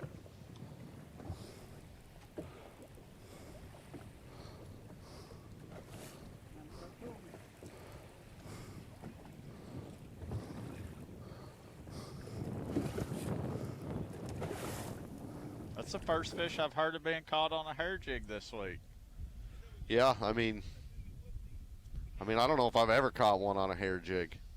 Buddy, I fished Tennessee River, and I think I've caught 3 or 4 on it, and that's it. Come on, fish, let's get the Big people one a on show. out here on port. We just, so far we've struggled today. Maybe that's why we're here and they're fishing, because we didn't throw a hair jig. That's exactly right. Bites, no big ones.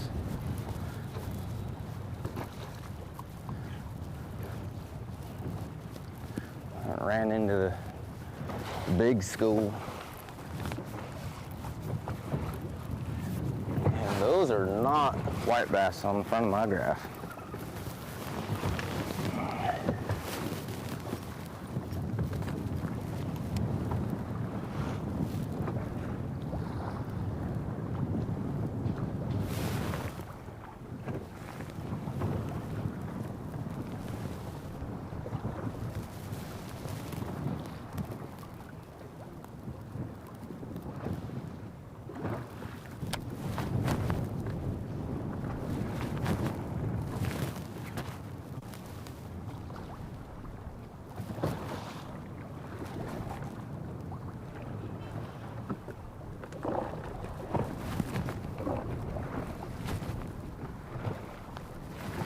Talking about it earlier, how good Polinick is with his electronics, and I mean, he's watching everything. He's got 3 graphs.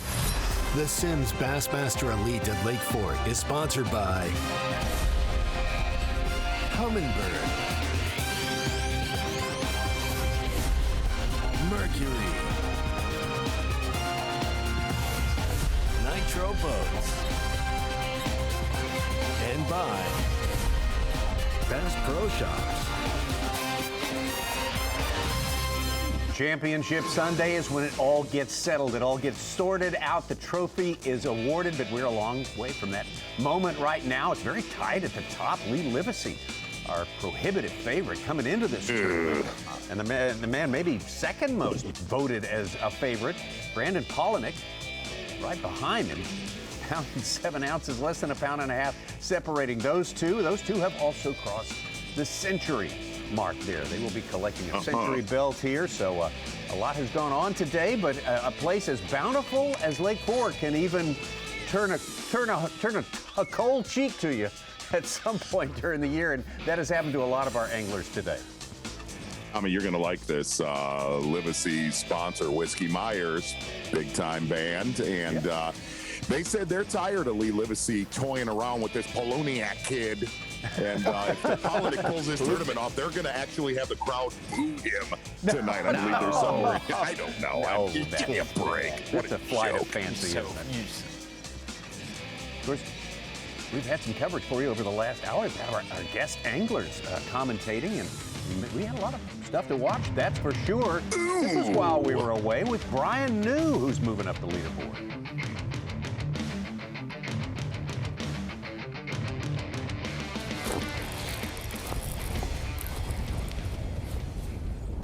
That's a big, big one. You see that? Oh my God. Watch that bag for me. Oh my God, that's what Daddy wants. That's what Daddy's been looking for. Daddy's got to get him in the boat though. Come to Daddy. All right, slow down. Slow down.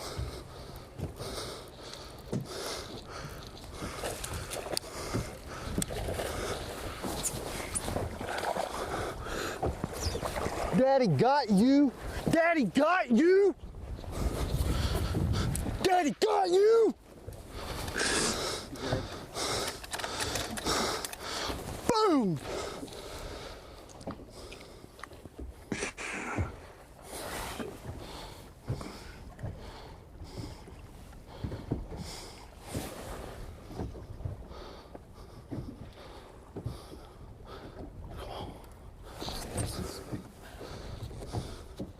Come on, 6, 7, 6, 8, 6, 8, 6, 8, 6, 8, 6, 8.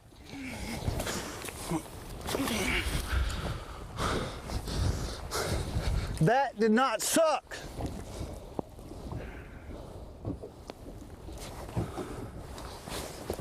That was fun.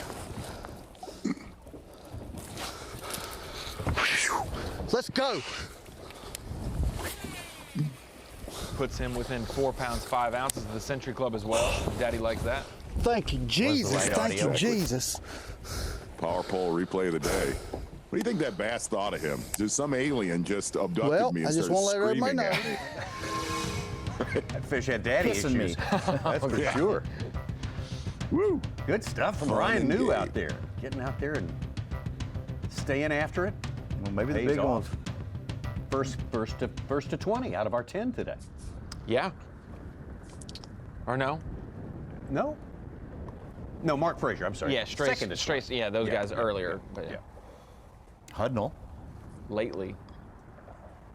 Maybe the big ones are going to start biting.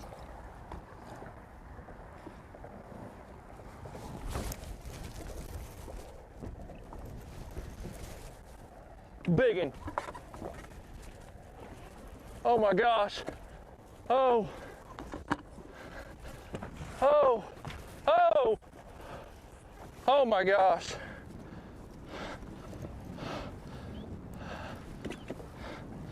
Oh. Oh my gosh. Oh. Oh. Oh.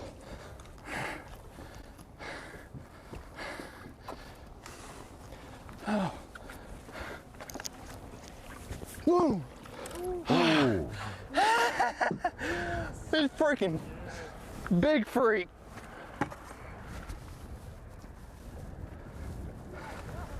Woo!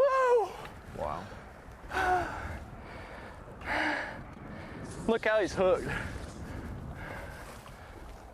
Oh, no way. Look at that, barely hooked. We haven't seen a 9 this week. Could that be the first 9-pounder? Just thinking that. Good job, Mark.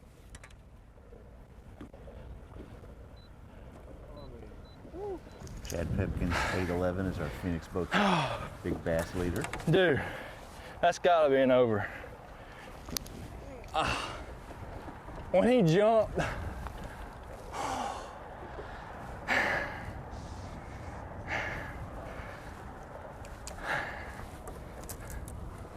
oh my gosh.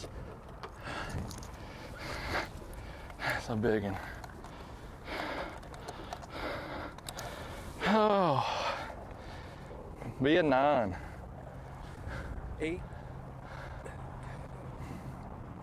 8 pounds, 12 ounces. 8, almost 9. All right. Your boat. Big fish alert. There it is. Mark Frazier. Wow. 8-12 up to 23-7 on the day. 4th place. Is that our Phoenix Boats Big Bass? Yes, sir. It is. We have broken that's it by about an an ounce every single day, it seems. Yeah. Hey, he needed 27 and a half to be able to hit 100, and that's the only way you're going to be able to do that. Still needs about 4 pounds, 1 ounce, Ronnie. It's right there. He's got a 3/4 is small. Well, now we'll another see if one this in one's that an over. range, yeah. See if this one's an over. Or doesn't think so. Oh no, he will measure it. Relax. Yeah. It may not be, honestly. That's a fat. That's the fattest fish we've seen. Absolutely is. Oh. Looked like he made it. Do you think? I think he did. No? Z, do you think that's a pre-spawn like some of these anglers have caught, or do you think that's a post-spawn that's so far post-spawn he's fed up enough, you know? I think that, Ronnie, honestly. He spawned maybe. He was one of the think- early spawners.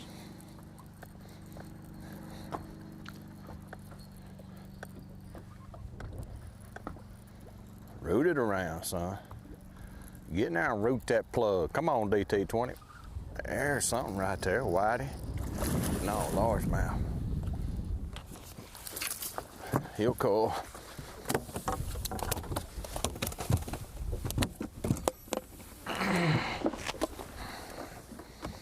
Might tie it on the right color.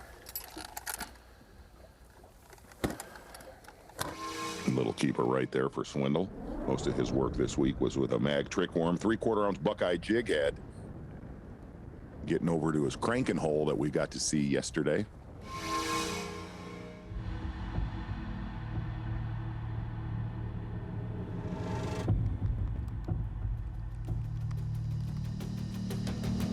Back out Chris Johnston. Slow start for him today, but been slowly kind of pecking away at it. Yeah, Chris Johnson's pretty much been living offshore all tournament long. Made a big transition today on FS1, going up dock fishing, and things got right about mid-morning for Chris Johnston.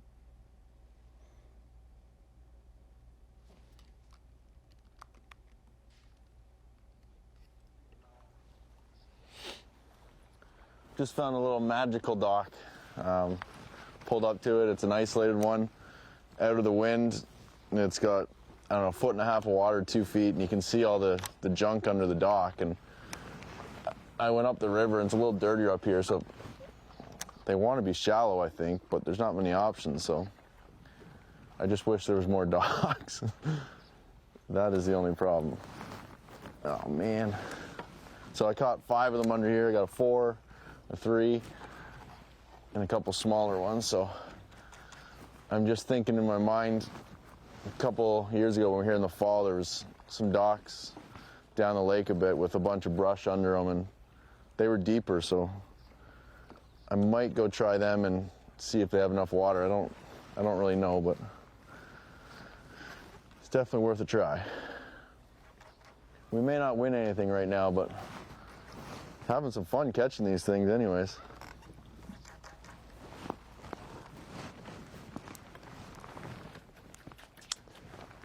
Been a strange deal in this tournament, how much what few docks have some water on them have been an actual big player in a lot of 22 to 25 pound stringers we've seen this week.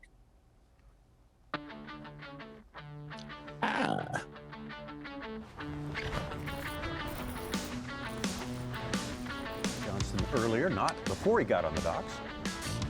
Yeah, earlier today with Chris Johnson, he was fishing in the vicinity of where we seen Brian New a little bit with Lee Livesey. He's actually been around Lee Livesey more than anybody, making that transition about mid-morning, getting upon some docks, and kind of when the day shifted for Chris Johnston, he did not stay on his offshore deal too long.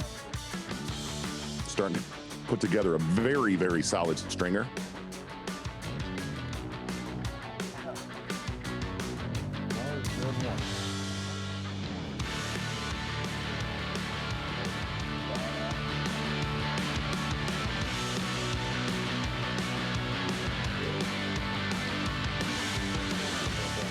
Johnston, my knight in shining armor for fantasy fishing. That's right. The only one He's to one fish of the, today. one of the guys that kept you from drowning. The lead dog in the Iditarod, pulling the whole horse, pulling the whole train. Back out to Brian New. Hey, a good one a few minutes ago.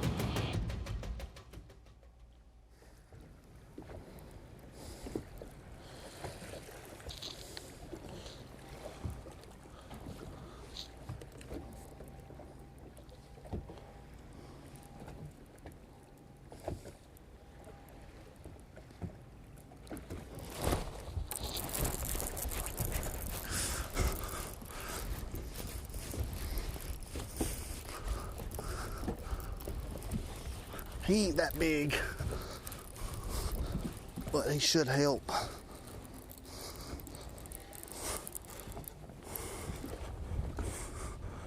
He'll definitely help. I was gonna flip him, but I better not.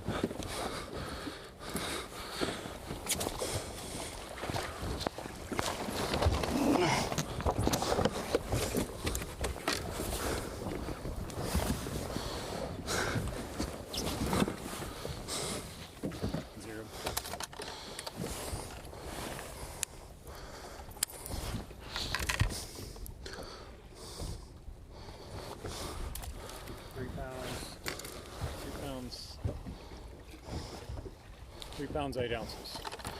3.8. 1-3 upgrade. 1-3 upgrade, putting him at 96.14. So wow. 3 pounds 2 ounces from doing that. He still has a 2-pounder in his total as well. Excellent chance there. He needs to total 24.11. Brian New does to get to 100. Inching his way. Which is what he was shooting for, because he knew that he was probably not going to be able to win. God dang it! Biggin'. Well, not very big, but.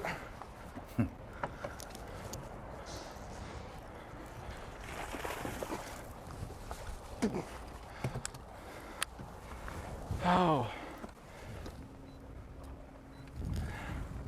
What's my small?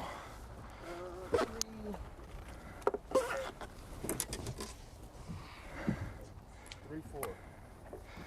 Yeah, maybe. I don't know. Chunky. I know he ate it good.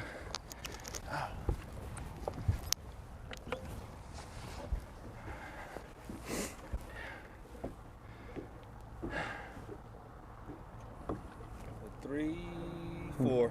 Really?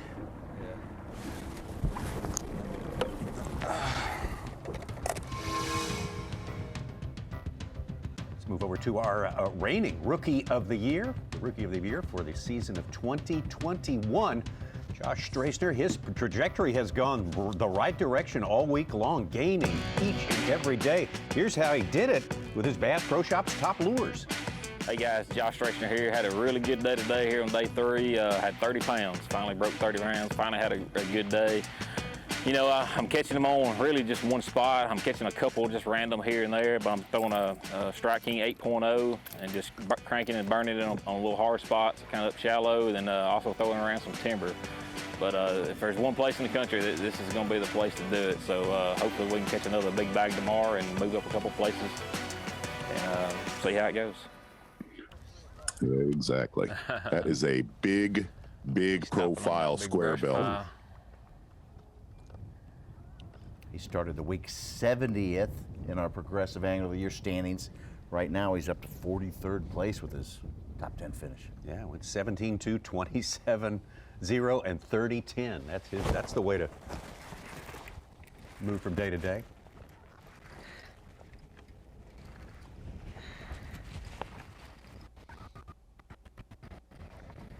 Oh, what I got?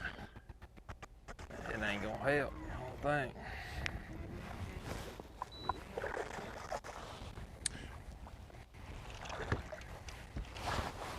Smallest is a 3-1, and that's how far he is away from the belt. 3 pounds 1 ounce. He needs a 6'2". Is that what you're saying? I don't know if that's gonna help or not. Pull outright.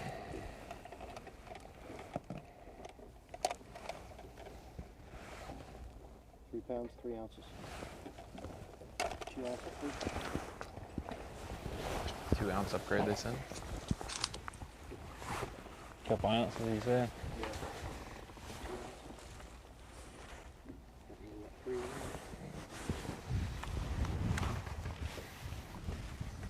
One of the things we talked about, obviously having a big day 2 and a monster day 3 stringer.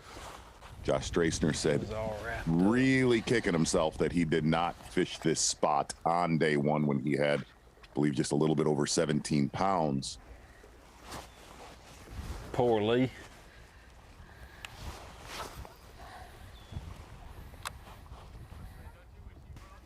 I wish I did today.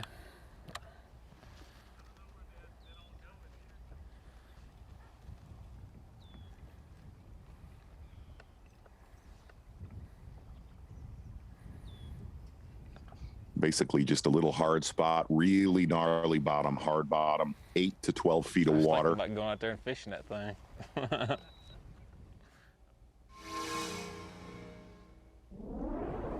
Check in with Bill Lowen. We have it for a little bit here.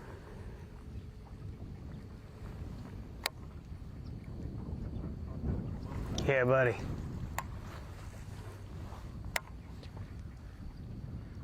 Got plenty of water on it too.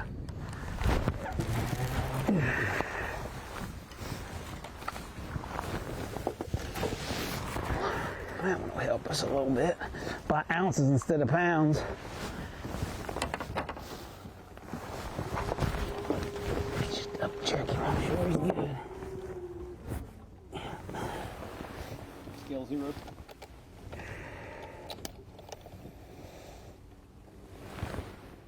£2, 1 ounce. Thank you, sir.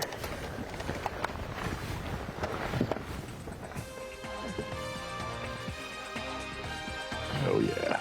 A little bit of a lull for the last 3 hours. Bill Lowen able to break that one. That'll start something going for him. Some Striker Daily Trivia for you. This is Ray Scott related. Of course, we're saluting Ray and his fantastic life all week long here, after which B.A.S.S. event did Forrest Wood send Ray Scott a cowboy hat. Okay. Was it the first the first Bassmaster tournament, 1967 on Beaver Lake? The one later at Smith Lake in Alabama, or was it Sam Rayburn, 68? Smith Lake in 68. Which of those four? We're gonna let you think about it. We'll take a quick break and we'll come back with plenty of fishing time left on Lake Fork.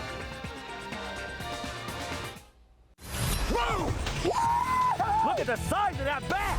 Live coverage of the Sims Bassmaster Elite at Lake Fork is sponsored by Skeeter. Championship Sunday, 2.5 hours of fishing time left for these 10 anglers left after 3 days of fishing. 4th day, we're going to crown our champion. Here's the daily trivia, Ray Scott related, after which B.A.S.S. event did Forrest Wood send Ray Scott a cowboy hat? Was it Beaver Lake, Smith Lake in 1967, or 68 Sam Rayburn tournament, or 68 Smith Lake?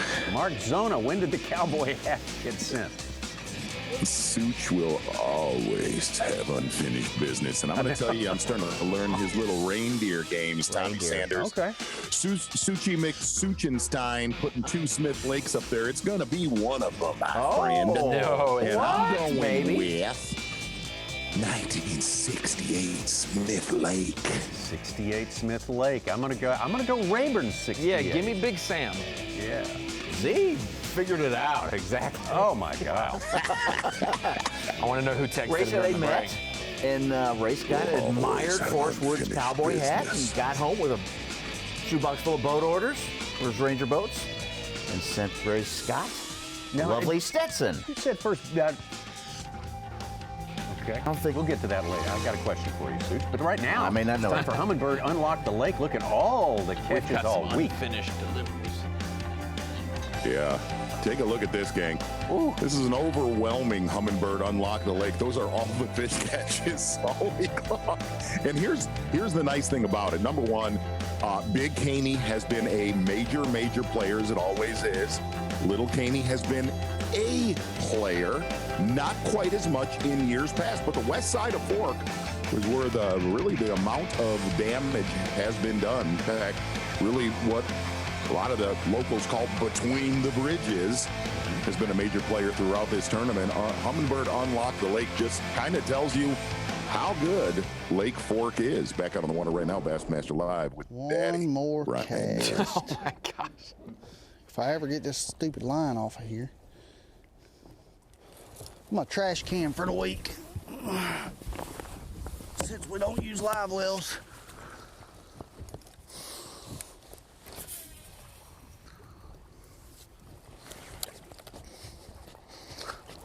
Get down there and get busy, son. Oh boy. Burning it. Liability. Oh my God. Oh, I need it. Listen, man. We've been... You're fired. You're fired. Let's do it again. Dang, I'm hot now. Somebody cut on the AC. He said earlier he was going to go out there a little deeper and start burning that crankbait. All right, we're going to leave them and let them set back up. Let them rest. I mean, they're set up, but let them. It just fits Brian New. Everything worked right there. He's got an infectious laugh. It's small victories, man. Sure. Why don't you just take and slink back into Big Caney right now? Mark Frazier starting off big this morning, fishing a shallow water area, west side of Lake Fork. A lot of damage the last hour with Mark Frazier. Mm-hmm.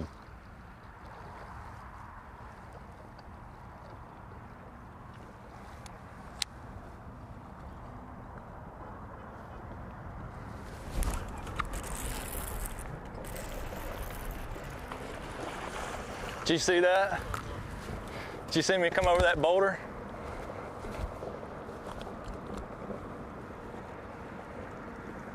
That's the way to do it.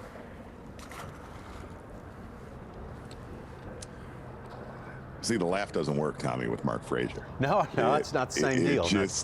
It just works with Brian New. Yeah, context is everything. Yes. Mark Frazier, however, the biggest 5-fish limit as it stands right now of the day among our 10 Championship Sunday. We've seen him get a little more animated than ever before on camera today. I would too if I caught an 8-12. Oh gosh, yeah, Phoenix, big bass of the tournament. That's worth 1,000, and if it stays all 4 days, nobody else catches one the rest of today, another 1,000.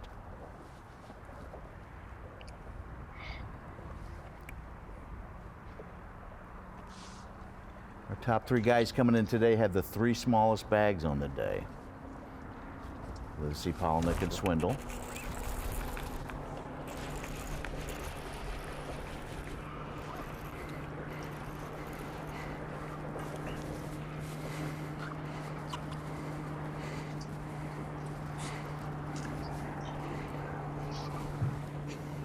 He might be bigger than I think. I don't know.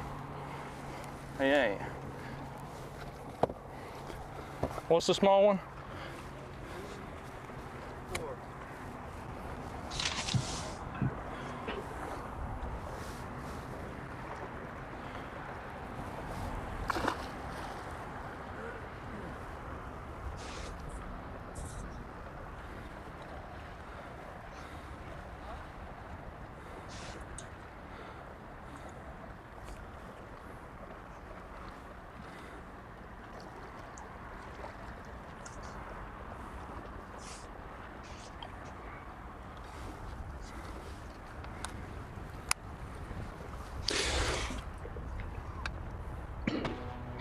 Yeah, pretty safe to say.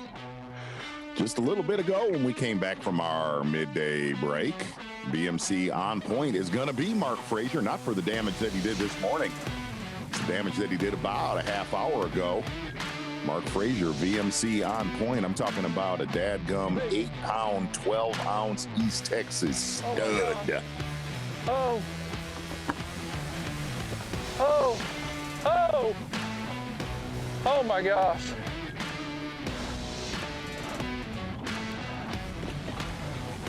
Oh. Oh my gosh. Oh. Oh. Oh.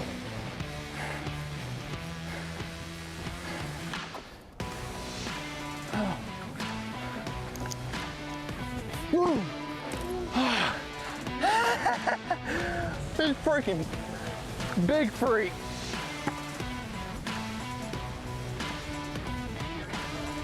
Woo.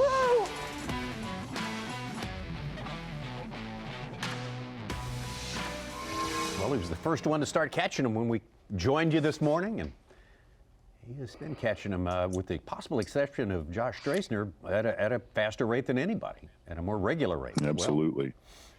Yeah, we just a little bit ago we just caught a big one, almost a 9-pounder, so that helps the cause. We jumped up to 23 pounds, and now I got a couple threes that I could be knocking on the door of a really good bag if I can catch 2 more just remotely, you know, good bass in that 5.5 range, and be able to move up to, it's that 28, 29 pounds. So we got the one we need. Just gotta, I'm hitting some boulders out here. There's just one and two fish sitting behind some of them. There's not a lot of fish, but I'm just dragging it through on the backside of the boulder and popping it over, and then they're getting it. But I'm also getting hung up, and I'm going through a lot of bait, so trying to find something that will come over it a little bit easier.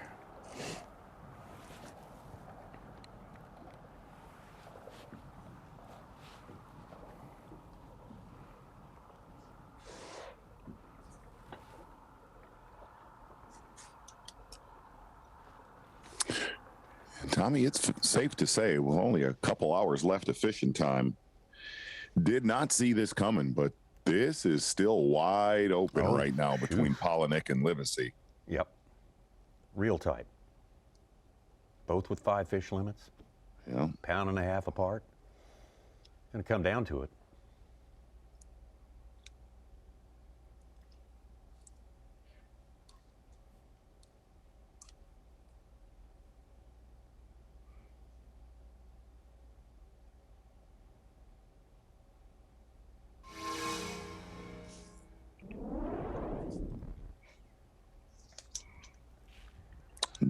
Just down from Mark Frazier, Josh Straisner.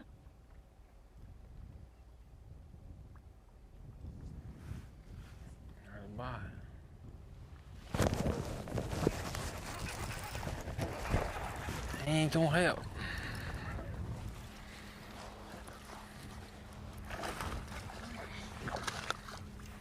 So something we talked about on FS1. So this little spot that he's fishing, little hard spot, very gnarly, a lot of stumps on the bottom. Do you want to weigh it? Josh Straisner did not fish here on day 1. It's an area that he actually fished in last year's tournament, kind of just seeking a little refuge away from the wind on day number 2, came in here and absolutely throttled him also on day 3. So he left it yesterday. Came back to it, Tommy, at about noon, and there's a local fella fishing there that lives in that little creek right there, and he said that local fella was throttling them. Oh, hey. Part of the landscape. That's something for him to go from 48th place, missing the cut, getting a small check, to being up to 3rd place, maybe $30,000. This boss just got a lot of good fish. You know, I'm trying to find something new, trying to get something going, and it's not happening yet. A bunch of whites right here on this spot, but they're like way out off of all the good stuff where they should be with the bass. So I'm just moving around, trying to fit in on a spot with some fish that are feeding.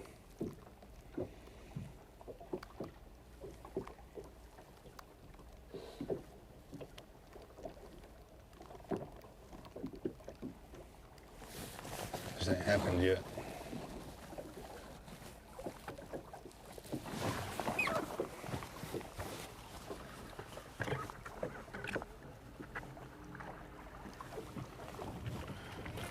Get down and idle.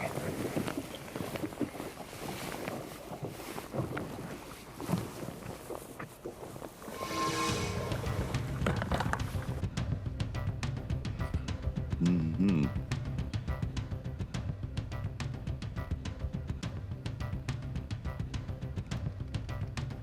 Gerald Swindle, still just shy of 15 We're pounds slowly as it gaining. stands We now. ain't- Oh, I think one of them brim. Oh, there's a bite. We're slowly gaining. But we fixed to gain a little more.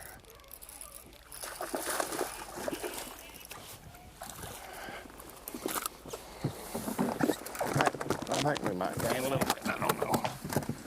I don't know where them big ones is at, but they've been hard to find. Just hadn't had any big bites.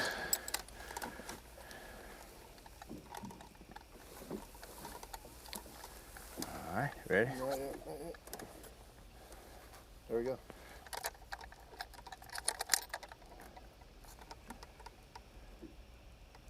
£2, 8 ounces. 2.8. Did we gain anything? No. Couple ounces.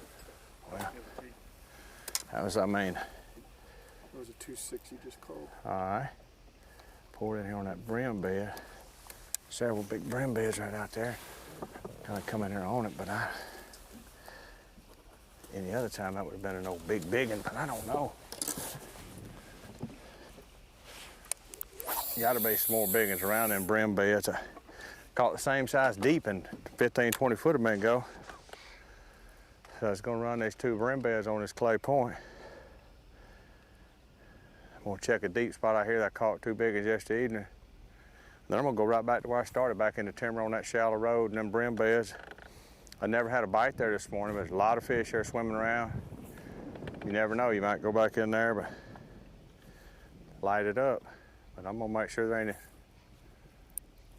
some more on that brim bed. I threw it all the way to it and I shook it. There's a bite. That's a big one. That's a big one.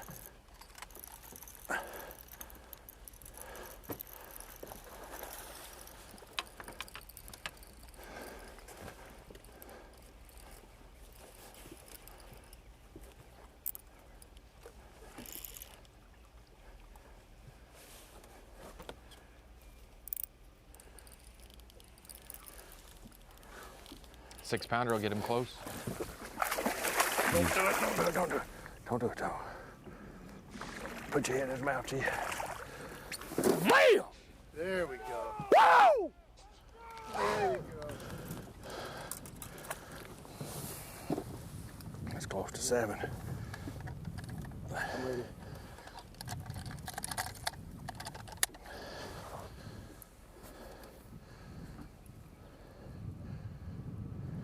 £6, 13 ounces. 613. 613. 613. He ain't 24, I know, but I'll check it. Just for TV purposes, he's a bowling ball. He's about 22 inches. Oh, I was real close. Whew. Now we're getting somewhere. Hey, son, old brim beds, they'll get you well in a hurry. All right.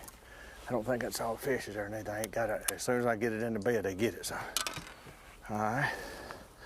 So what do we call out right there? A 2.8? You just called a 2.7.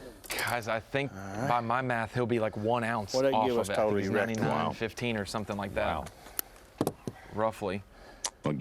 Again, a Zoom Magnum trick worm. Color's been plum all week long. 3/4 ounce Buckeye jig head. He has lived with that jig head all tournament. The critical bass right there big for worm, Swindle. 3/4 ounce shaky here. Dragging it on them brims, you know. Big trick worm just. I got you at 19 pounds and 1 ounce.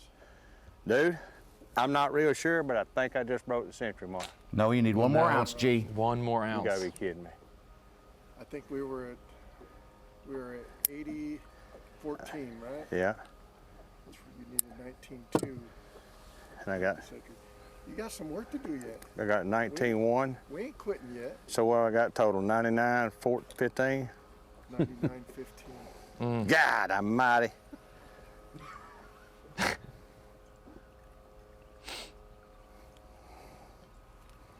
Well.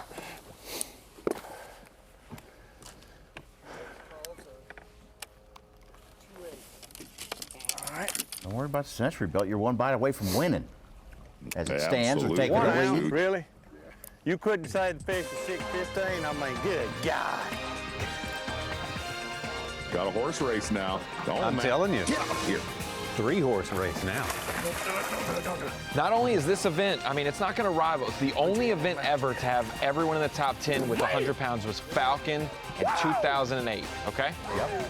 Way different conditions. Everything was coming in. Otherwise, this is only like the 4th or 5th event ever to have everyone over 90 plus pounds, even all the way down to 10. In a top so this, 10. yeah. So it could pass Amistad, it could pass all that as well. 1 ounce, man. Tightening up at the top of the leaderboard right there. Lee Livesey, Brandon Polnick, Gerald Swindle. All these guys with time to get much, much more in the boat. That's what you have to keep thinking in the back of your mind. We've got so much more good competition left to come. The Sims Bassmaster Elite at Lake Fork is sponsored by Minn Kota, Power Pole, Skeeter Boats,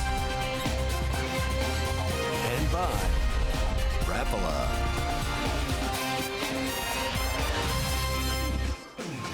Final day, Championship Sunday, comparatively a stingier day, a little more tough, a little more challenging, but man, things have heated up competition-wise nonetheless. This is a different day today, and look at our TH Marine Weather Watch there. 62 degrees, it was 94 a couple of days ago. That's a huge, huge swing.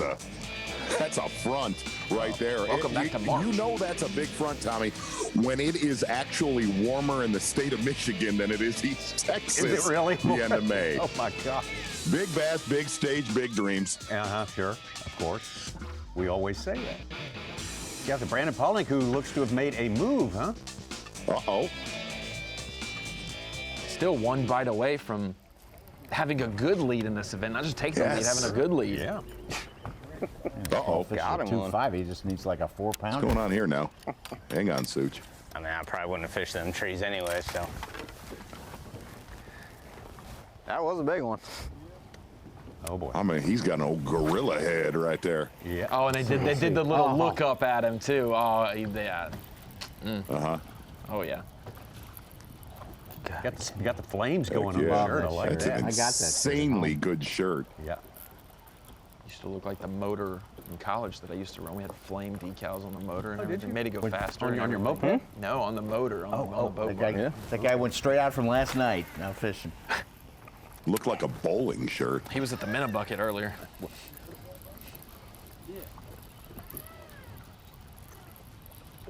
Oh, that's public water. Yeah.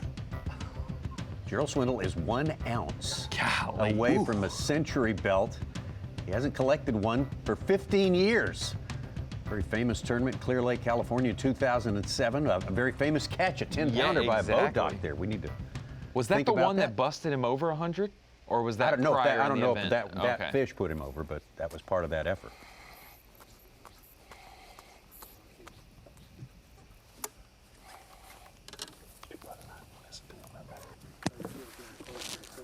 I feel like my bass shouldn't have took a poop this morning or something. It cost me an ounce, but I'm really be excited to break it. Just trying to think. It's like, to me right now, I'm just kind of hyper focused on like trying to figure out the bass. It's like there's too many big ones in here, and I just hadn't been able to get them to go. I might be getting closer here, moved in with that worm, but we're gonna get there. We're gonna get there.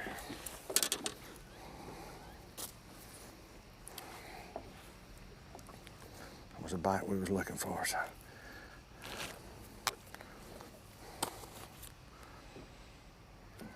It don't take long. While we're I close. Shattered that line when it breaks by the water. That's rough on your floor, Carver. 99.15 for Swindle. Polnick and Livesey become the 49th and 50th instances of a Century Club in Bassmaster history. This was the one earlier that just got him within an ounce. We've had 35 different anglers do it 50 times. Livesey becomes the 10th angler all-time to have multiple. Swindle could be the 11th all-time to have multiple Century Clubs as well. All right.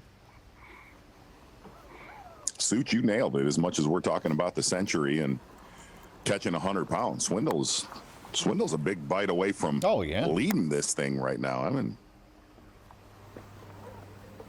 you keep waiting for Livesey to throw a coup de grace in there. Not finding it. No, and you would have thought that collision would have happened for sure. I mean, even though Livesey said he had burned down those two primary spots the first 3 days of this tournament, that there would have been. Here's the thing, though, with all of the other anglers off the lakes, you figured something would have opened up and you'd have seen one of those collisions. That has not happened for Livesey today. Back over to Josh Strassner, Big Caney.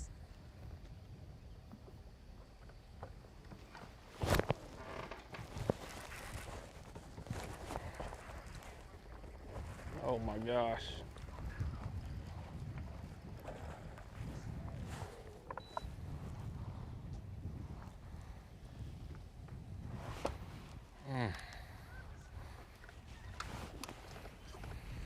Afraid to pull on hard. He's hung up in the brush. Oh gosh, stay down, don't do it. It ain't as big as I thought it was.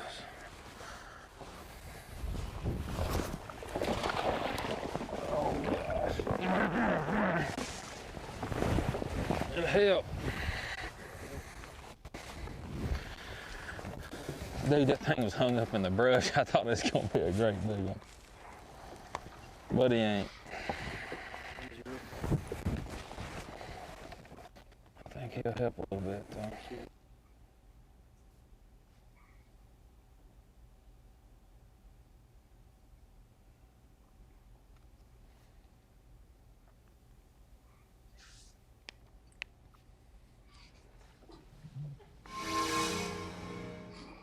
Meanwhile, back here in the Bassmaster studio, sponsored by Marathon, you said, Ronnie, that we just today had the 50th century mark achievement here in the Bassmaster Elite Series. In the 5 Bass era, 50th instance, Brandon Polnick now making that lead. Livesey was 49th. The 50th instance of 100 pounds, dating back to the 5 Bass era, but the first one was 2001. So we've had 50 over the last 21 plus years of Bassmaster. Yeah, looking back from the book from 2001, there wasn't one till they had like the 7 fish limit way back when. I mean, very historical. And now Lake Fork is tied for 3rd. One more guy, Sandy Cooper, which added 2 this year, is in 8, and Falcon has 15 total.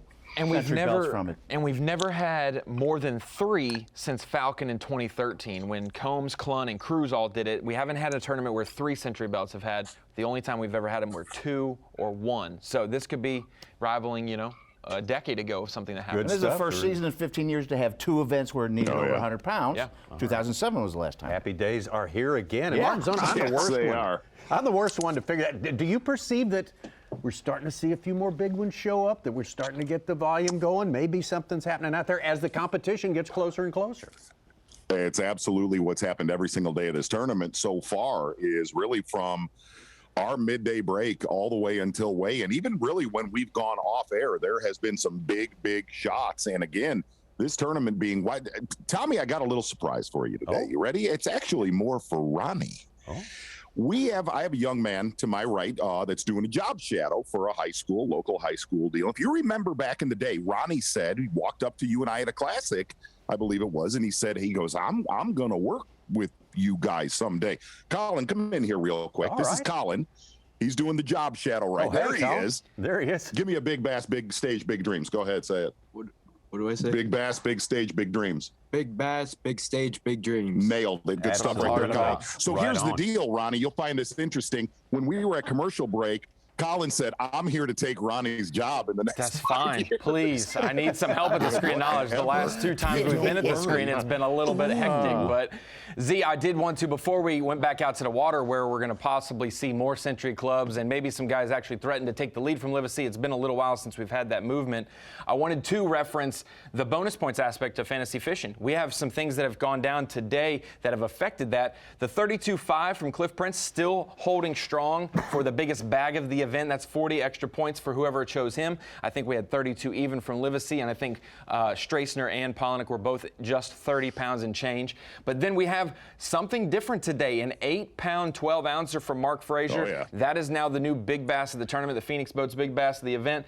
8-12 will get you 40 bonus points for him as well. So not only will Mark Frazier jump into the top 10 like he did, he also is going to move up 3 or 4 more spots. Plus that, he'll end up having more points probably than the winner of this event, unless Polinick or Livesey break that mark or they end up getting the biggest bag of the event, which right now is hard-pressed with how tough of a day it's been for those 2 guys. But that's kind of the update for the extra little points. Most of the awards are solidified by the time the final day comes around, but those are still up for grabs, and the winner of this event will get 5 extra points for leading today. I want bonus points for a Century belt. I wish. What? I wish. What? You like that, don't And I you, will Sue? say, in Drain the Lake, Joke. you'll get the bonus points for How about doubling just up a the pair winner. of cufflinks to go with the belt? Oh, I'll tell you, yeah, that'd cufflinks. work, wouldn't it? Yeah.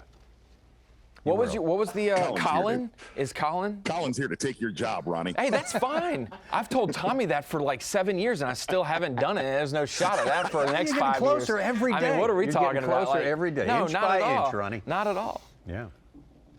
I feel like I hit my peak Tommy 3 comes years up ago. missing.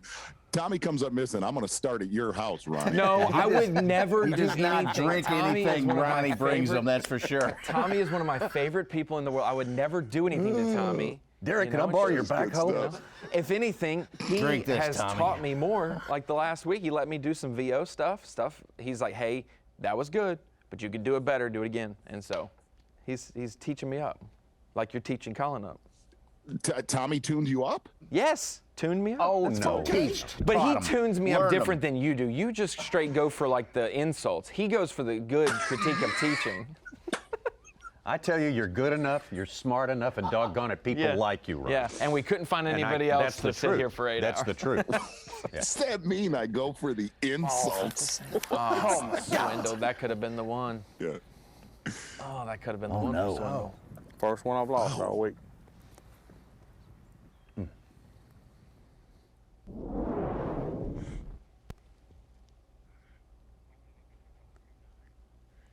Yeah, 2.9 would give him 1 ounce over his 2.8, give him 100 even.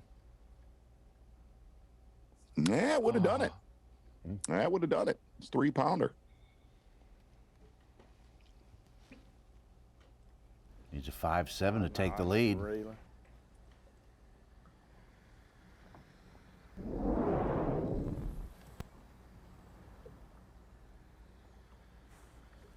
Ronnie, are you referring to that one time that I called you a loser for not picking Lee Livesey in fantasy? Is that what you're talking about? You talking about this morning? You talking about this morning on FS1? That's not an insult. That's just like, laying it out like it is. Hey, if you're not a winner, you're a loser, right? Right, that's exactly right. It's binary. Me and the other 9 guys fishing I today. don't know what at all. They just Decent. start Might be watching. old bigs in there. Trying I to see caught what the 5 up there where I'm throwing.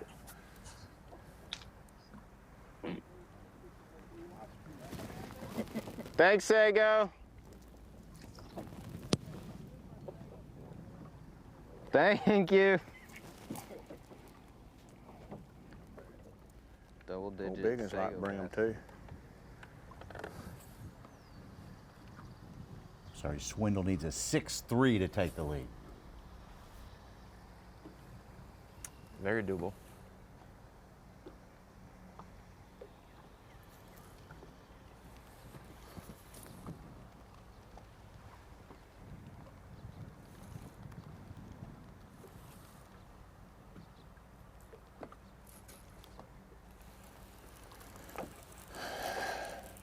on a needs a 3 3/4 to overtake Livesey.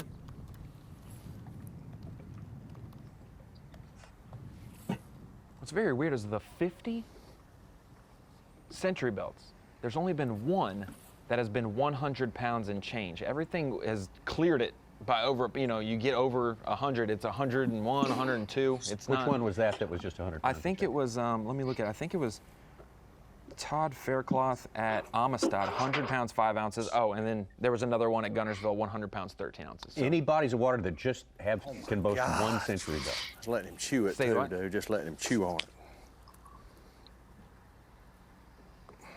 Any place that's a one belt lake. Yeah, Kissimmee and Okeechobee. Yeah, the two Florida. Kissimmee and Okeechobee. Kissimmee one featured the biggest single limit ever as well. Such, I know you're completely obsessed with the century belt stuff. I mean, it's obvious. It's always been. This is going to be interesting. You ready? Chris Johnston, when I taped with him last week, is convinced St. Lawrence it goes 100. He's convinced it'll go 100 pounds this year. Convinced. At Ontario, yeah, because of the Canadian Ontario We're starting in factor. Clayton, right? And we get both sides of the border. Yes, and I kind of we butted heads a little bit about it because that notoriously is when those fish are at their lighter weight. I mean, yeah, it's going to take 85 to 90, but that's you get a little bit more into summertime when those fish are putting on maximum weight. But he said, no, I really believe this year it goes 100 pounds. Another one that I've heard. A lot of people are very confident in Oahe, depending on if we get a bunch of north and south wind. A north and south wind could kill it because it's such a big body, the 4th biggest reservoir in the country. But they said if the wind does not cause us to miss a day or makes it treacherous, Oahe has put out some major numbers from last summer when we announced the schedule. People were in that neck of the woods and they went and pre-fished. They said that the month that we're there, it could happen. August. I did a story on a Bass Nation guy, Troy Deedy, who's made the Bassmaster Classic, caught the South Dakota state record 7.4 smallmouth from there. Mark After Frazier. we announced it. At the boat, is that going to be bigger than 3-4?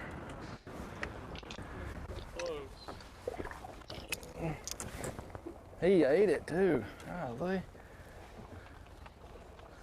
Frazier could get that 100. He's got 3 fish under 3.5 Absolutely. pounds. 3 fish under 3.5 pounds. I don't think it is. 27.8, he'll have to make a couple calls. Or another 8-12 will do Maybe, it. huh? Huh? Got our guy, I think his name's Ronald Hamilton. Oh, yeah. On the boat here. What you got? 3-3 does not call. Yeah, 3 pound, 3 ounce.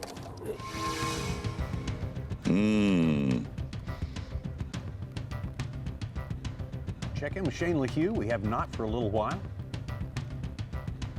Not too far from Lee Livesey there.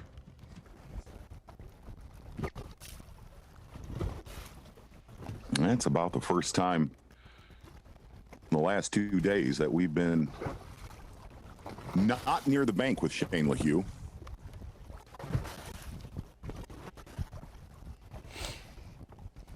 No, everybody who started 4th and below has over 20 pounds today. Top 3 still. Dwindle's knocking on the door, though.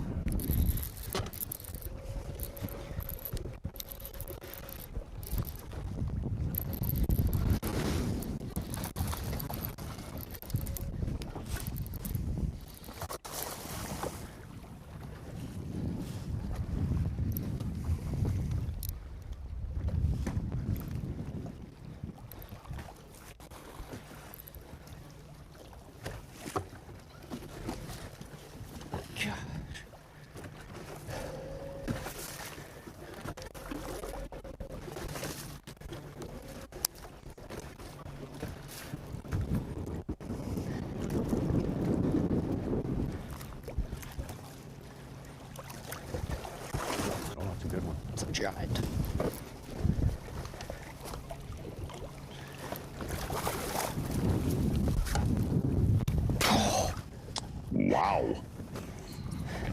2-1.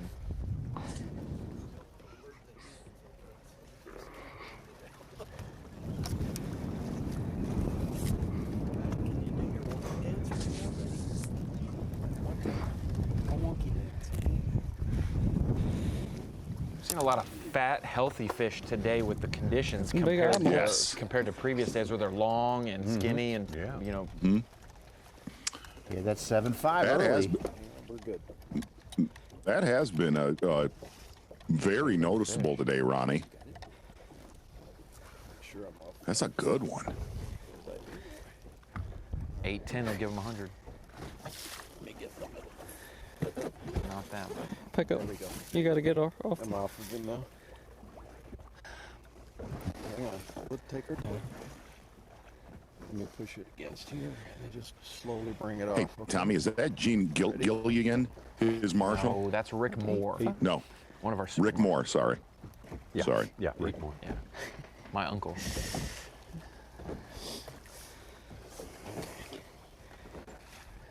I think an 8.4. It keeps locking on 8.4. Wow. More than anything. 8.5. Let's see, locks on 8.5 though.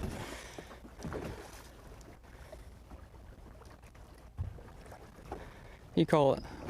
I mean, I feel bad for her. I went to 8.5 again when you stopped. Yep.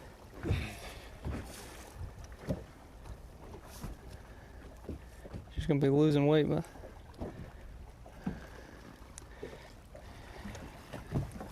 I'd say 8.5. 8.5.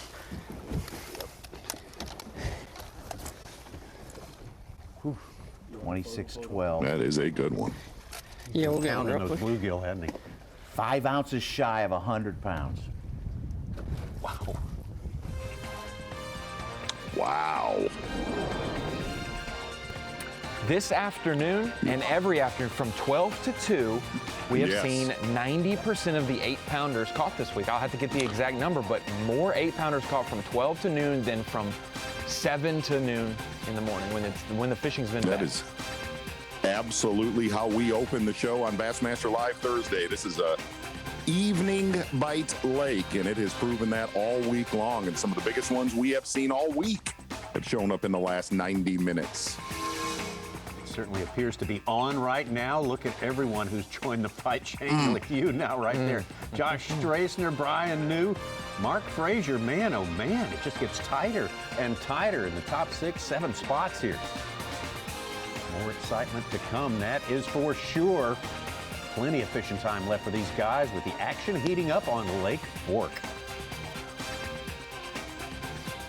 Look at the size of that bass!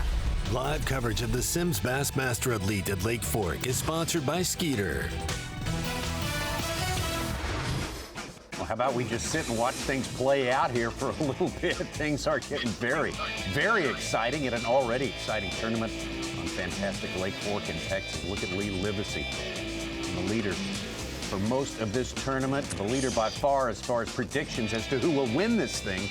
The defending champ Lee Livesey has been the guy that, man, he has not been able to break away, not by a long shot. From this top 10 has been making some incredible chess moves, especially some of them in the last hour and a half, and you can see how it is tightened up. Still, we keep our eyes on Lee Livesey. Explosive as anyone out here. Normally, we haven't seen him this time of the day because his job's been done, 28, 29, 30 pounds. Exactly. But today, we need to see him this afternoon if he wants to shore up this win.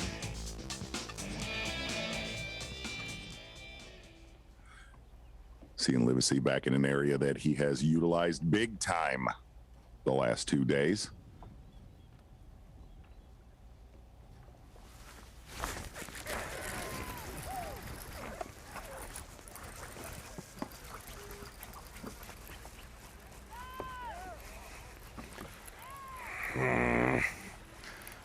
Not what we need.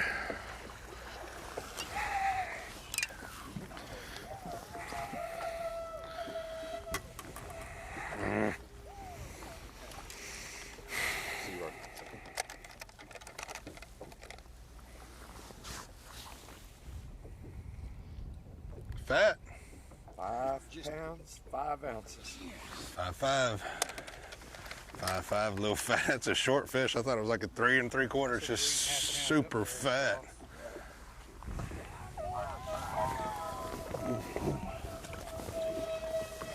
Four more and a kicker. Come on. And 4 more of those and a kicker. 3-1 Cole. That is absolutely what he needed, actually. I beg to differ. And I'm with him. I did not see 5 pounds out of that one when Nope. it came in, and then it was one of those chunkier, fatter fish that we have seen show up today with the weather Fish change. just gave up when I hooked it. That's why she didn't fight. She was just like the whole way in. I just gave up. That was an important Fought fish. for like 1 second. Very, very important. Now, what must he have been thinking 6 hours in to have 15 pounds, 10 ounces? Like after the buffet. Probably that he was about 12 pounds behind. Yeah, 1, 2, 3 guys may have passed him. Might have been thinking. That's crazy that the whole top 10 has 20 pounds except for our top 3 who are head and shoulders above everyone else. Kind of strange.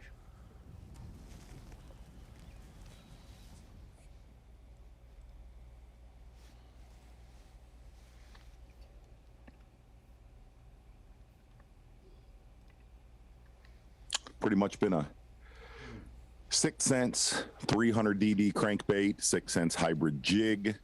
Little bit of damage with a hair jig throughout the tournament. Couple key fish. Back over to Bill Lowen and Big Caney.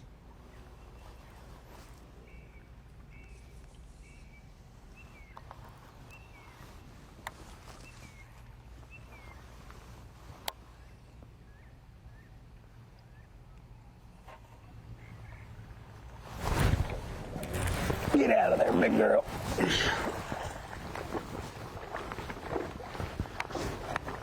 Gosh dang, boy, she's hot.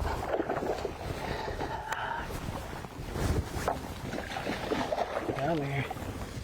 Got her. Yeah, boy, that one helps. How fat. Scales are zeroed.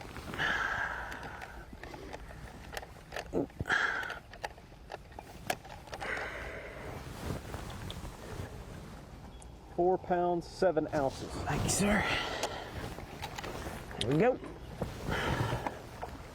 Tommy, fair to say more docks in play in this tournament on fork than any other event that we've covered here. Oh, by far. I don't remember seeing 3 docks in the last 3 trips. Not quite something you would have seen coming into this tournament. Not really. You only got to make like 97 cookies. Alone with a good one there to add. Over to Mark Frazier.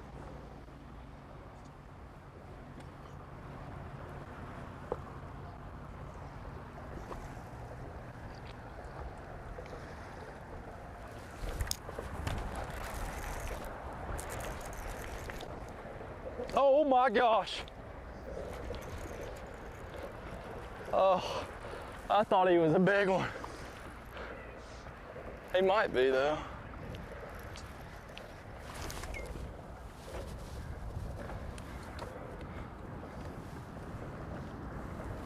That was a 3-4 to get rid of, a 3-5 and a 3-7. Man, he just didn't move. Man, he might not even be bigger than 3-4, I don't know.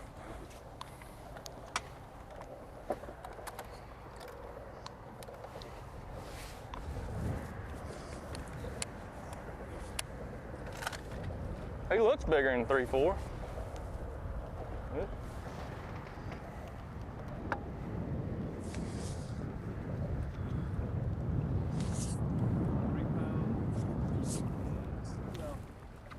Really?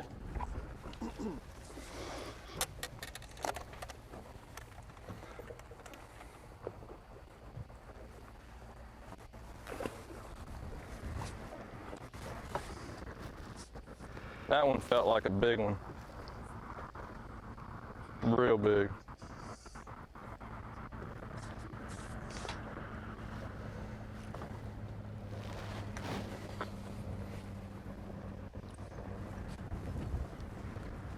Frazier would need about a 7-pounder to get to 100. He's 4-1 out.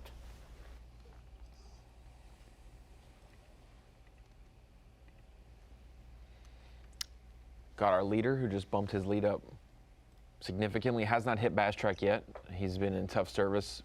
You should see the phone signal come in for his marshal, and that'll give him a 3-1 upgrade, which will put him at about 106. 10.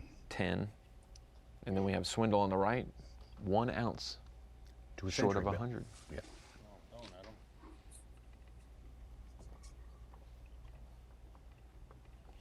Gosh, that last fish was such a crucial fish for Livesey.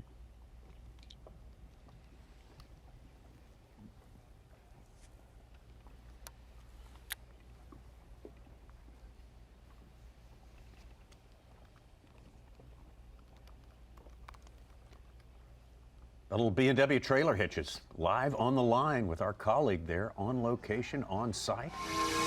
Davey Heighton, and I'm sure you have all the answers to this. How's this one going to play out? Boy, when we thought might as well give Lee Livesey the blue trophy, boy, it is so interesting. And I'd been thinking this. I just heard Ronnie say, you know, everybody has 20 pounds except the guys that we thought were going to have 20 pounds by this time of the day. So, wow, it's going to be very interesting. We've seen it every day this week. You know, one swing of the bat, one swing of the rod is 6, 7, 8 pounder. And one of these 3 guys, 3 or 4 or 5 guys now, I guess there is, if they get that bite, they're going to win. I mean, it's just absolutely incredible the way this thing is unfolding this afternoon. Hey, Davey, real quick, looking at the way that these guys, we talked about it a lot this morning on FS1. Can you name a lake besides, I'll throw Falcon out there, but can you name a lake, whether it is shallow or it is deep on Fork? This tournament has been dominated by 10-yard spots that have reloaded where guys have caught 25 to 30 pounds over and over and over. Can you name another lake that has that many one-cast spots like Fork? Certainly not that many. Not another lake that has that many really good places that can reload like they have reloaded. It's just really incredible. I mean, there's my whole career, I had a lot of 20-yard stretches that was one cast, but it was usually only one fish. But these guys going back and catching, 80, 90, a few of them going to certainly have over 100 pounds, maybe even 5 by the end of the day. But, yeah, you're right, Zeke. To be able to catch that many fish making one cast is incredible. But it just shows a lake that'll reload. And in talking with Lee Livesey, he says a week ago those fish were replenishing a lot better. Now a lot of these fish are just, when they leave these hard spots or around these brim beds or shell beds, then they're just going out and suspending. So just absolutely incredible. And the other thing is, how many guys are catching them shallow? I mean, Bill Lowen, just a jig in his hand, flipping stumps and boat docks, whatever. There's a lot of fish that are still on the bank. For some folks that are watching this that maybe don't follow the Bassmaster Elite Series, the other side of that, Davey, is you have been a favorite on a lot of, your home lakes in South Carolina. Talk about how hard it is, not only what Lee Livesey did last year, but to do that possibly back-to-back. It seemed he has made it seem a lot easier than it really is. Well, you're right, Zay. It is very, very difficult to win on your home water, let alone to do it back-to-back. Last year, him coming from behind and having that great day at the end, that to me, I'm not saying it's easy to catch 42 pounds, but that was a little easier to be the hometown favorite. But for him to be right in, the top 2 all week this week is absolutely incredible. But, hey, it's not over yet. It's really not. I mean, Gerald Swindle is only 1 ounce away from 100 pounds. Obviously, Brandon Polnick catch one really good fish. It's a long way from over. But to answer your question, it is incredibly difficult. What he told you yesterday, you told us this morning, he told you he was slam out of it. He had nothing, absolutely nothing left in the tank. But of course, this place is known. We've had a couple of great anglers already this week say, I've been on absolutely zero, and they've gone on to have great days. Can he manufacture something in the final hour?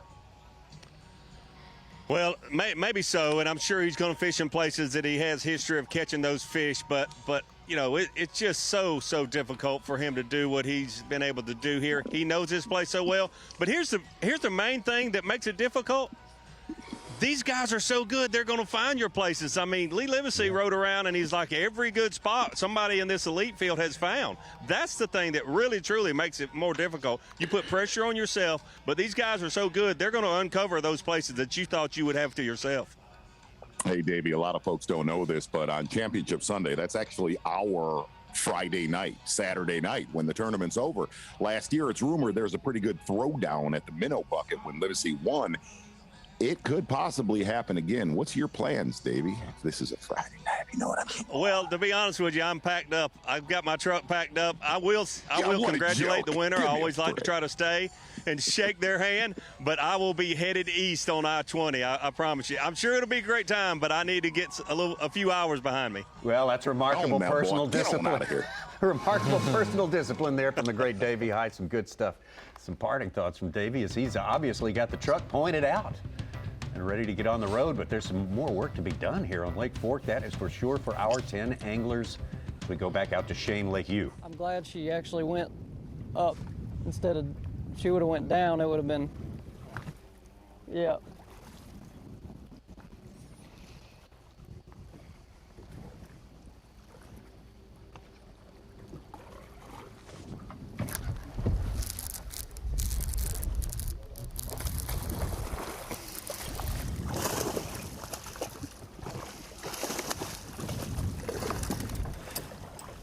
That might do it.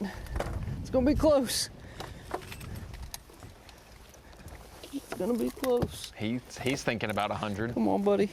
Oh yeah. He knows it. It's only they want the update every. He's 5 ounces away. He knows. 214, which you need to be. I mean, that's your lows.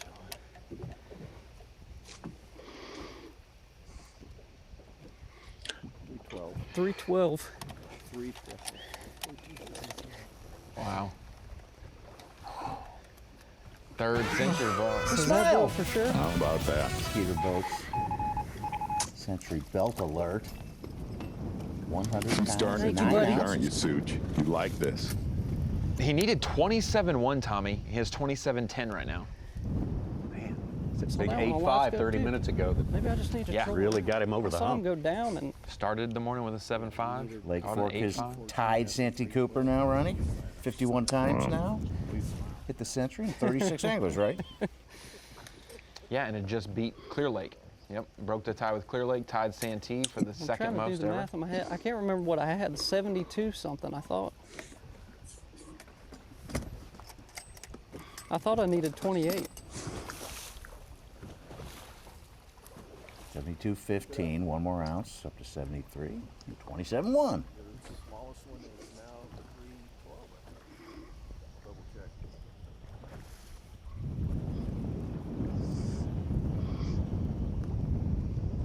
That is truly incredible on a lake that gets a absolute beatdown daily, every day of the year.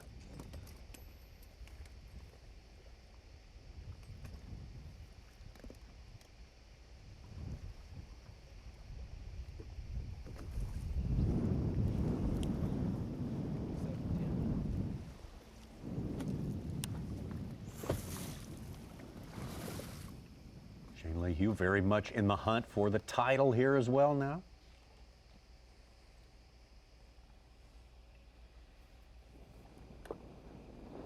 If he was to win this event, Tommy, he would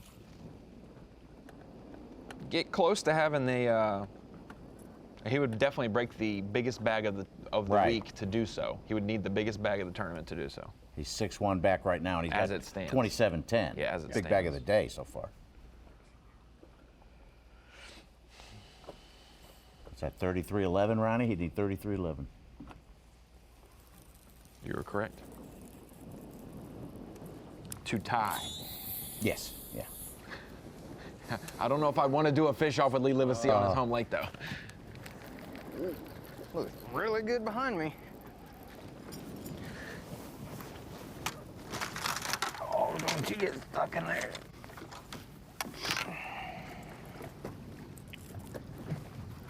Well, Hugh cracked a smile there. Remember how unemotional he was catching 7.5 this morning? Just going, yeah, bring him in.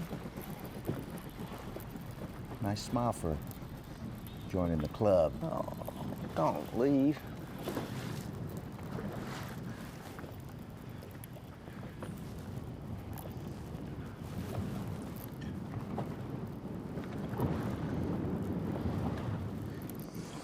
Probably need my 20.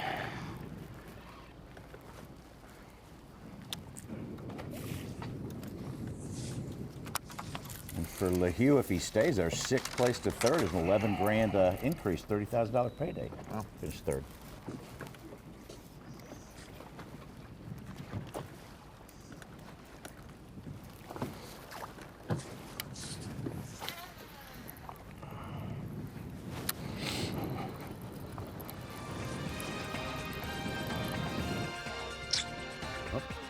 He hooked up here. All right, we'll get back to that. And now. Take a little break. Okay, here we go. We're back. We're back. In a tree.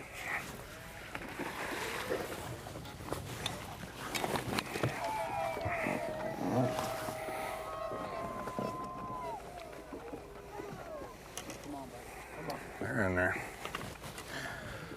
Thank you. Thank you, hog farmer. Close to 4. Big 3. 312. 3 pounds, 12 ounces. Oh, sorry, big girl. Come on over here. She mean 312 on the hog farmer mega shaky. All right, need a couple big ones. There's like a dozen of them in there. I can see them good. Or I just saw them good right then. Making it harder. A 6-pound lead over Polinick. Yeah. What did I have? A 115? Oh, that's right. I got rid of the 115.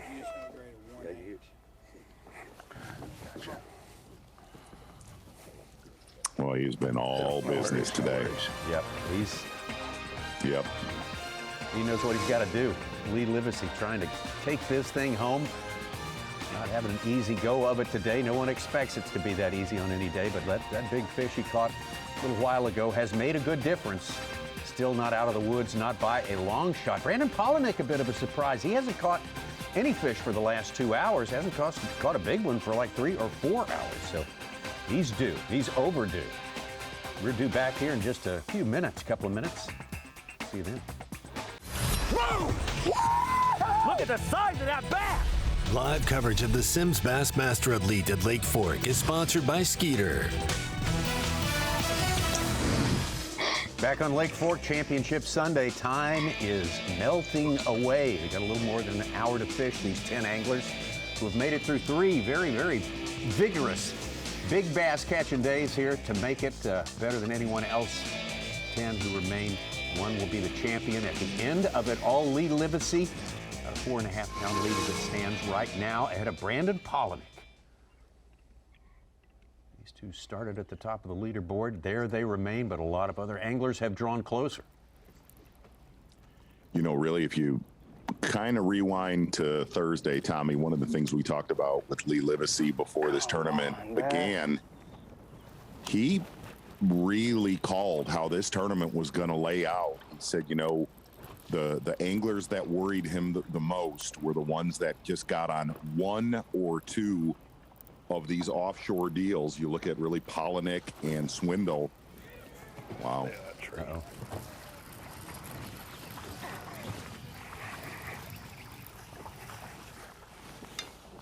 What's my small? 311? That ain't gonna do it, but we'll weigh her anyways. I got 3.2. No, she's smaller. She wasn't ever gonna come off. Thought she was gonna be big for some reason. 2 pounds, 8 ounces.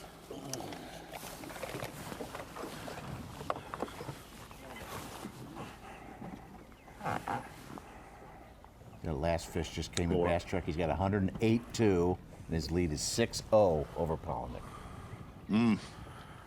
He has upped his numbers in the last couple hours, that's for sure. Going through a lot more fish now. He topped 20 pounds, 20 pounds, 3 ounces for his 5 fish. But what I was saying about that is he said, I'm really worried about the guys that are going to get on 1 or 2 offshore deals all week long and just squat. And he has nailed it. I mean, he nailed exactly how this tournament laid out from the start of it. But Tommy, if you look at Livesey's event, he pretty much squatted on two areas too. It wasn't, to be fair, like he's made, he hasn't made a dozen areas play. He's checked them. Where'd y'all go?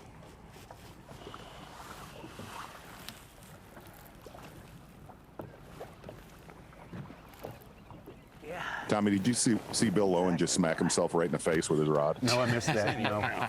That's not one you want to miss. I know. I don't have quad vision. I've just got bifocal vision. Lee Livesey's 108 pounds, 2 ounces is the 23rd biggest weight in Bassmaster history. Not winning weight, because some of those guys obviously didn't win their events, but 23rd biggest weight. He's only about 5 ounces from being the 20th biggest weight. Wait for it, T. Tommy, wait for it. There we go. All right. Oh. That's bringing the ship into the harbor, Tommy. Don't think we're not. We absolutely are. Absolutely. We're bringing it in. It's like walking into the rake store and not paying attention. They leave them lying on the ground? Yeah, they do. Never been to a like one of the that, top of the line rake stores before? Come on, Such. You look like a rake kind of guy. I've actually done that. It's not surprising.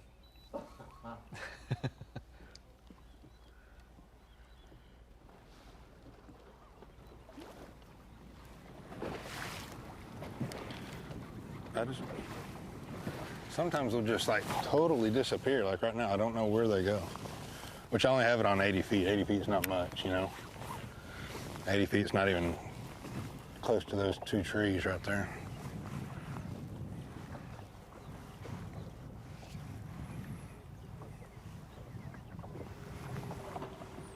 Wow. Another feeling herder.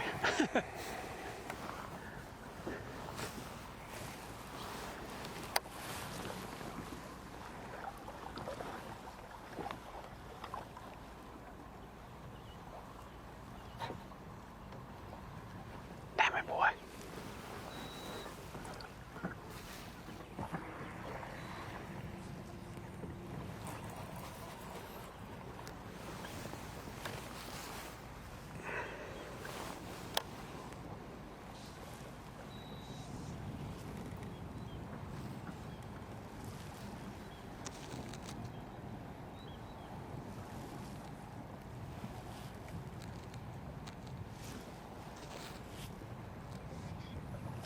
What do I have? Weight-wise?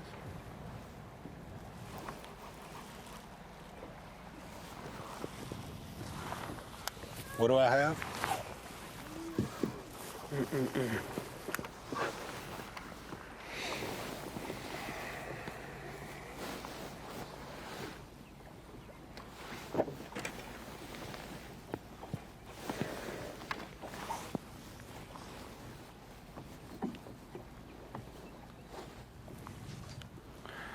I want to throw that big fluke in there weightless, but they're moving around so much. It takes forever to get it down, you know?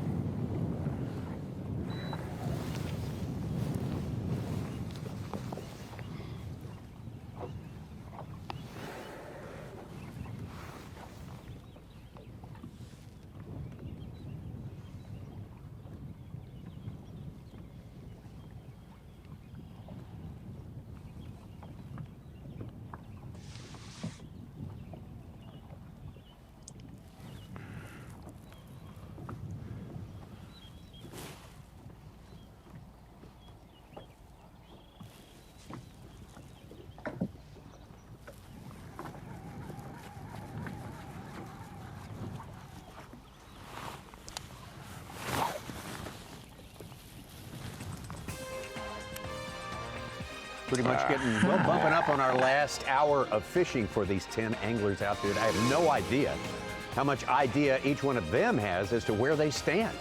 versus the crowd. I'm assuming some of them think they're farther down, farther yeah. away than they actually are. I think Livesey and Polinick definitely are bummed, and they feel like they have let this one slip away, but they're still right there. We got more time to show you here. We're not going to be here till the bitter end, but of course the weigh-in. Might want to get it on your mind right now. 4:10 Eastern Time coming up. The Sims Bassmaster Elite at Lake Fork is sponsored by Ranger Boats, Yamaha, Toyota, Berkeley, and by Progressive.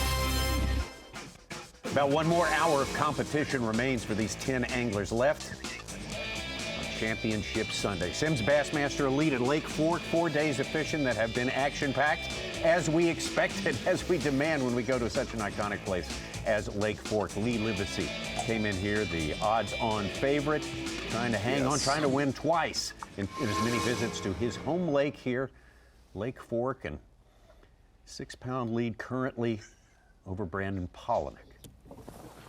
Nope. I mean, the other thing about Livesey, and I think a lot of the locals, a lot of the guides would agree with this about Livesey, there are not a ton of secrets on this lake anymore with all of the electronics, all the mapping, and really all of the tournaments that have been here this time of year. Last 3/4 ounce hybrid jig, and I said, I bet they send me some more.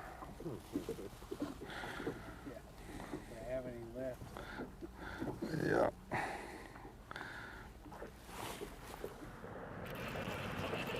Oh! Frazier hooked up again.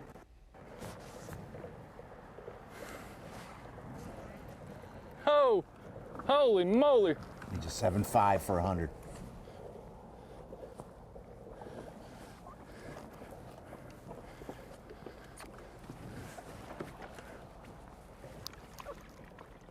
Boom! Oh! Wow. Freaking choked it. Dude. Freaking. Look how flat he is, though. He might be.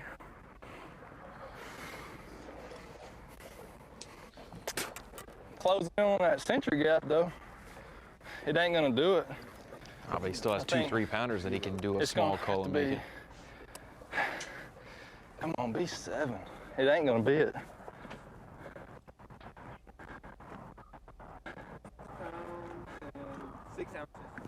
It ain't, I knew it.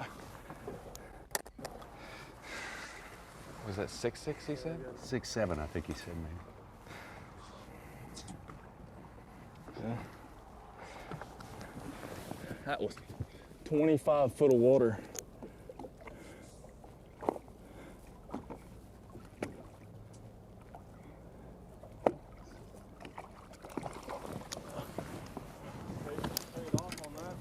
Dude. Did it come off the same bar? Is that the one? Better believe. God dang it. I let him have it. He bit it. I felt it come out of his mouth. Jeez.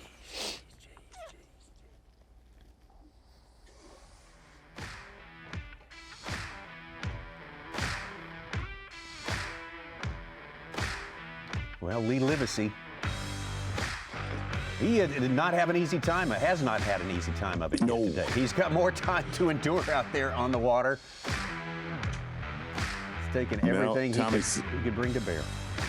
No doubt about it, Tommy Sanders. It's been a grimy day for Lee Livesey, and really yesterday was, even though he laid down over 27 pounds, it has not been a numbers gig, and really for the first, gosh, man, call it 4.5 to 5 hours today for Lee Livesey. He had 3 barely keepers going to this little high spot. And a lot of the areas that Livesey has concentrated on really call it from 7 to 12 feet of water, doing a lot of damage today with a bigger worm, with that hybrid, that 6 cents hybrid jig.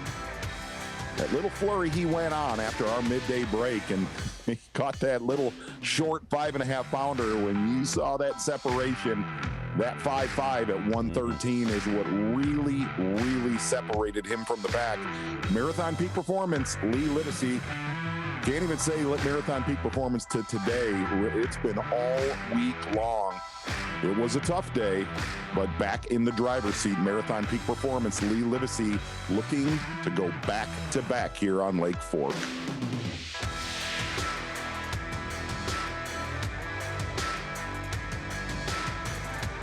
I think that catch got Frazier within a Marathon. pound, or maybe Yes. 15 ounces. Peak performance. 99.1, Ronnie. Lee Livesey. He will always have unfinished business with this marathon peak performance. Well done. Back out to Lee Livesey live. Thanks, Tommy. Letting it soak. Livesey took the lead from Polinick, who took it from him yesterday at 12:08. Remember that little flurry? Mm-hmm. And from 32 plus at the weigh-in on day one to 2 days later saying, I got nothing. Yeah. That's remarkable.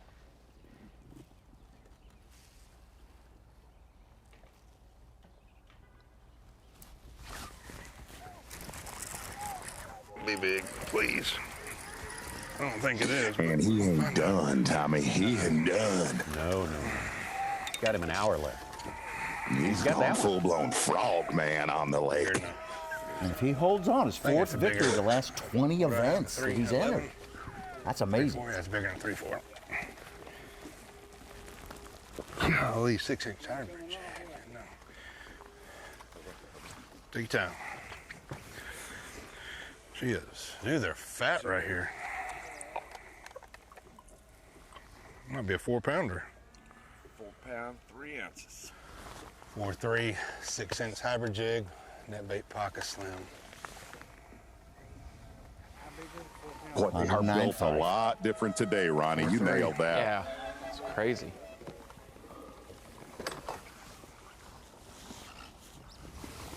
What an event. Unbelievable.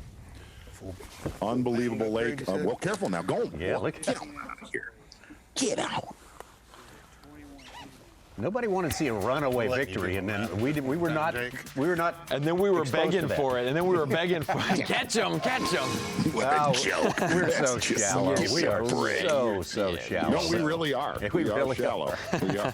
4:10 Eastern Time today. That's when the weigh-in cranks up right here on Bassmaster.com. Going to be an exciting one. Big hometown favorite. Can he do it one more time? Folks are gathering for that. Very much looking forward to it. Man, I tell you, it's been a week. It has been a Absolutely. week. We always look forward to any trip to Lake Fork, and we have gotten sort of all the full range of emotions through the course of this one. Yeah, it is going to be there's going to be a party breaking out at that minnow bucket. Guys, Tommy, this is one of those tournaments I kind of wish we were on location. If you know what I mean, boy. I know exactly what you mean. Absolutely. Lee Livesey. Unhinged. Absolutely earned this one, man. Big time.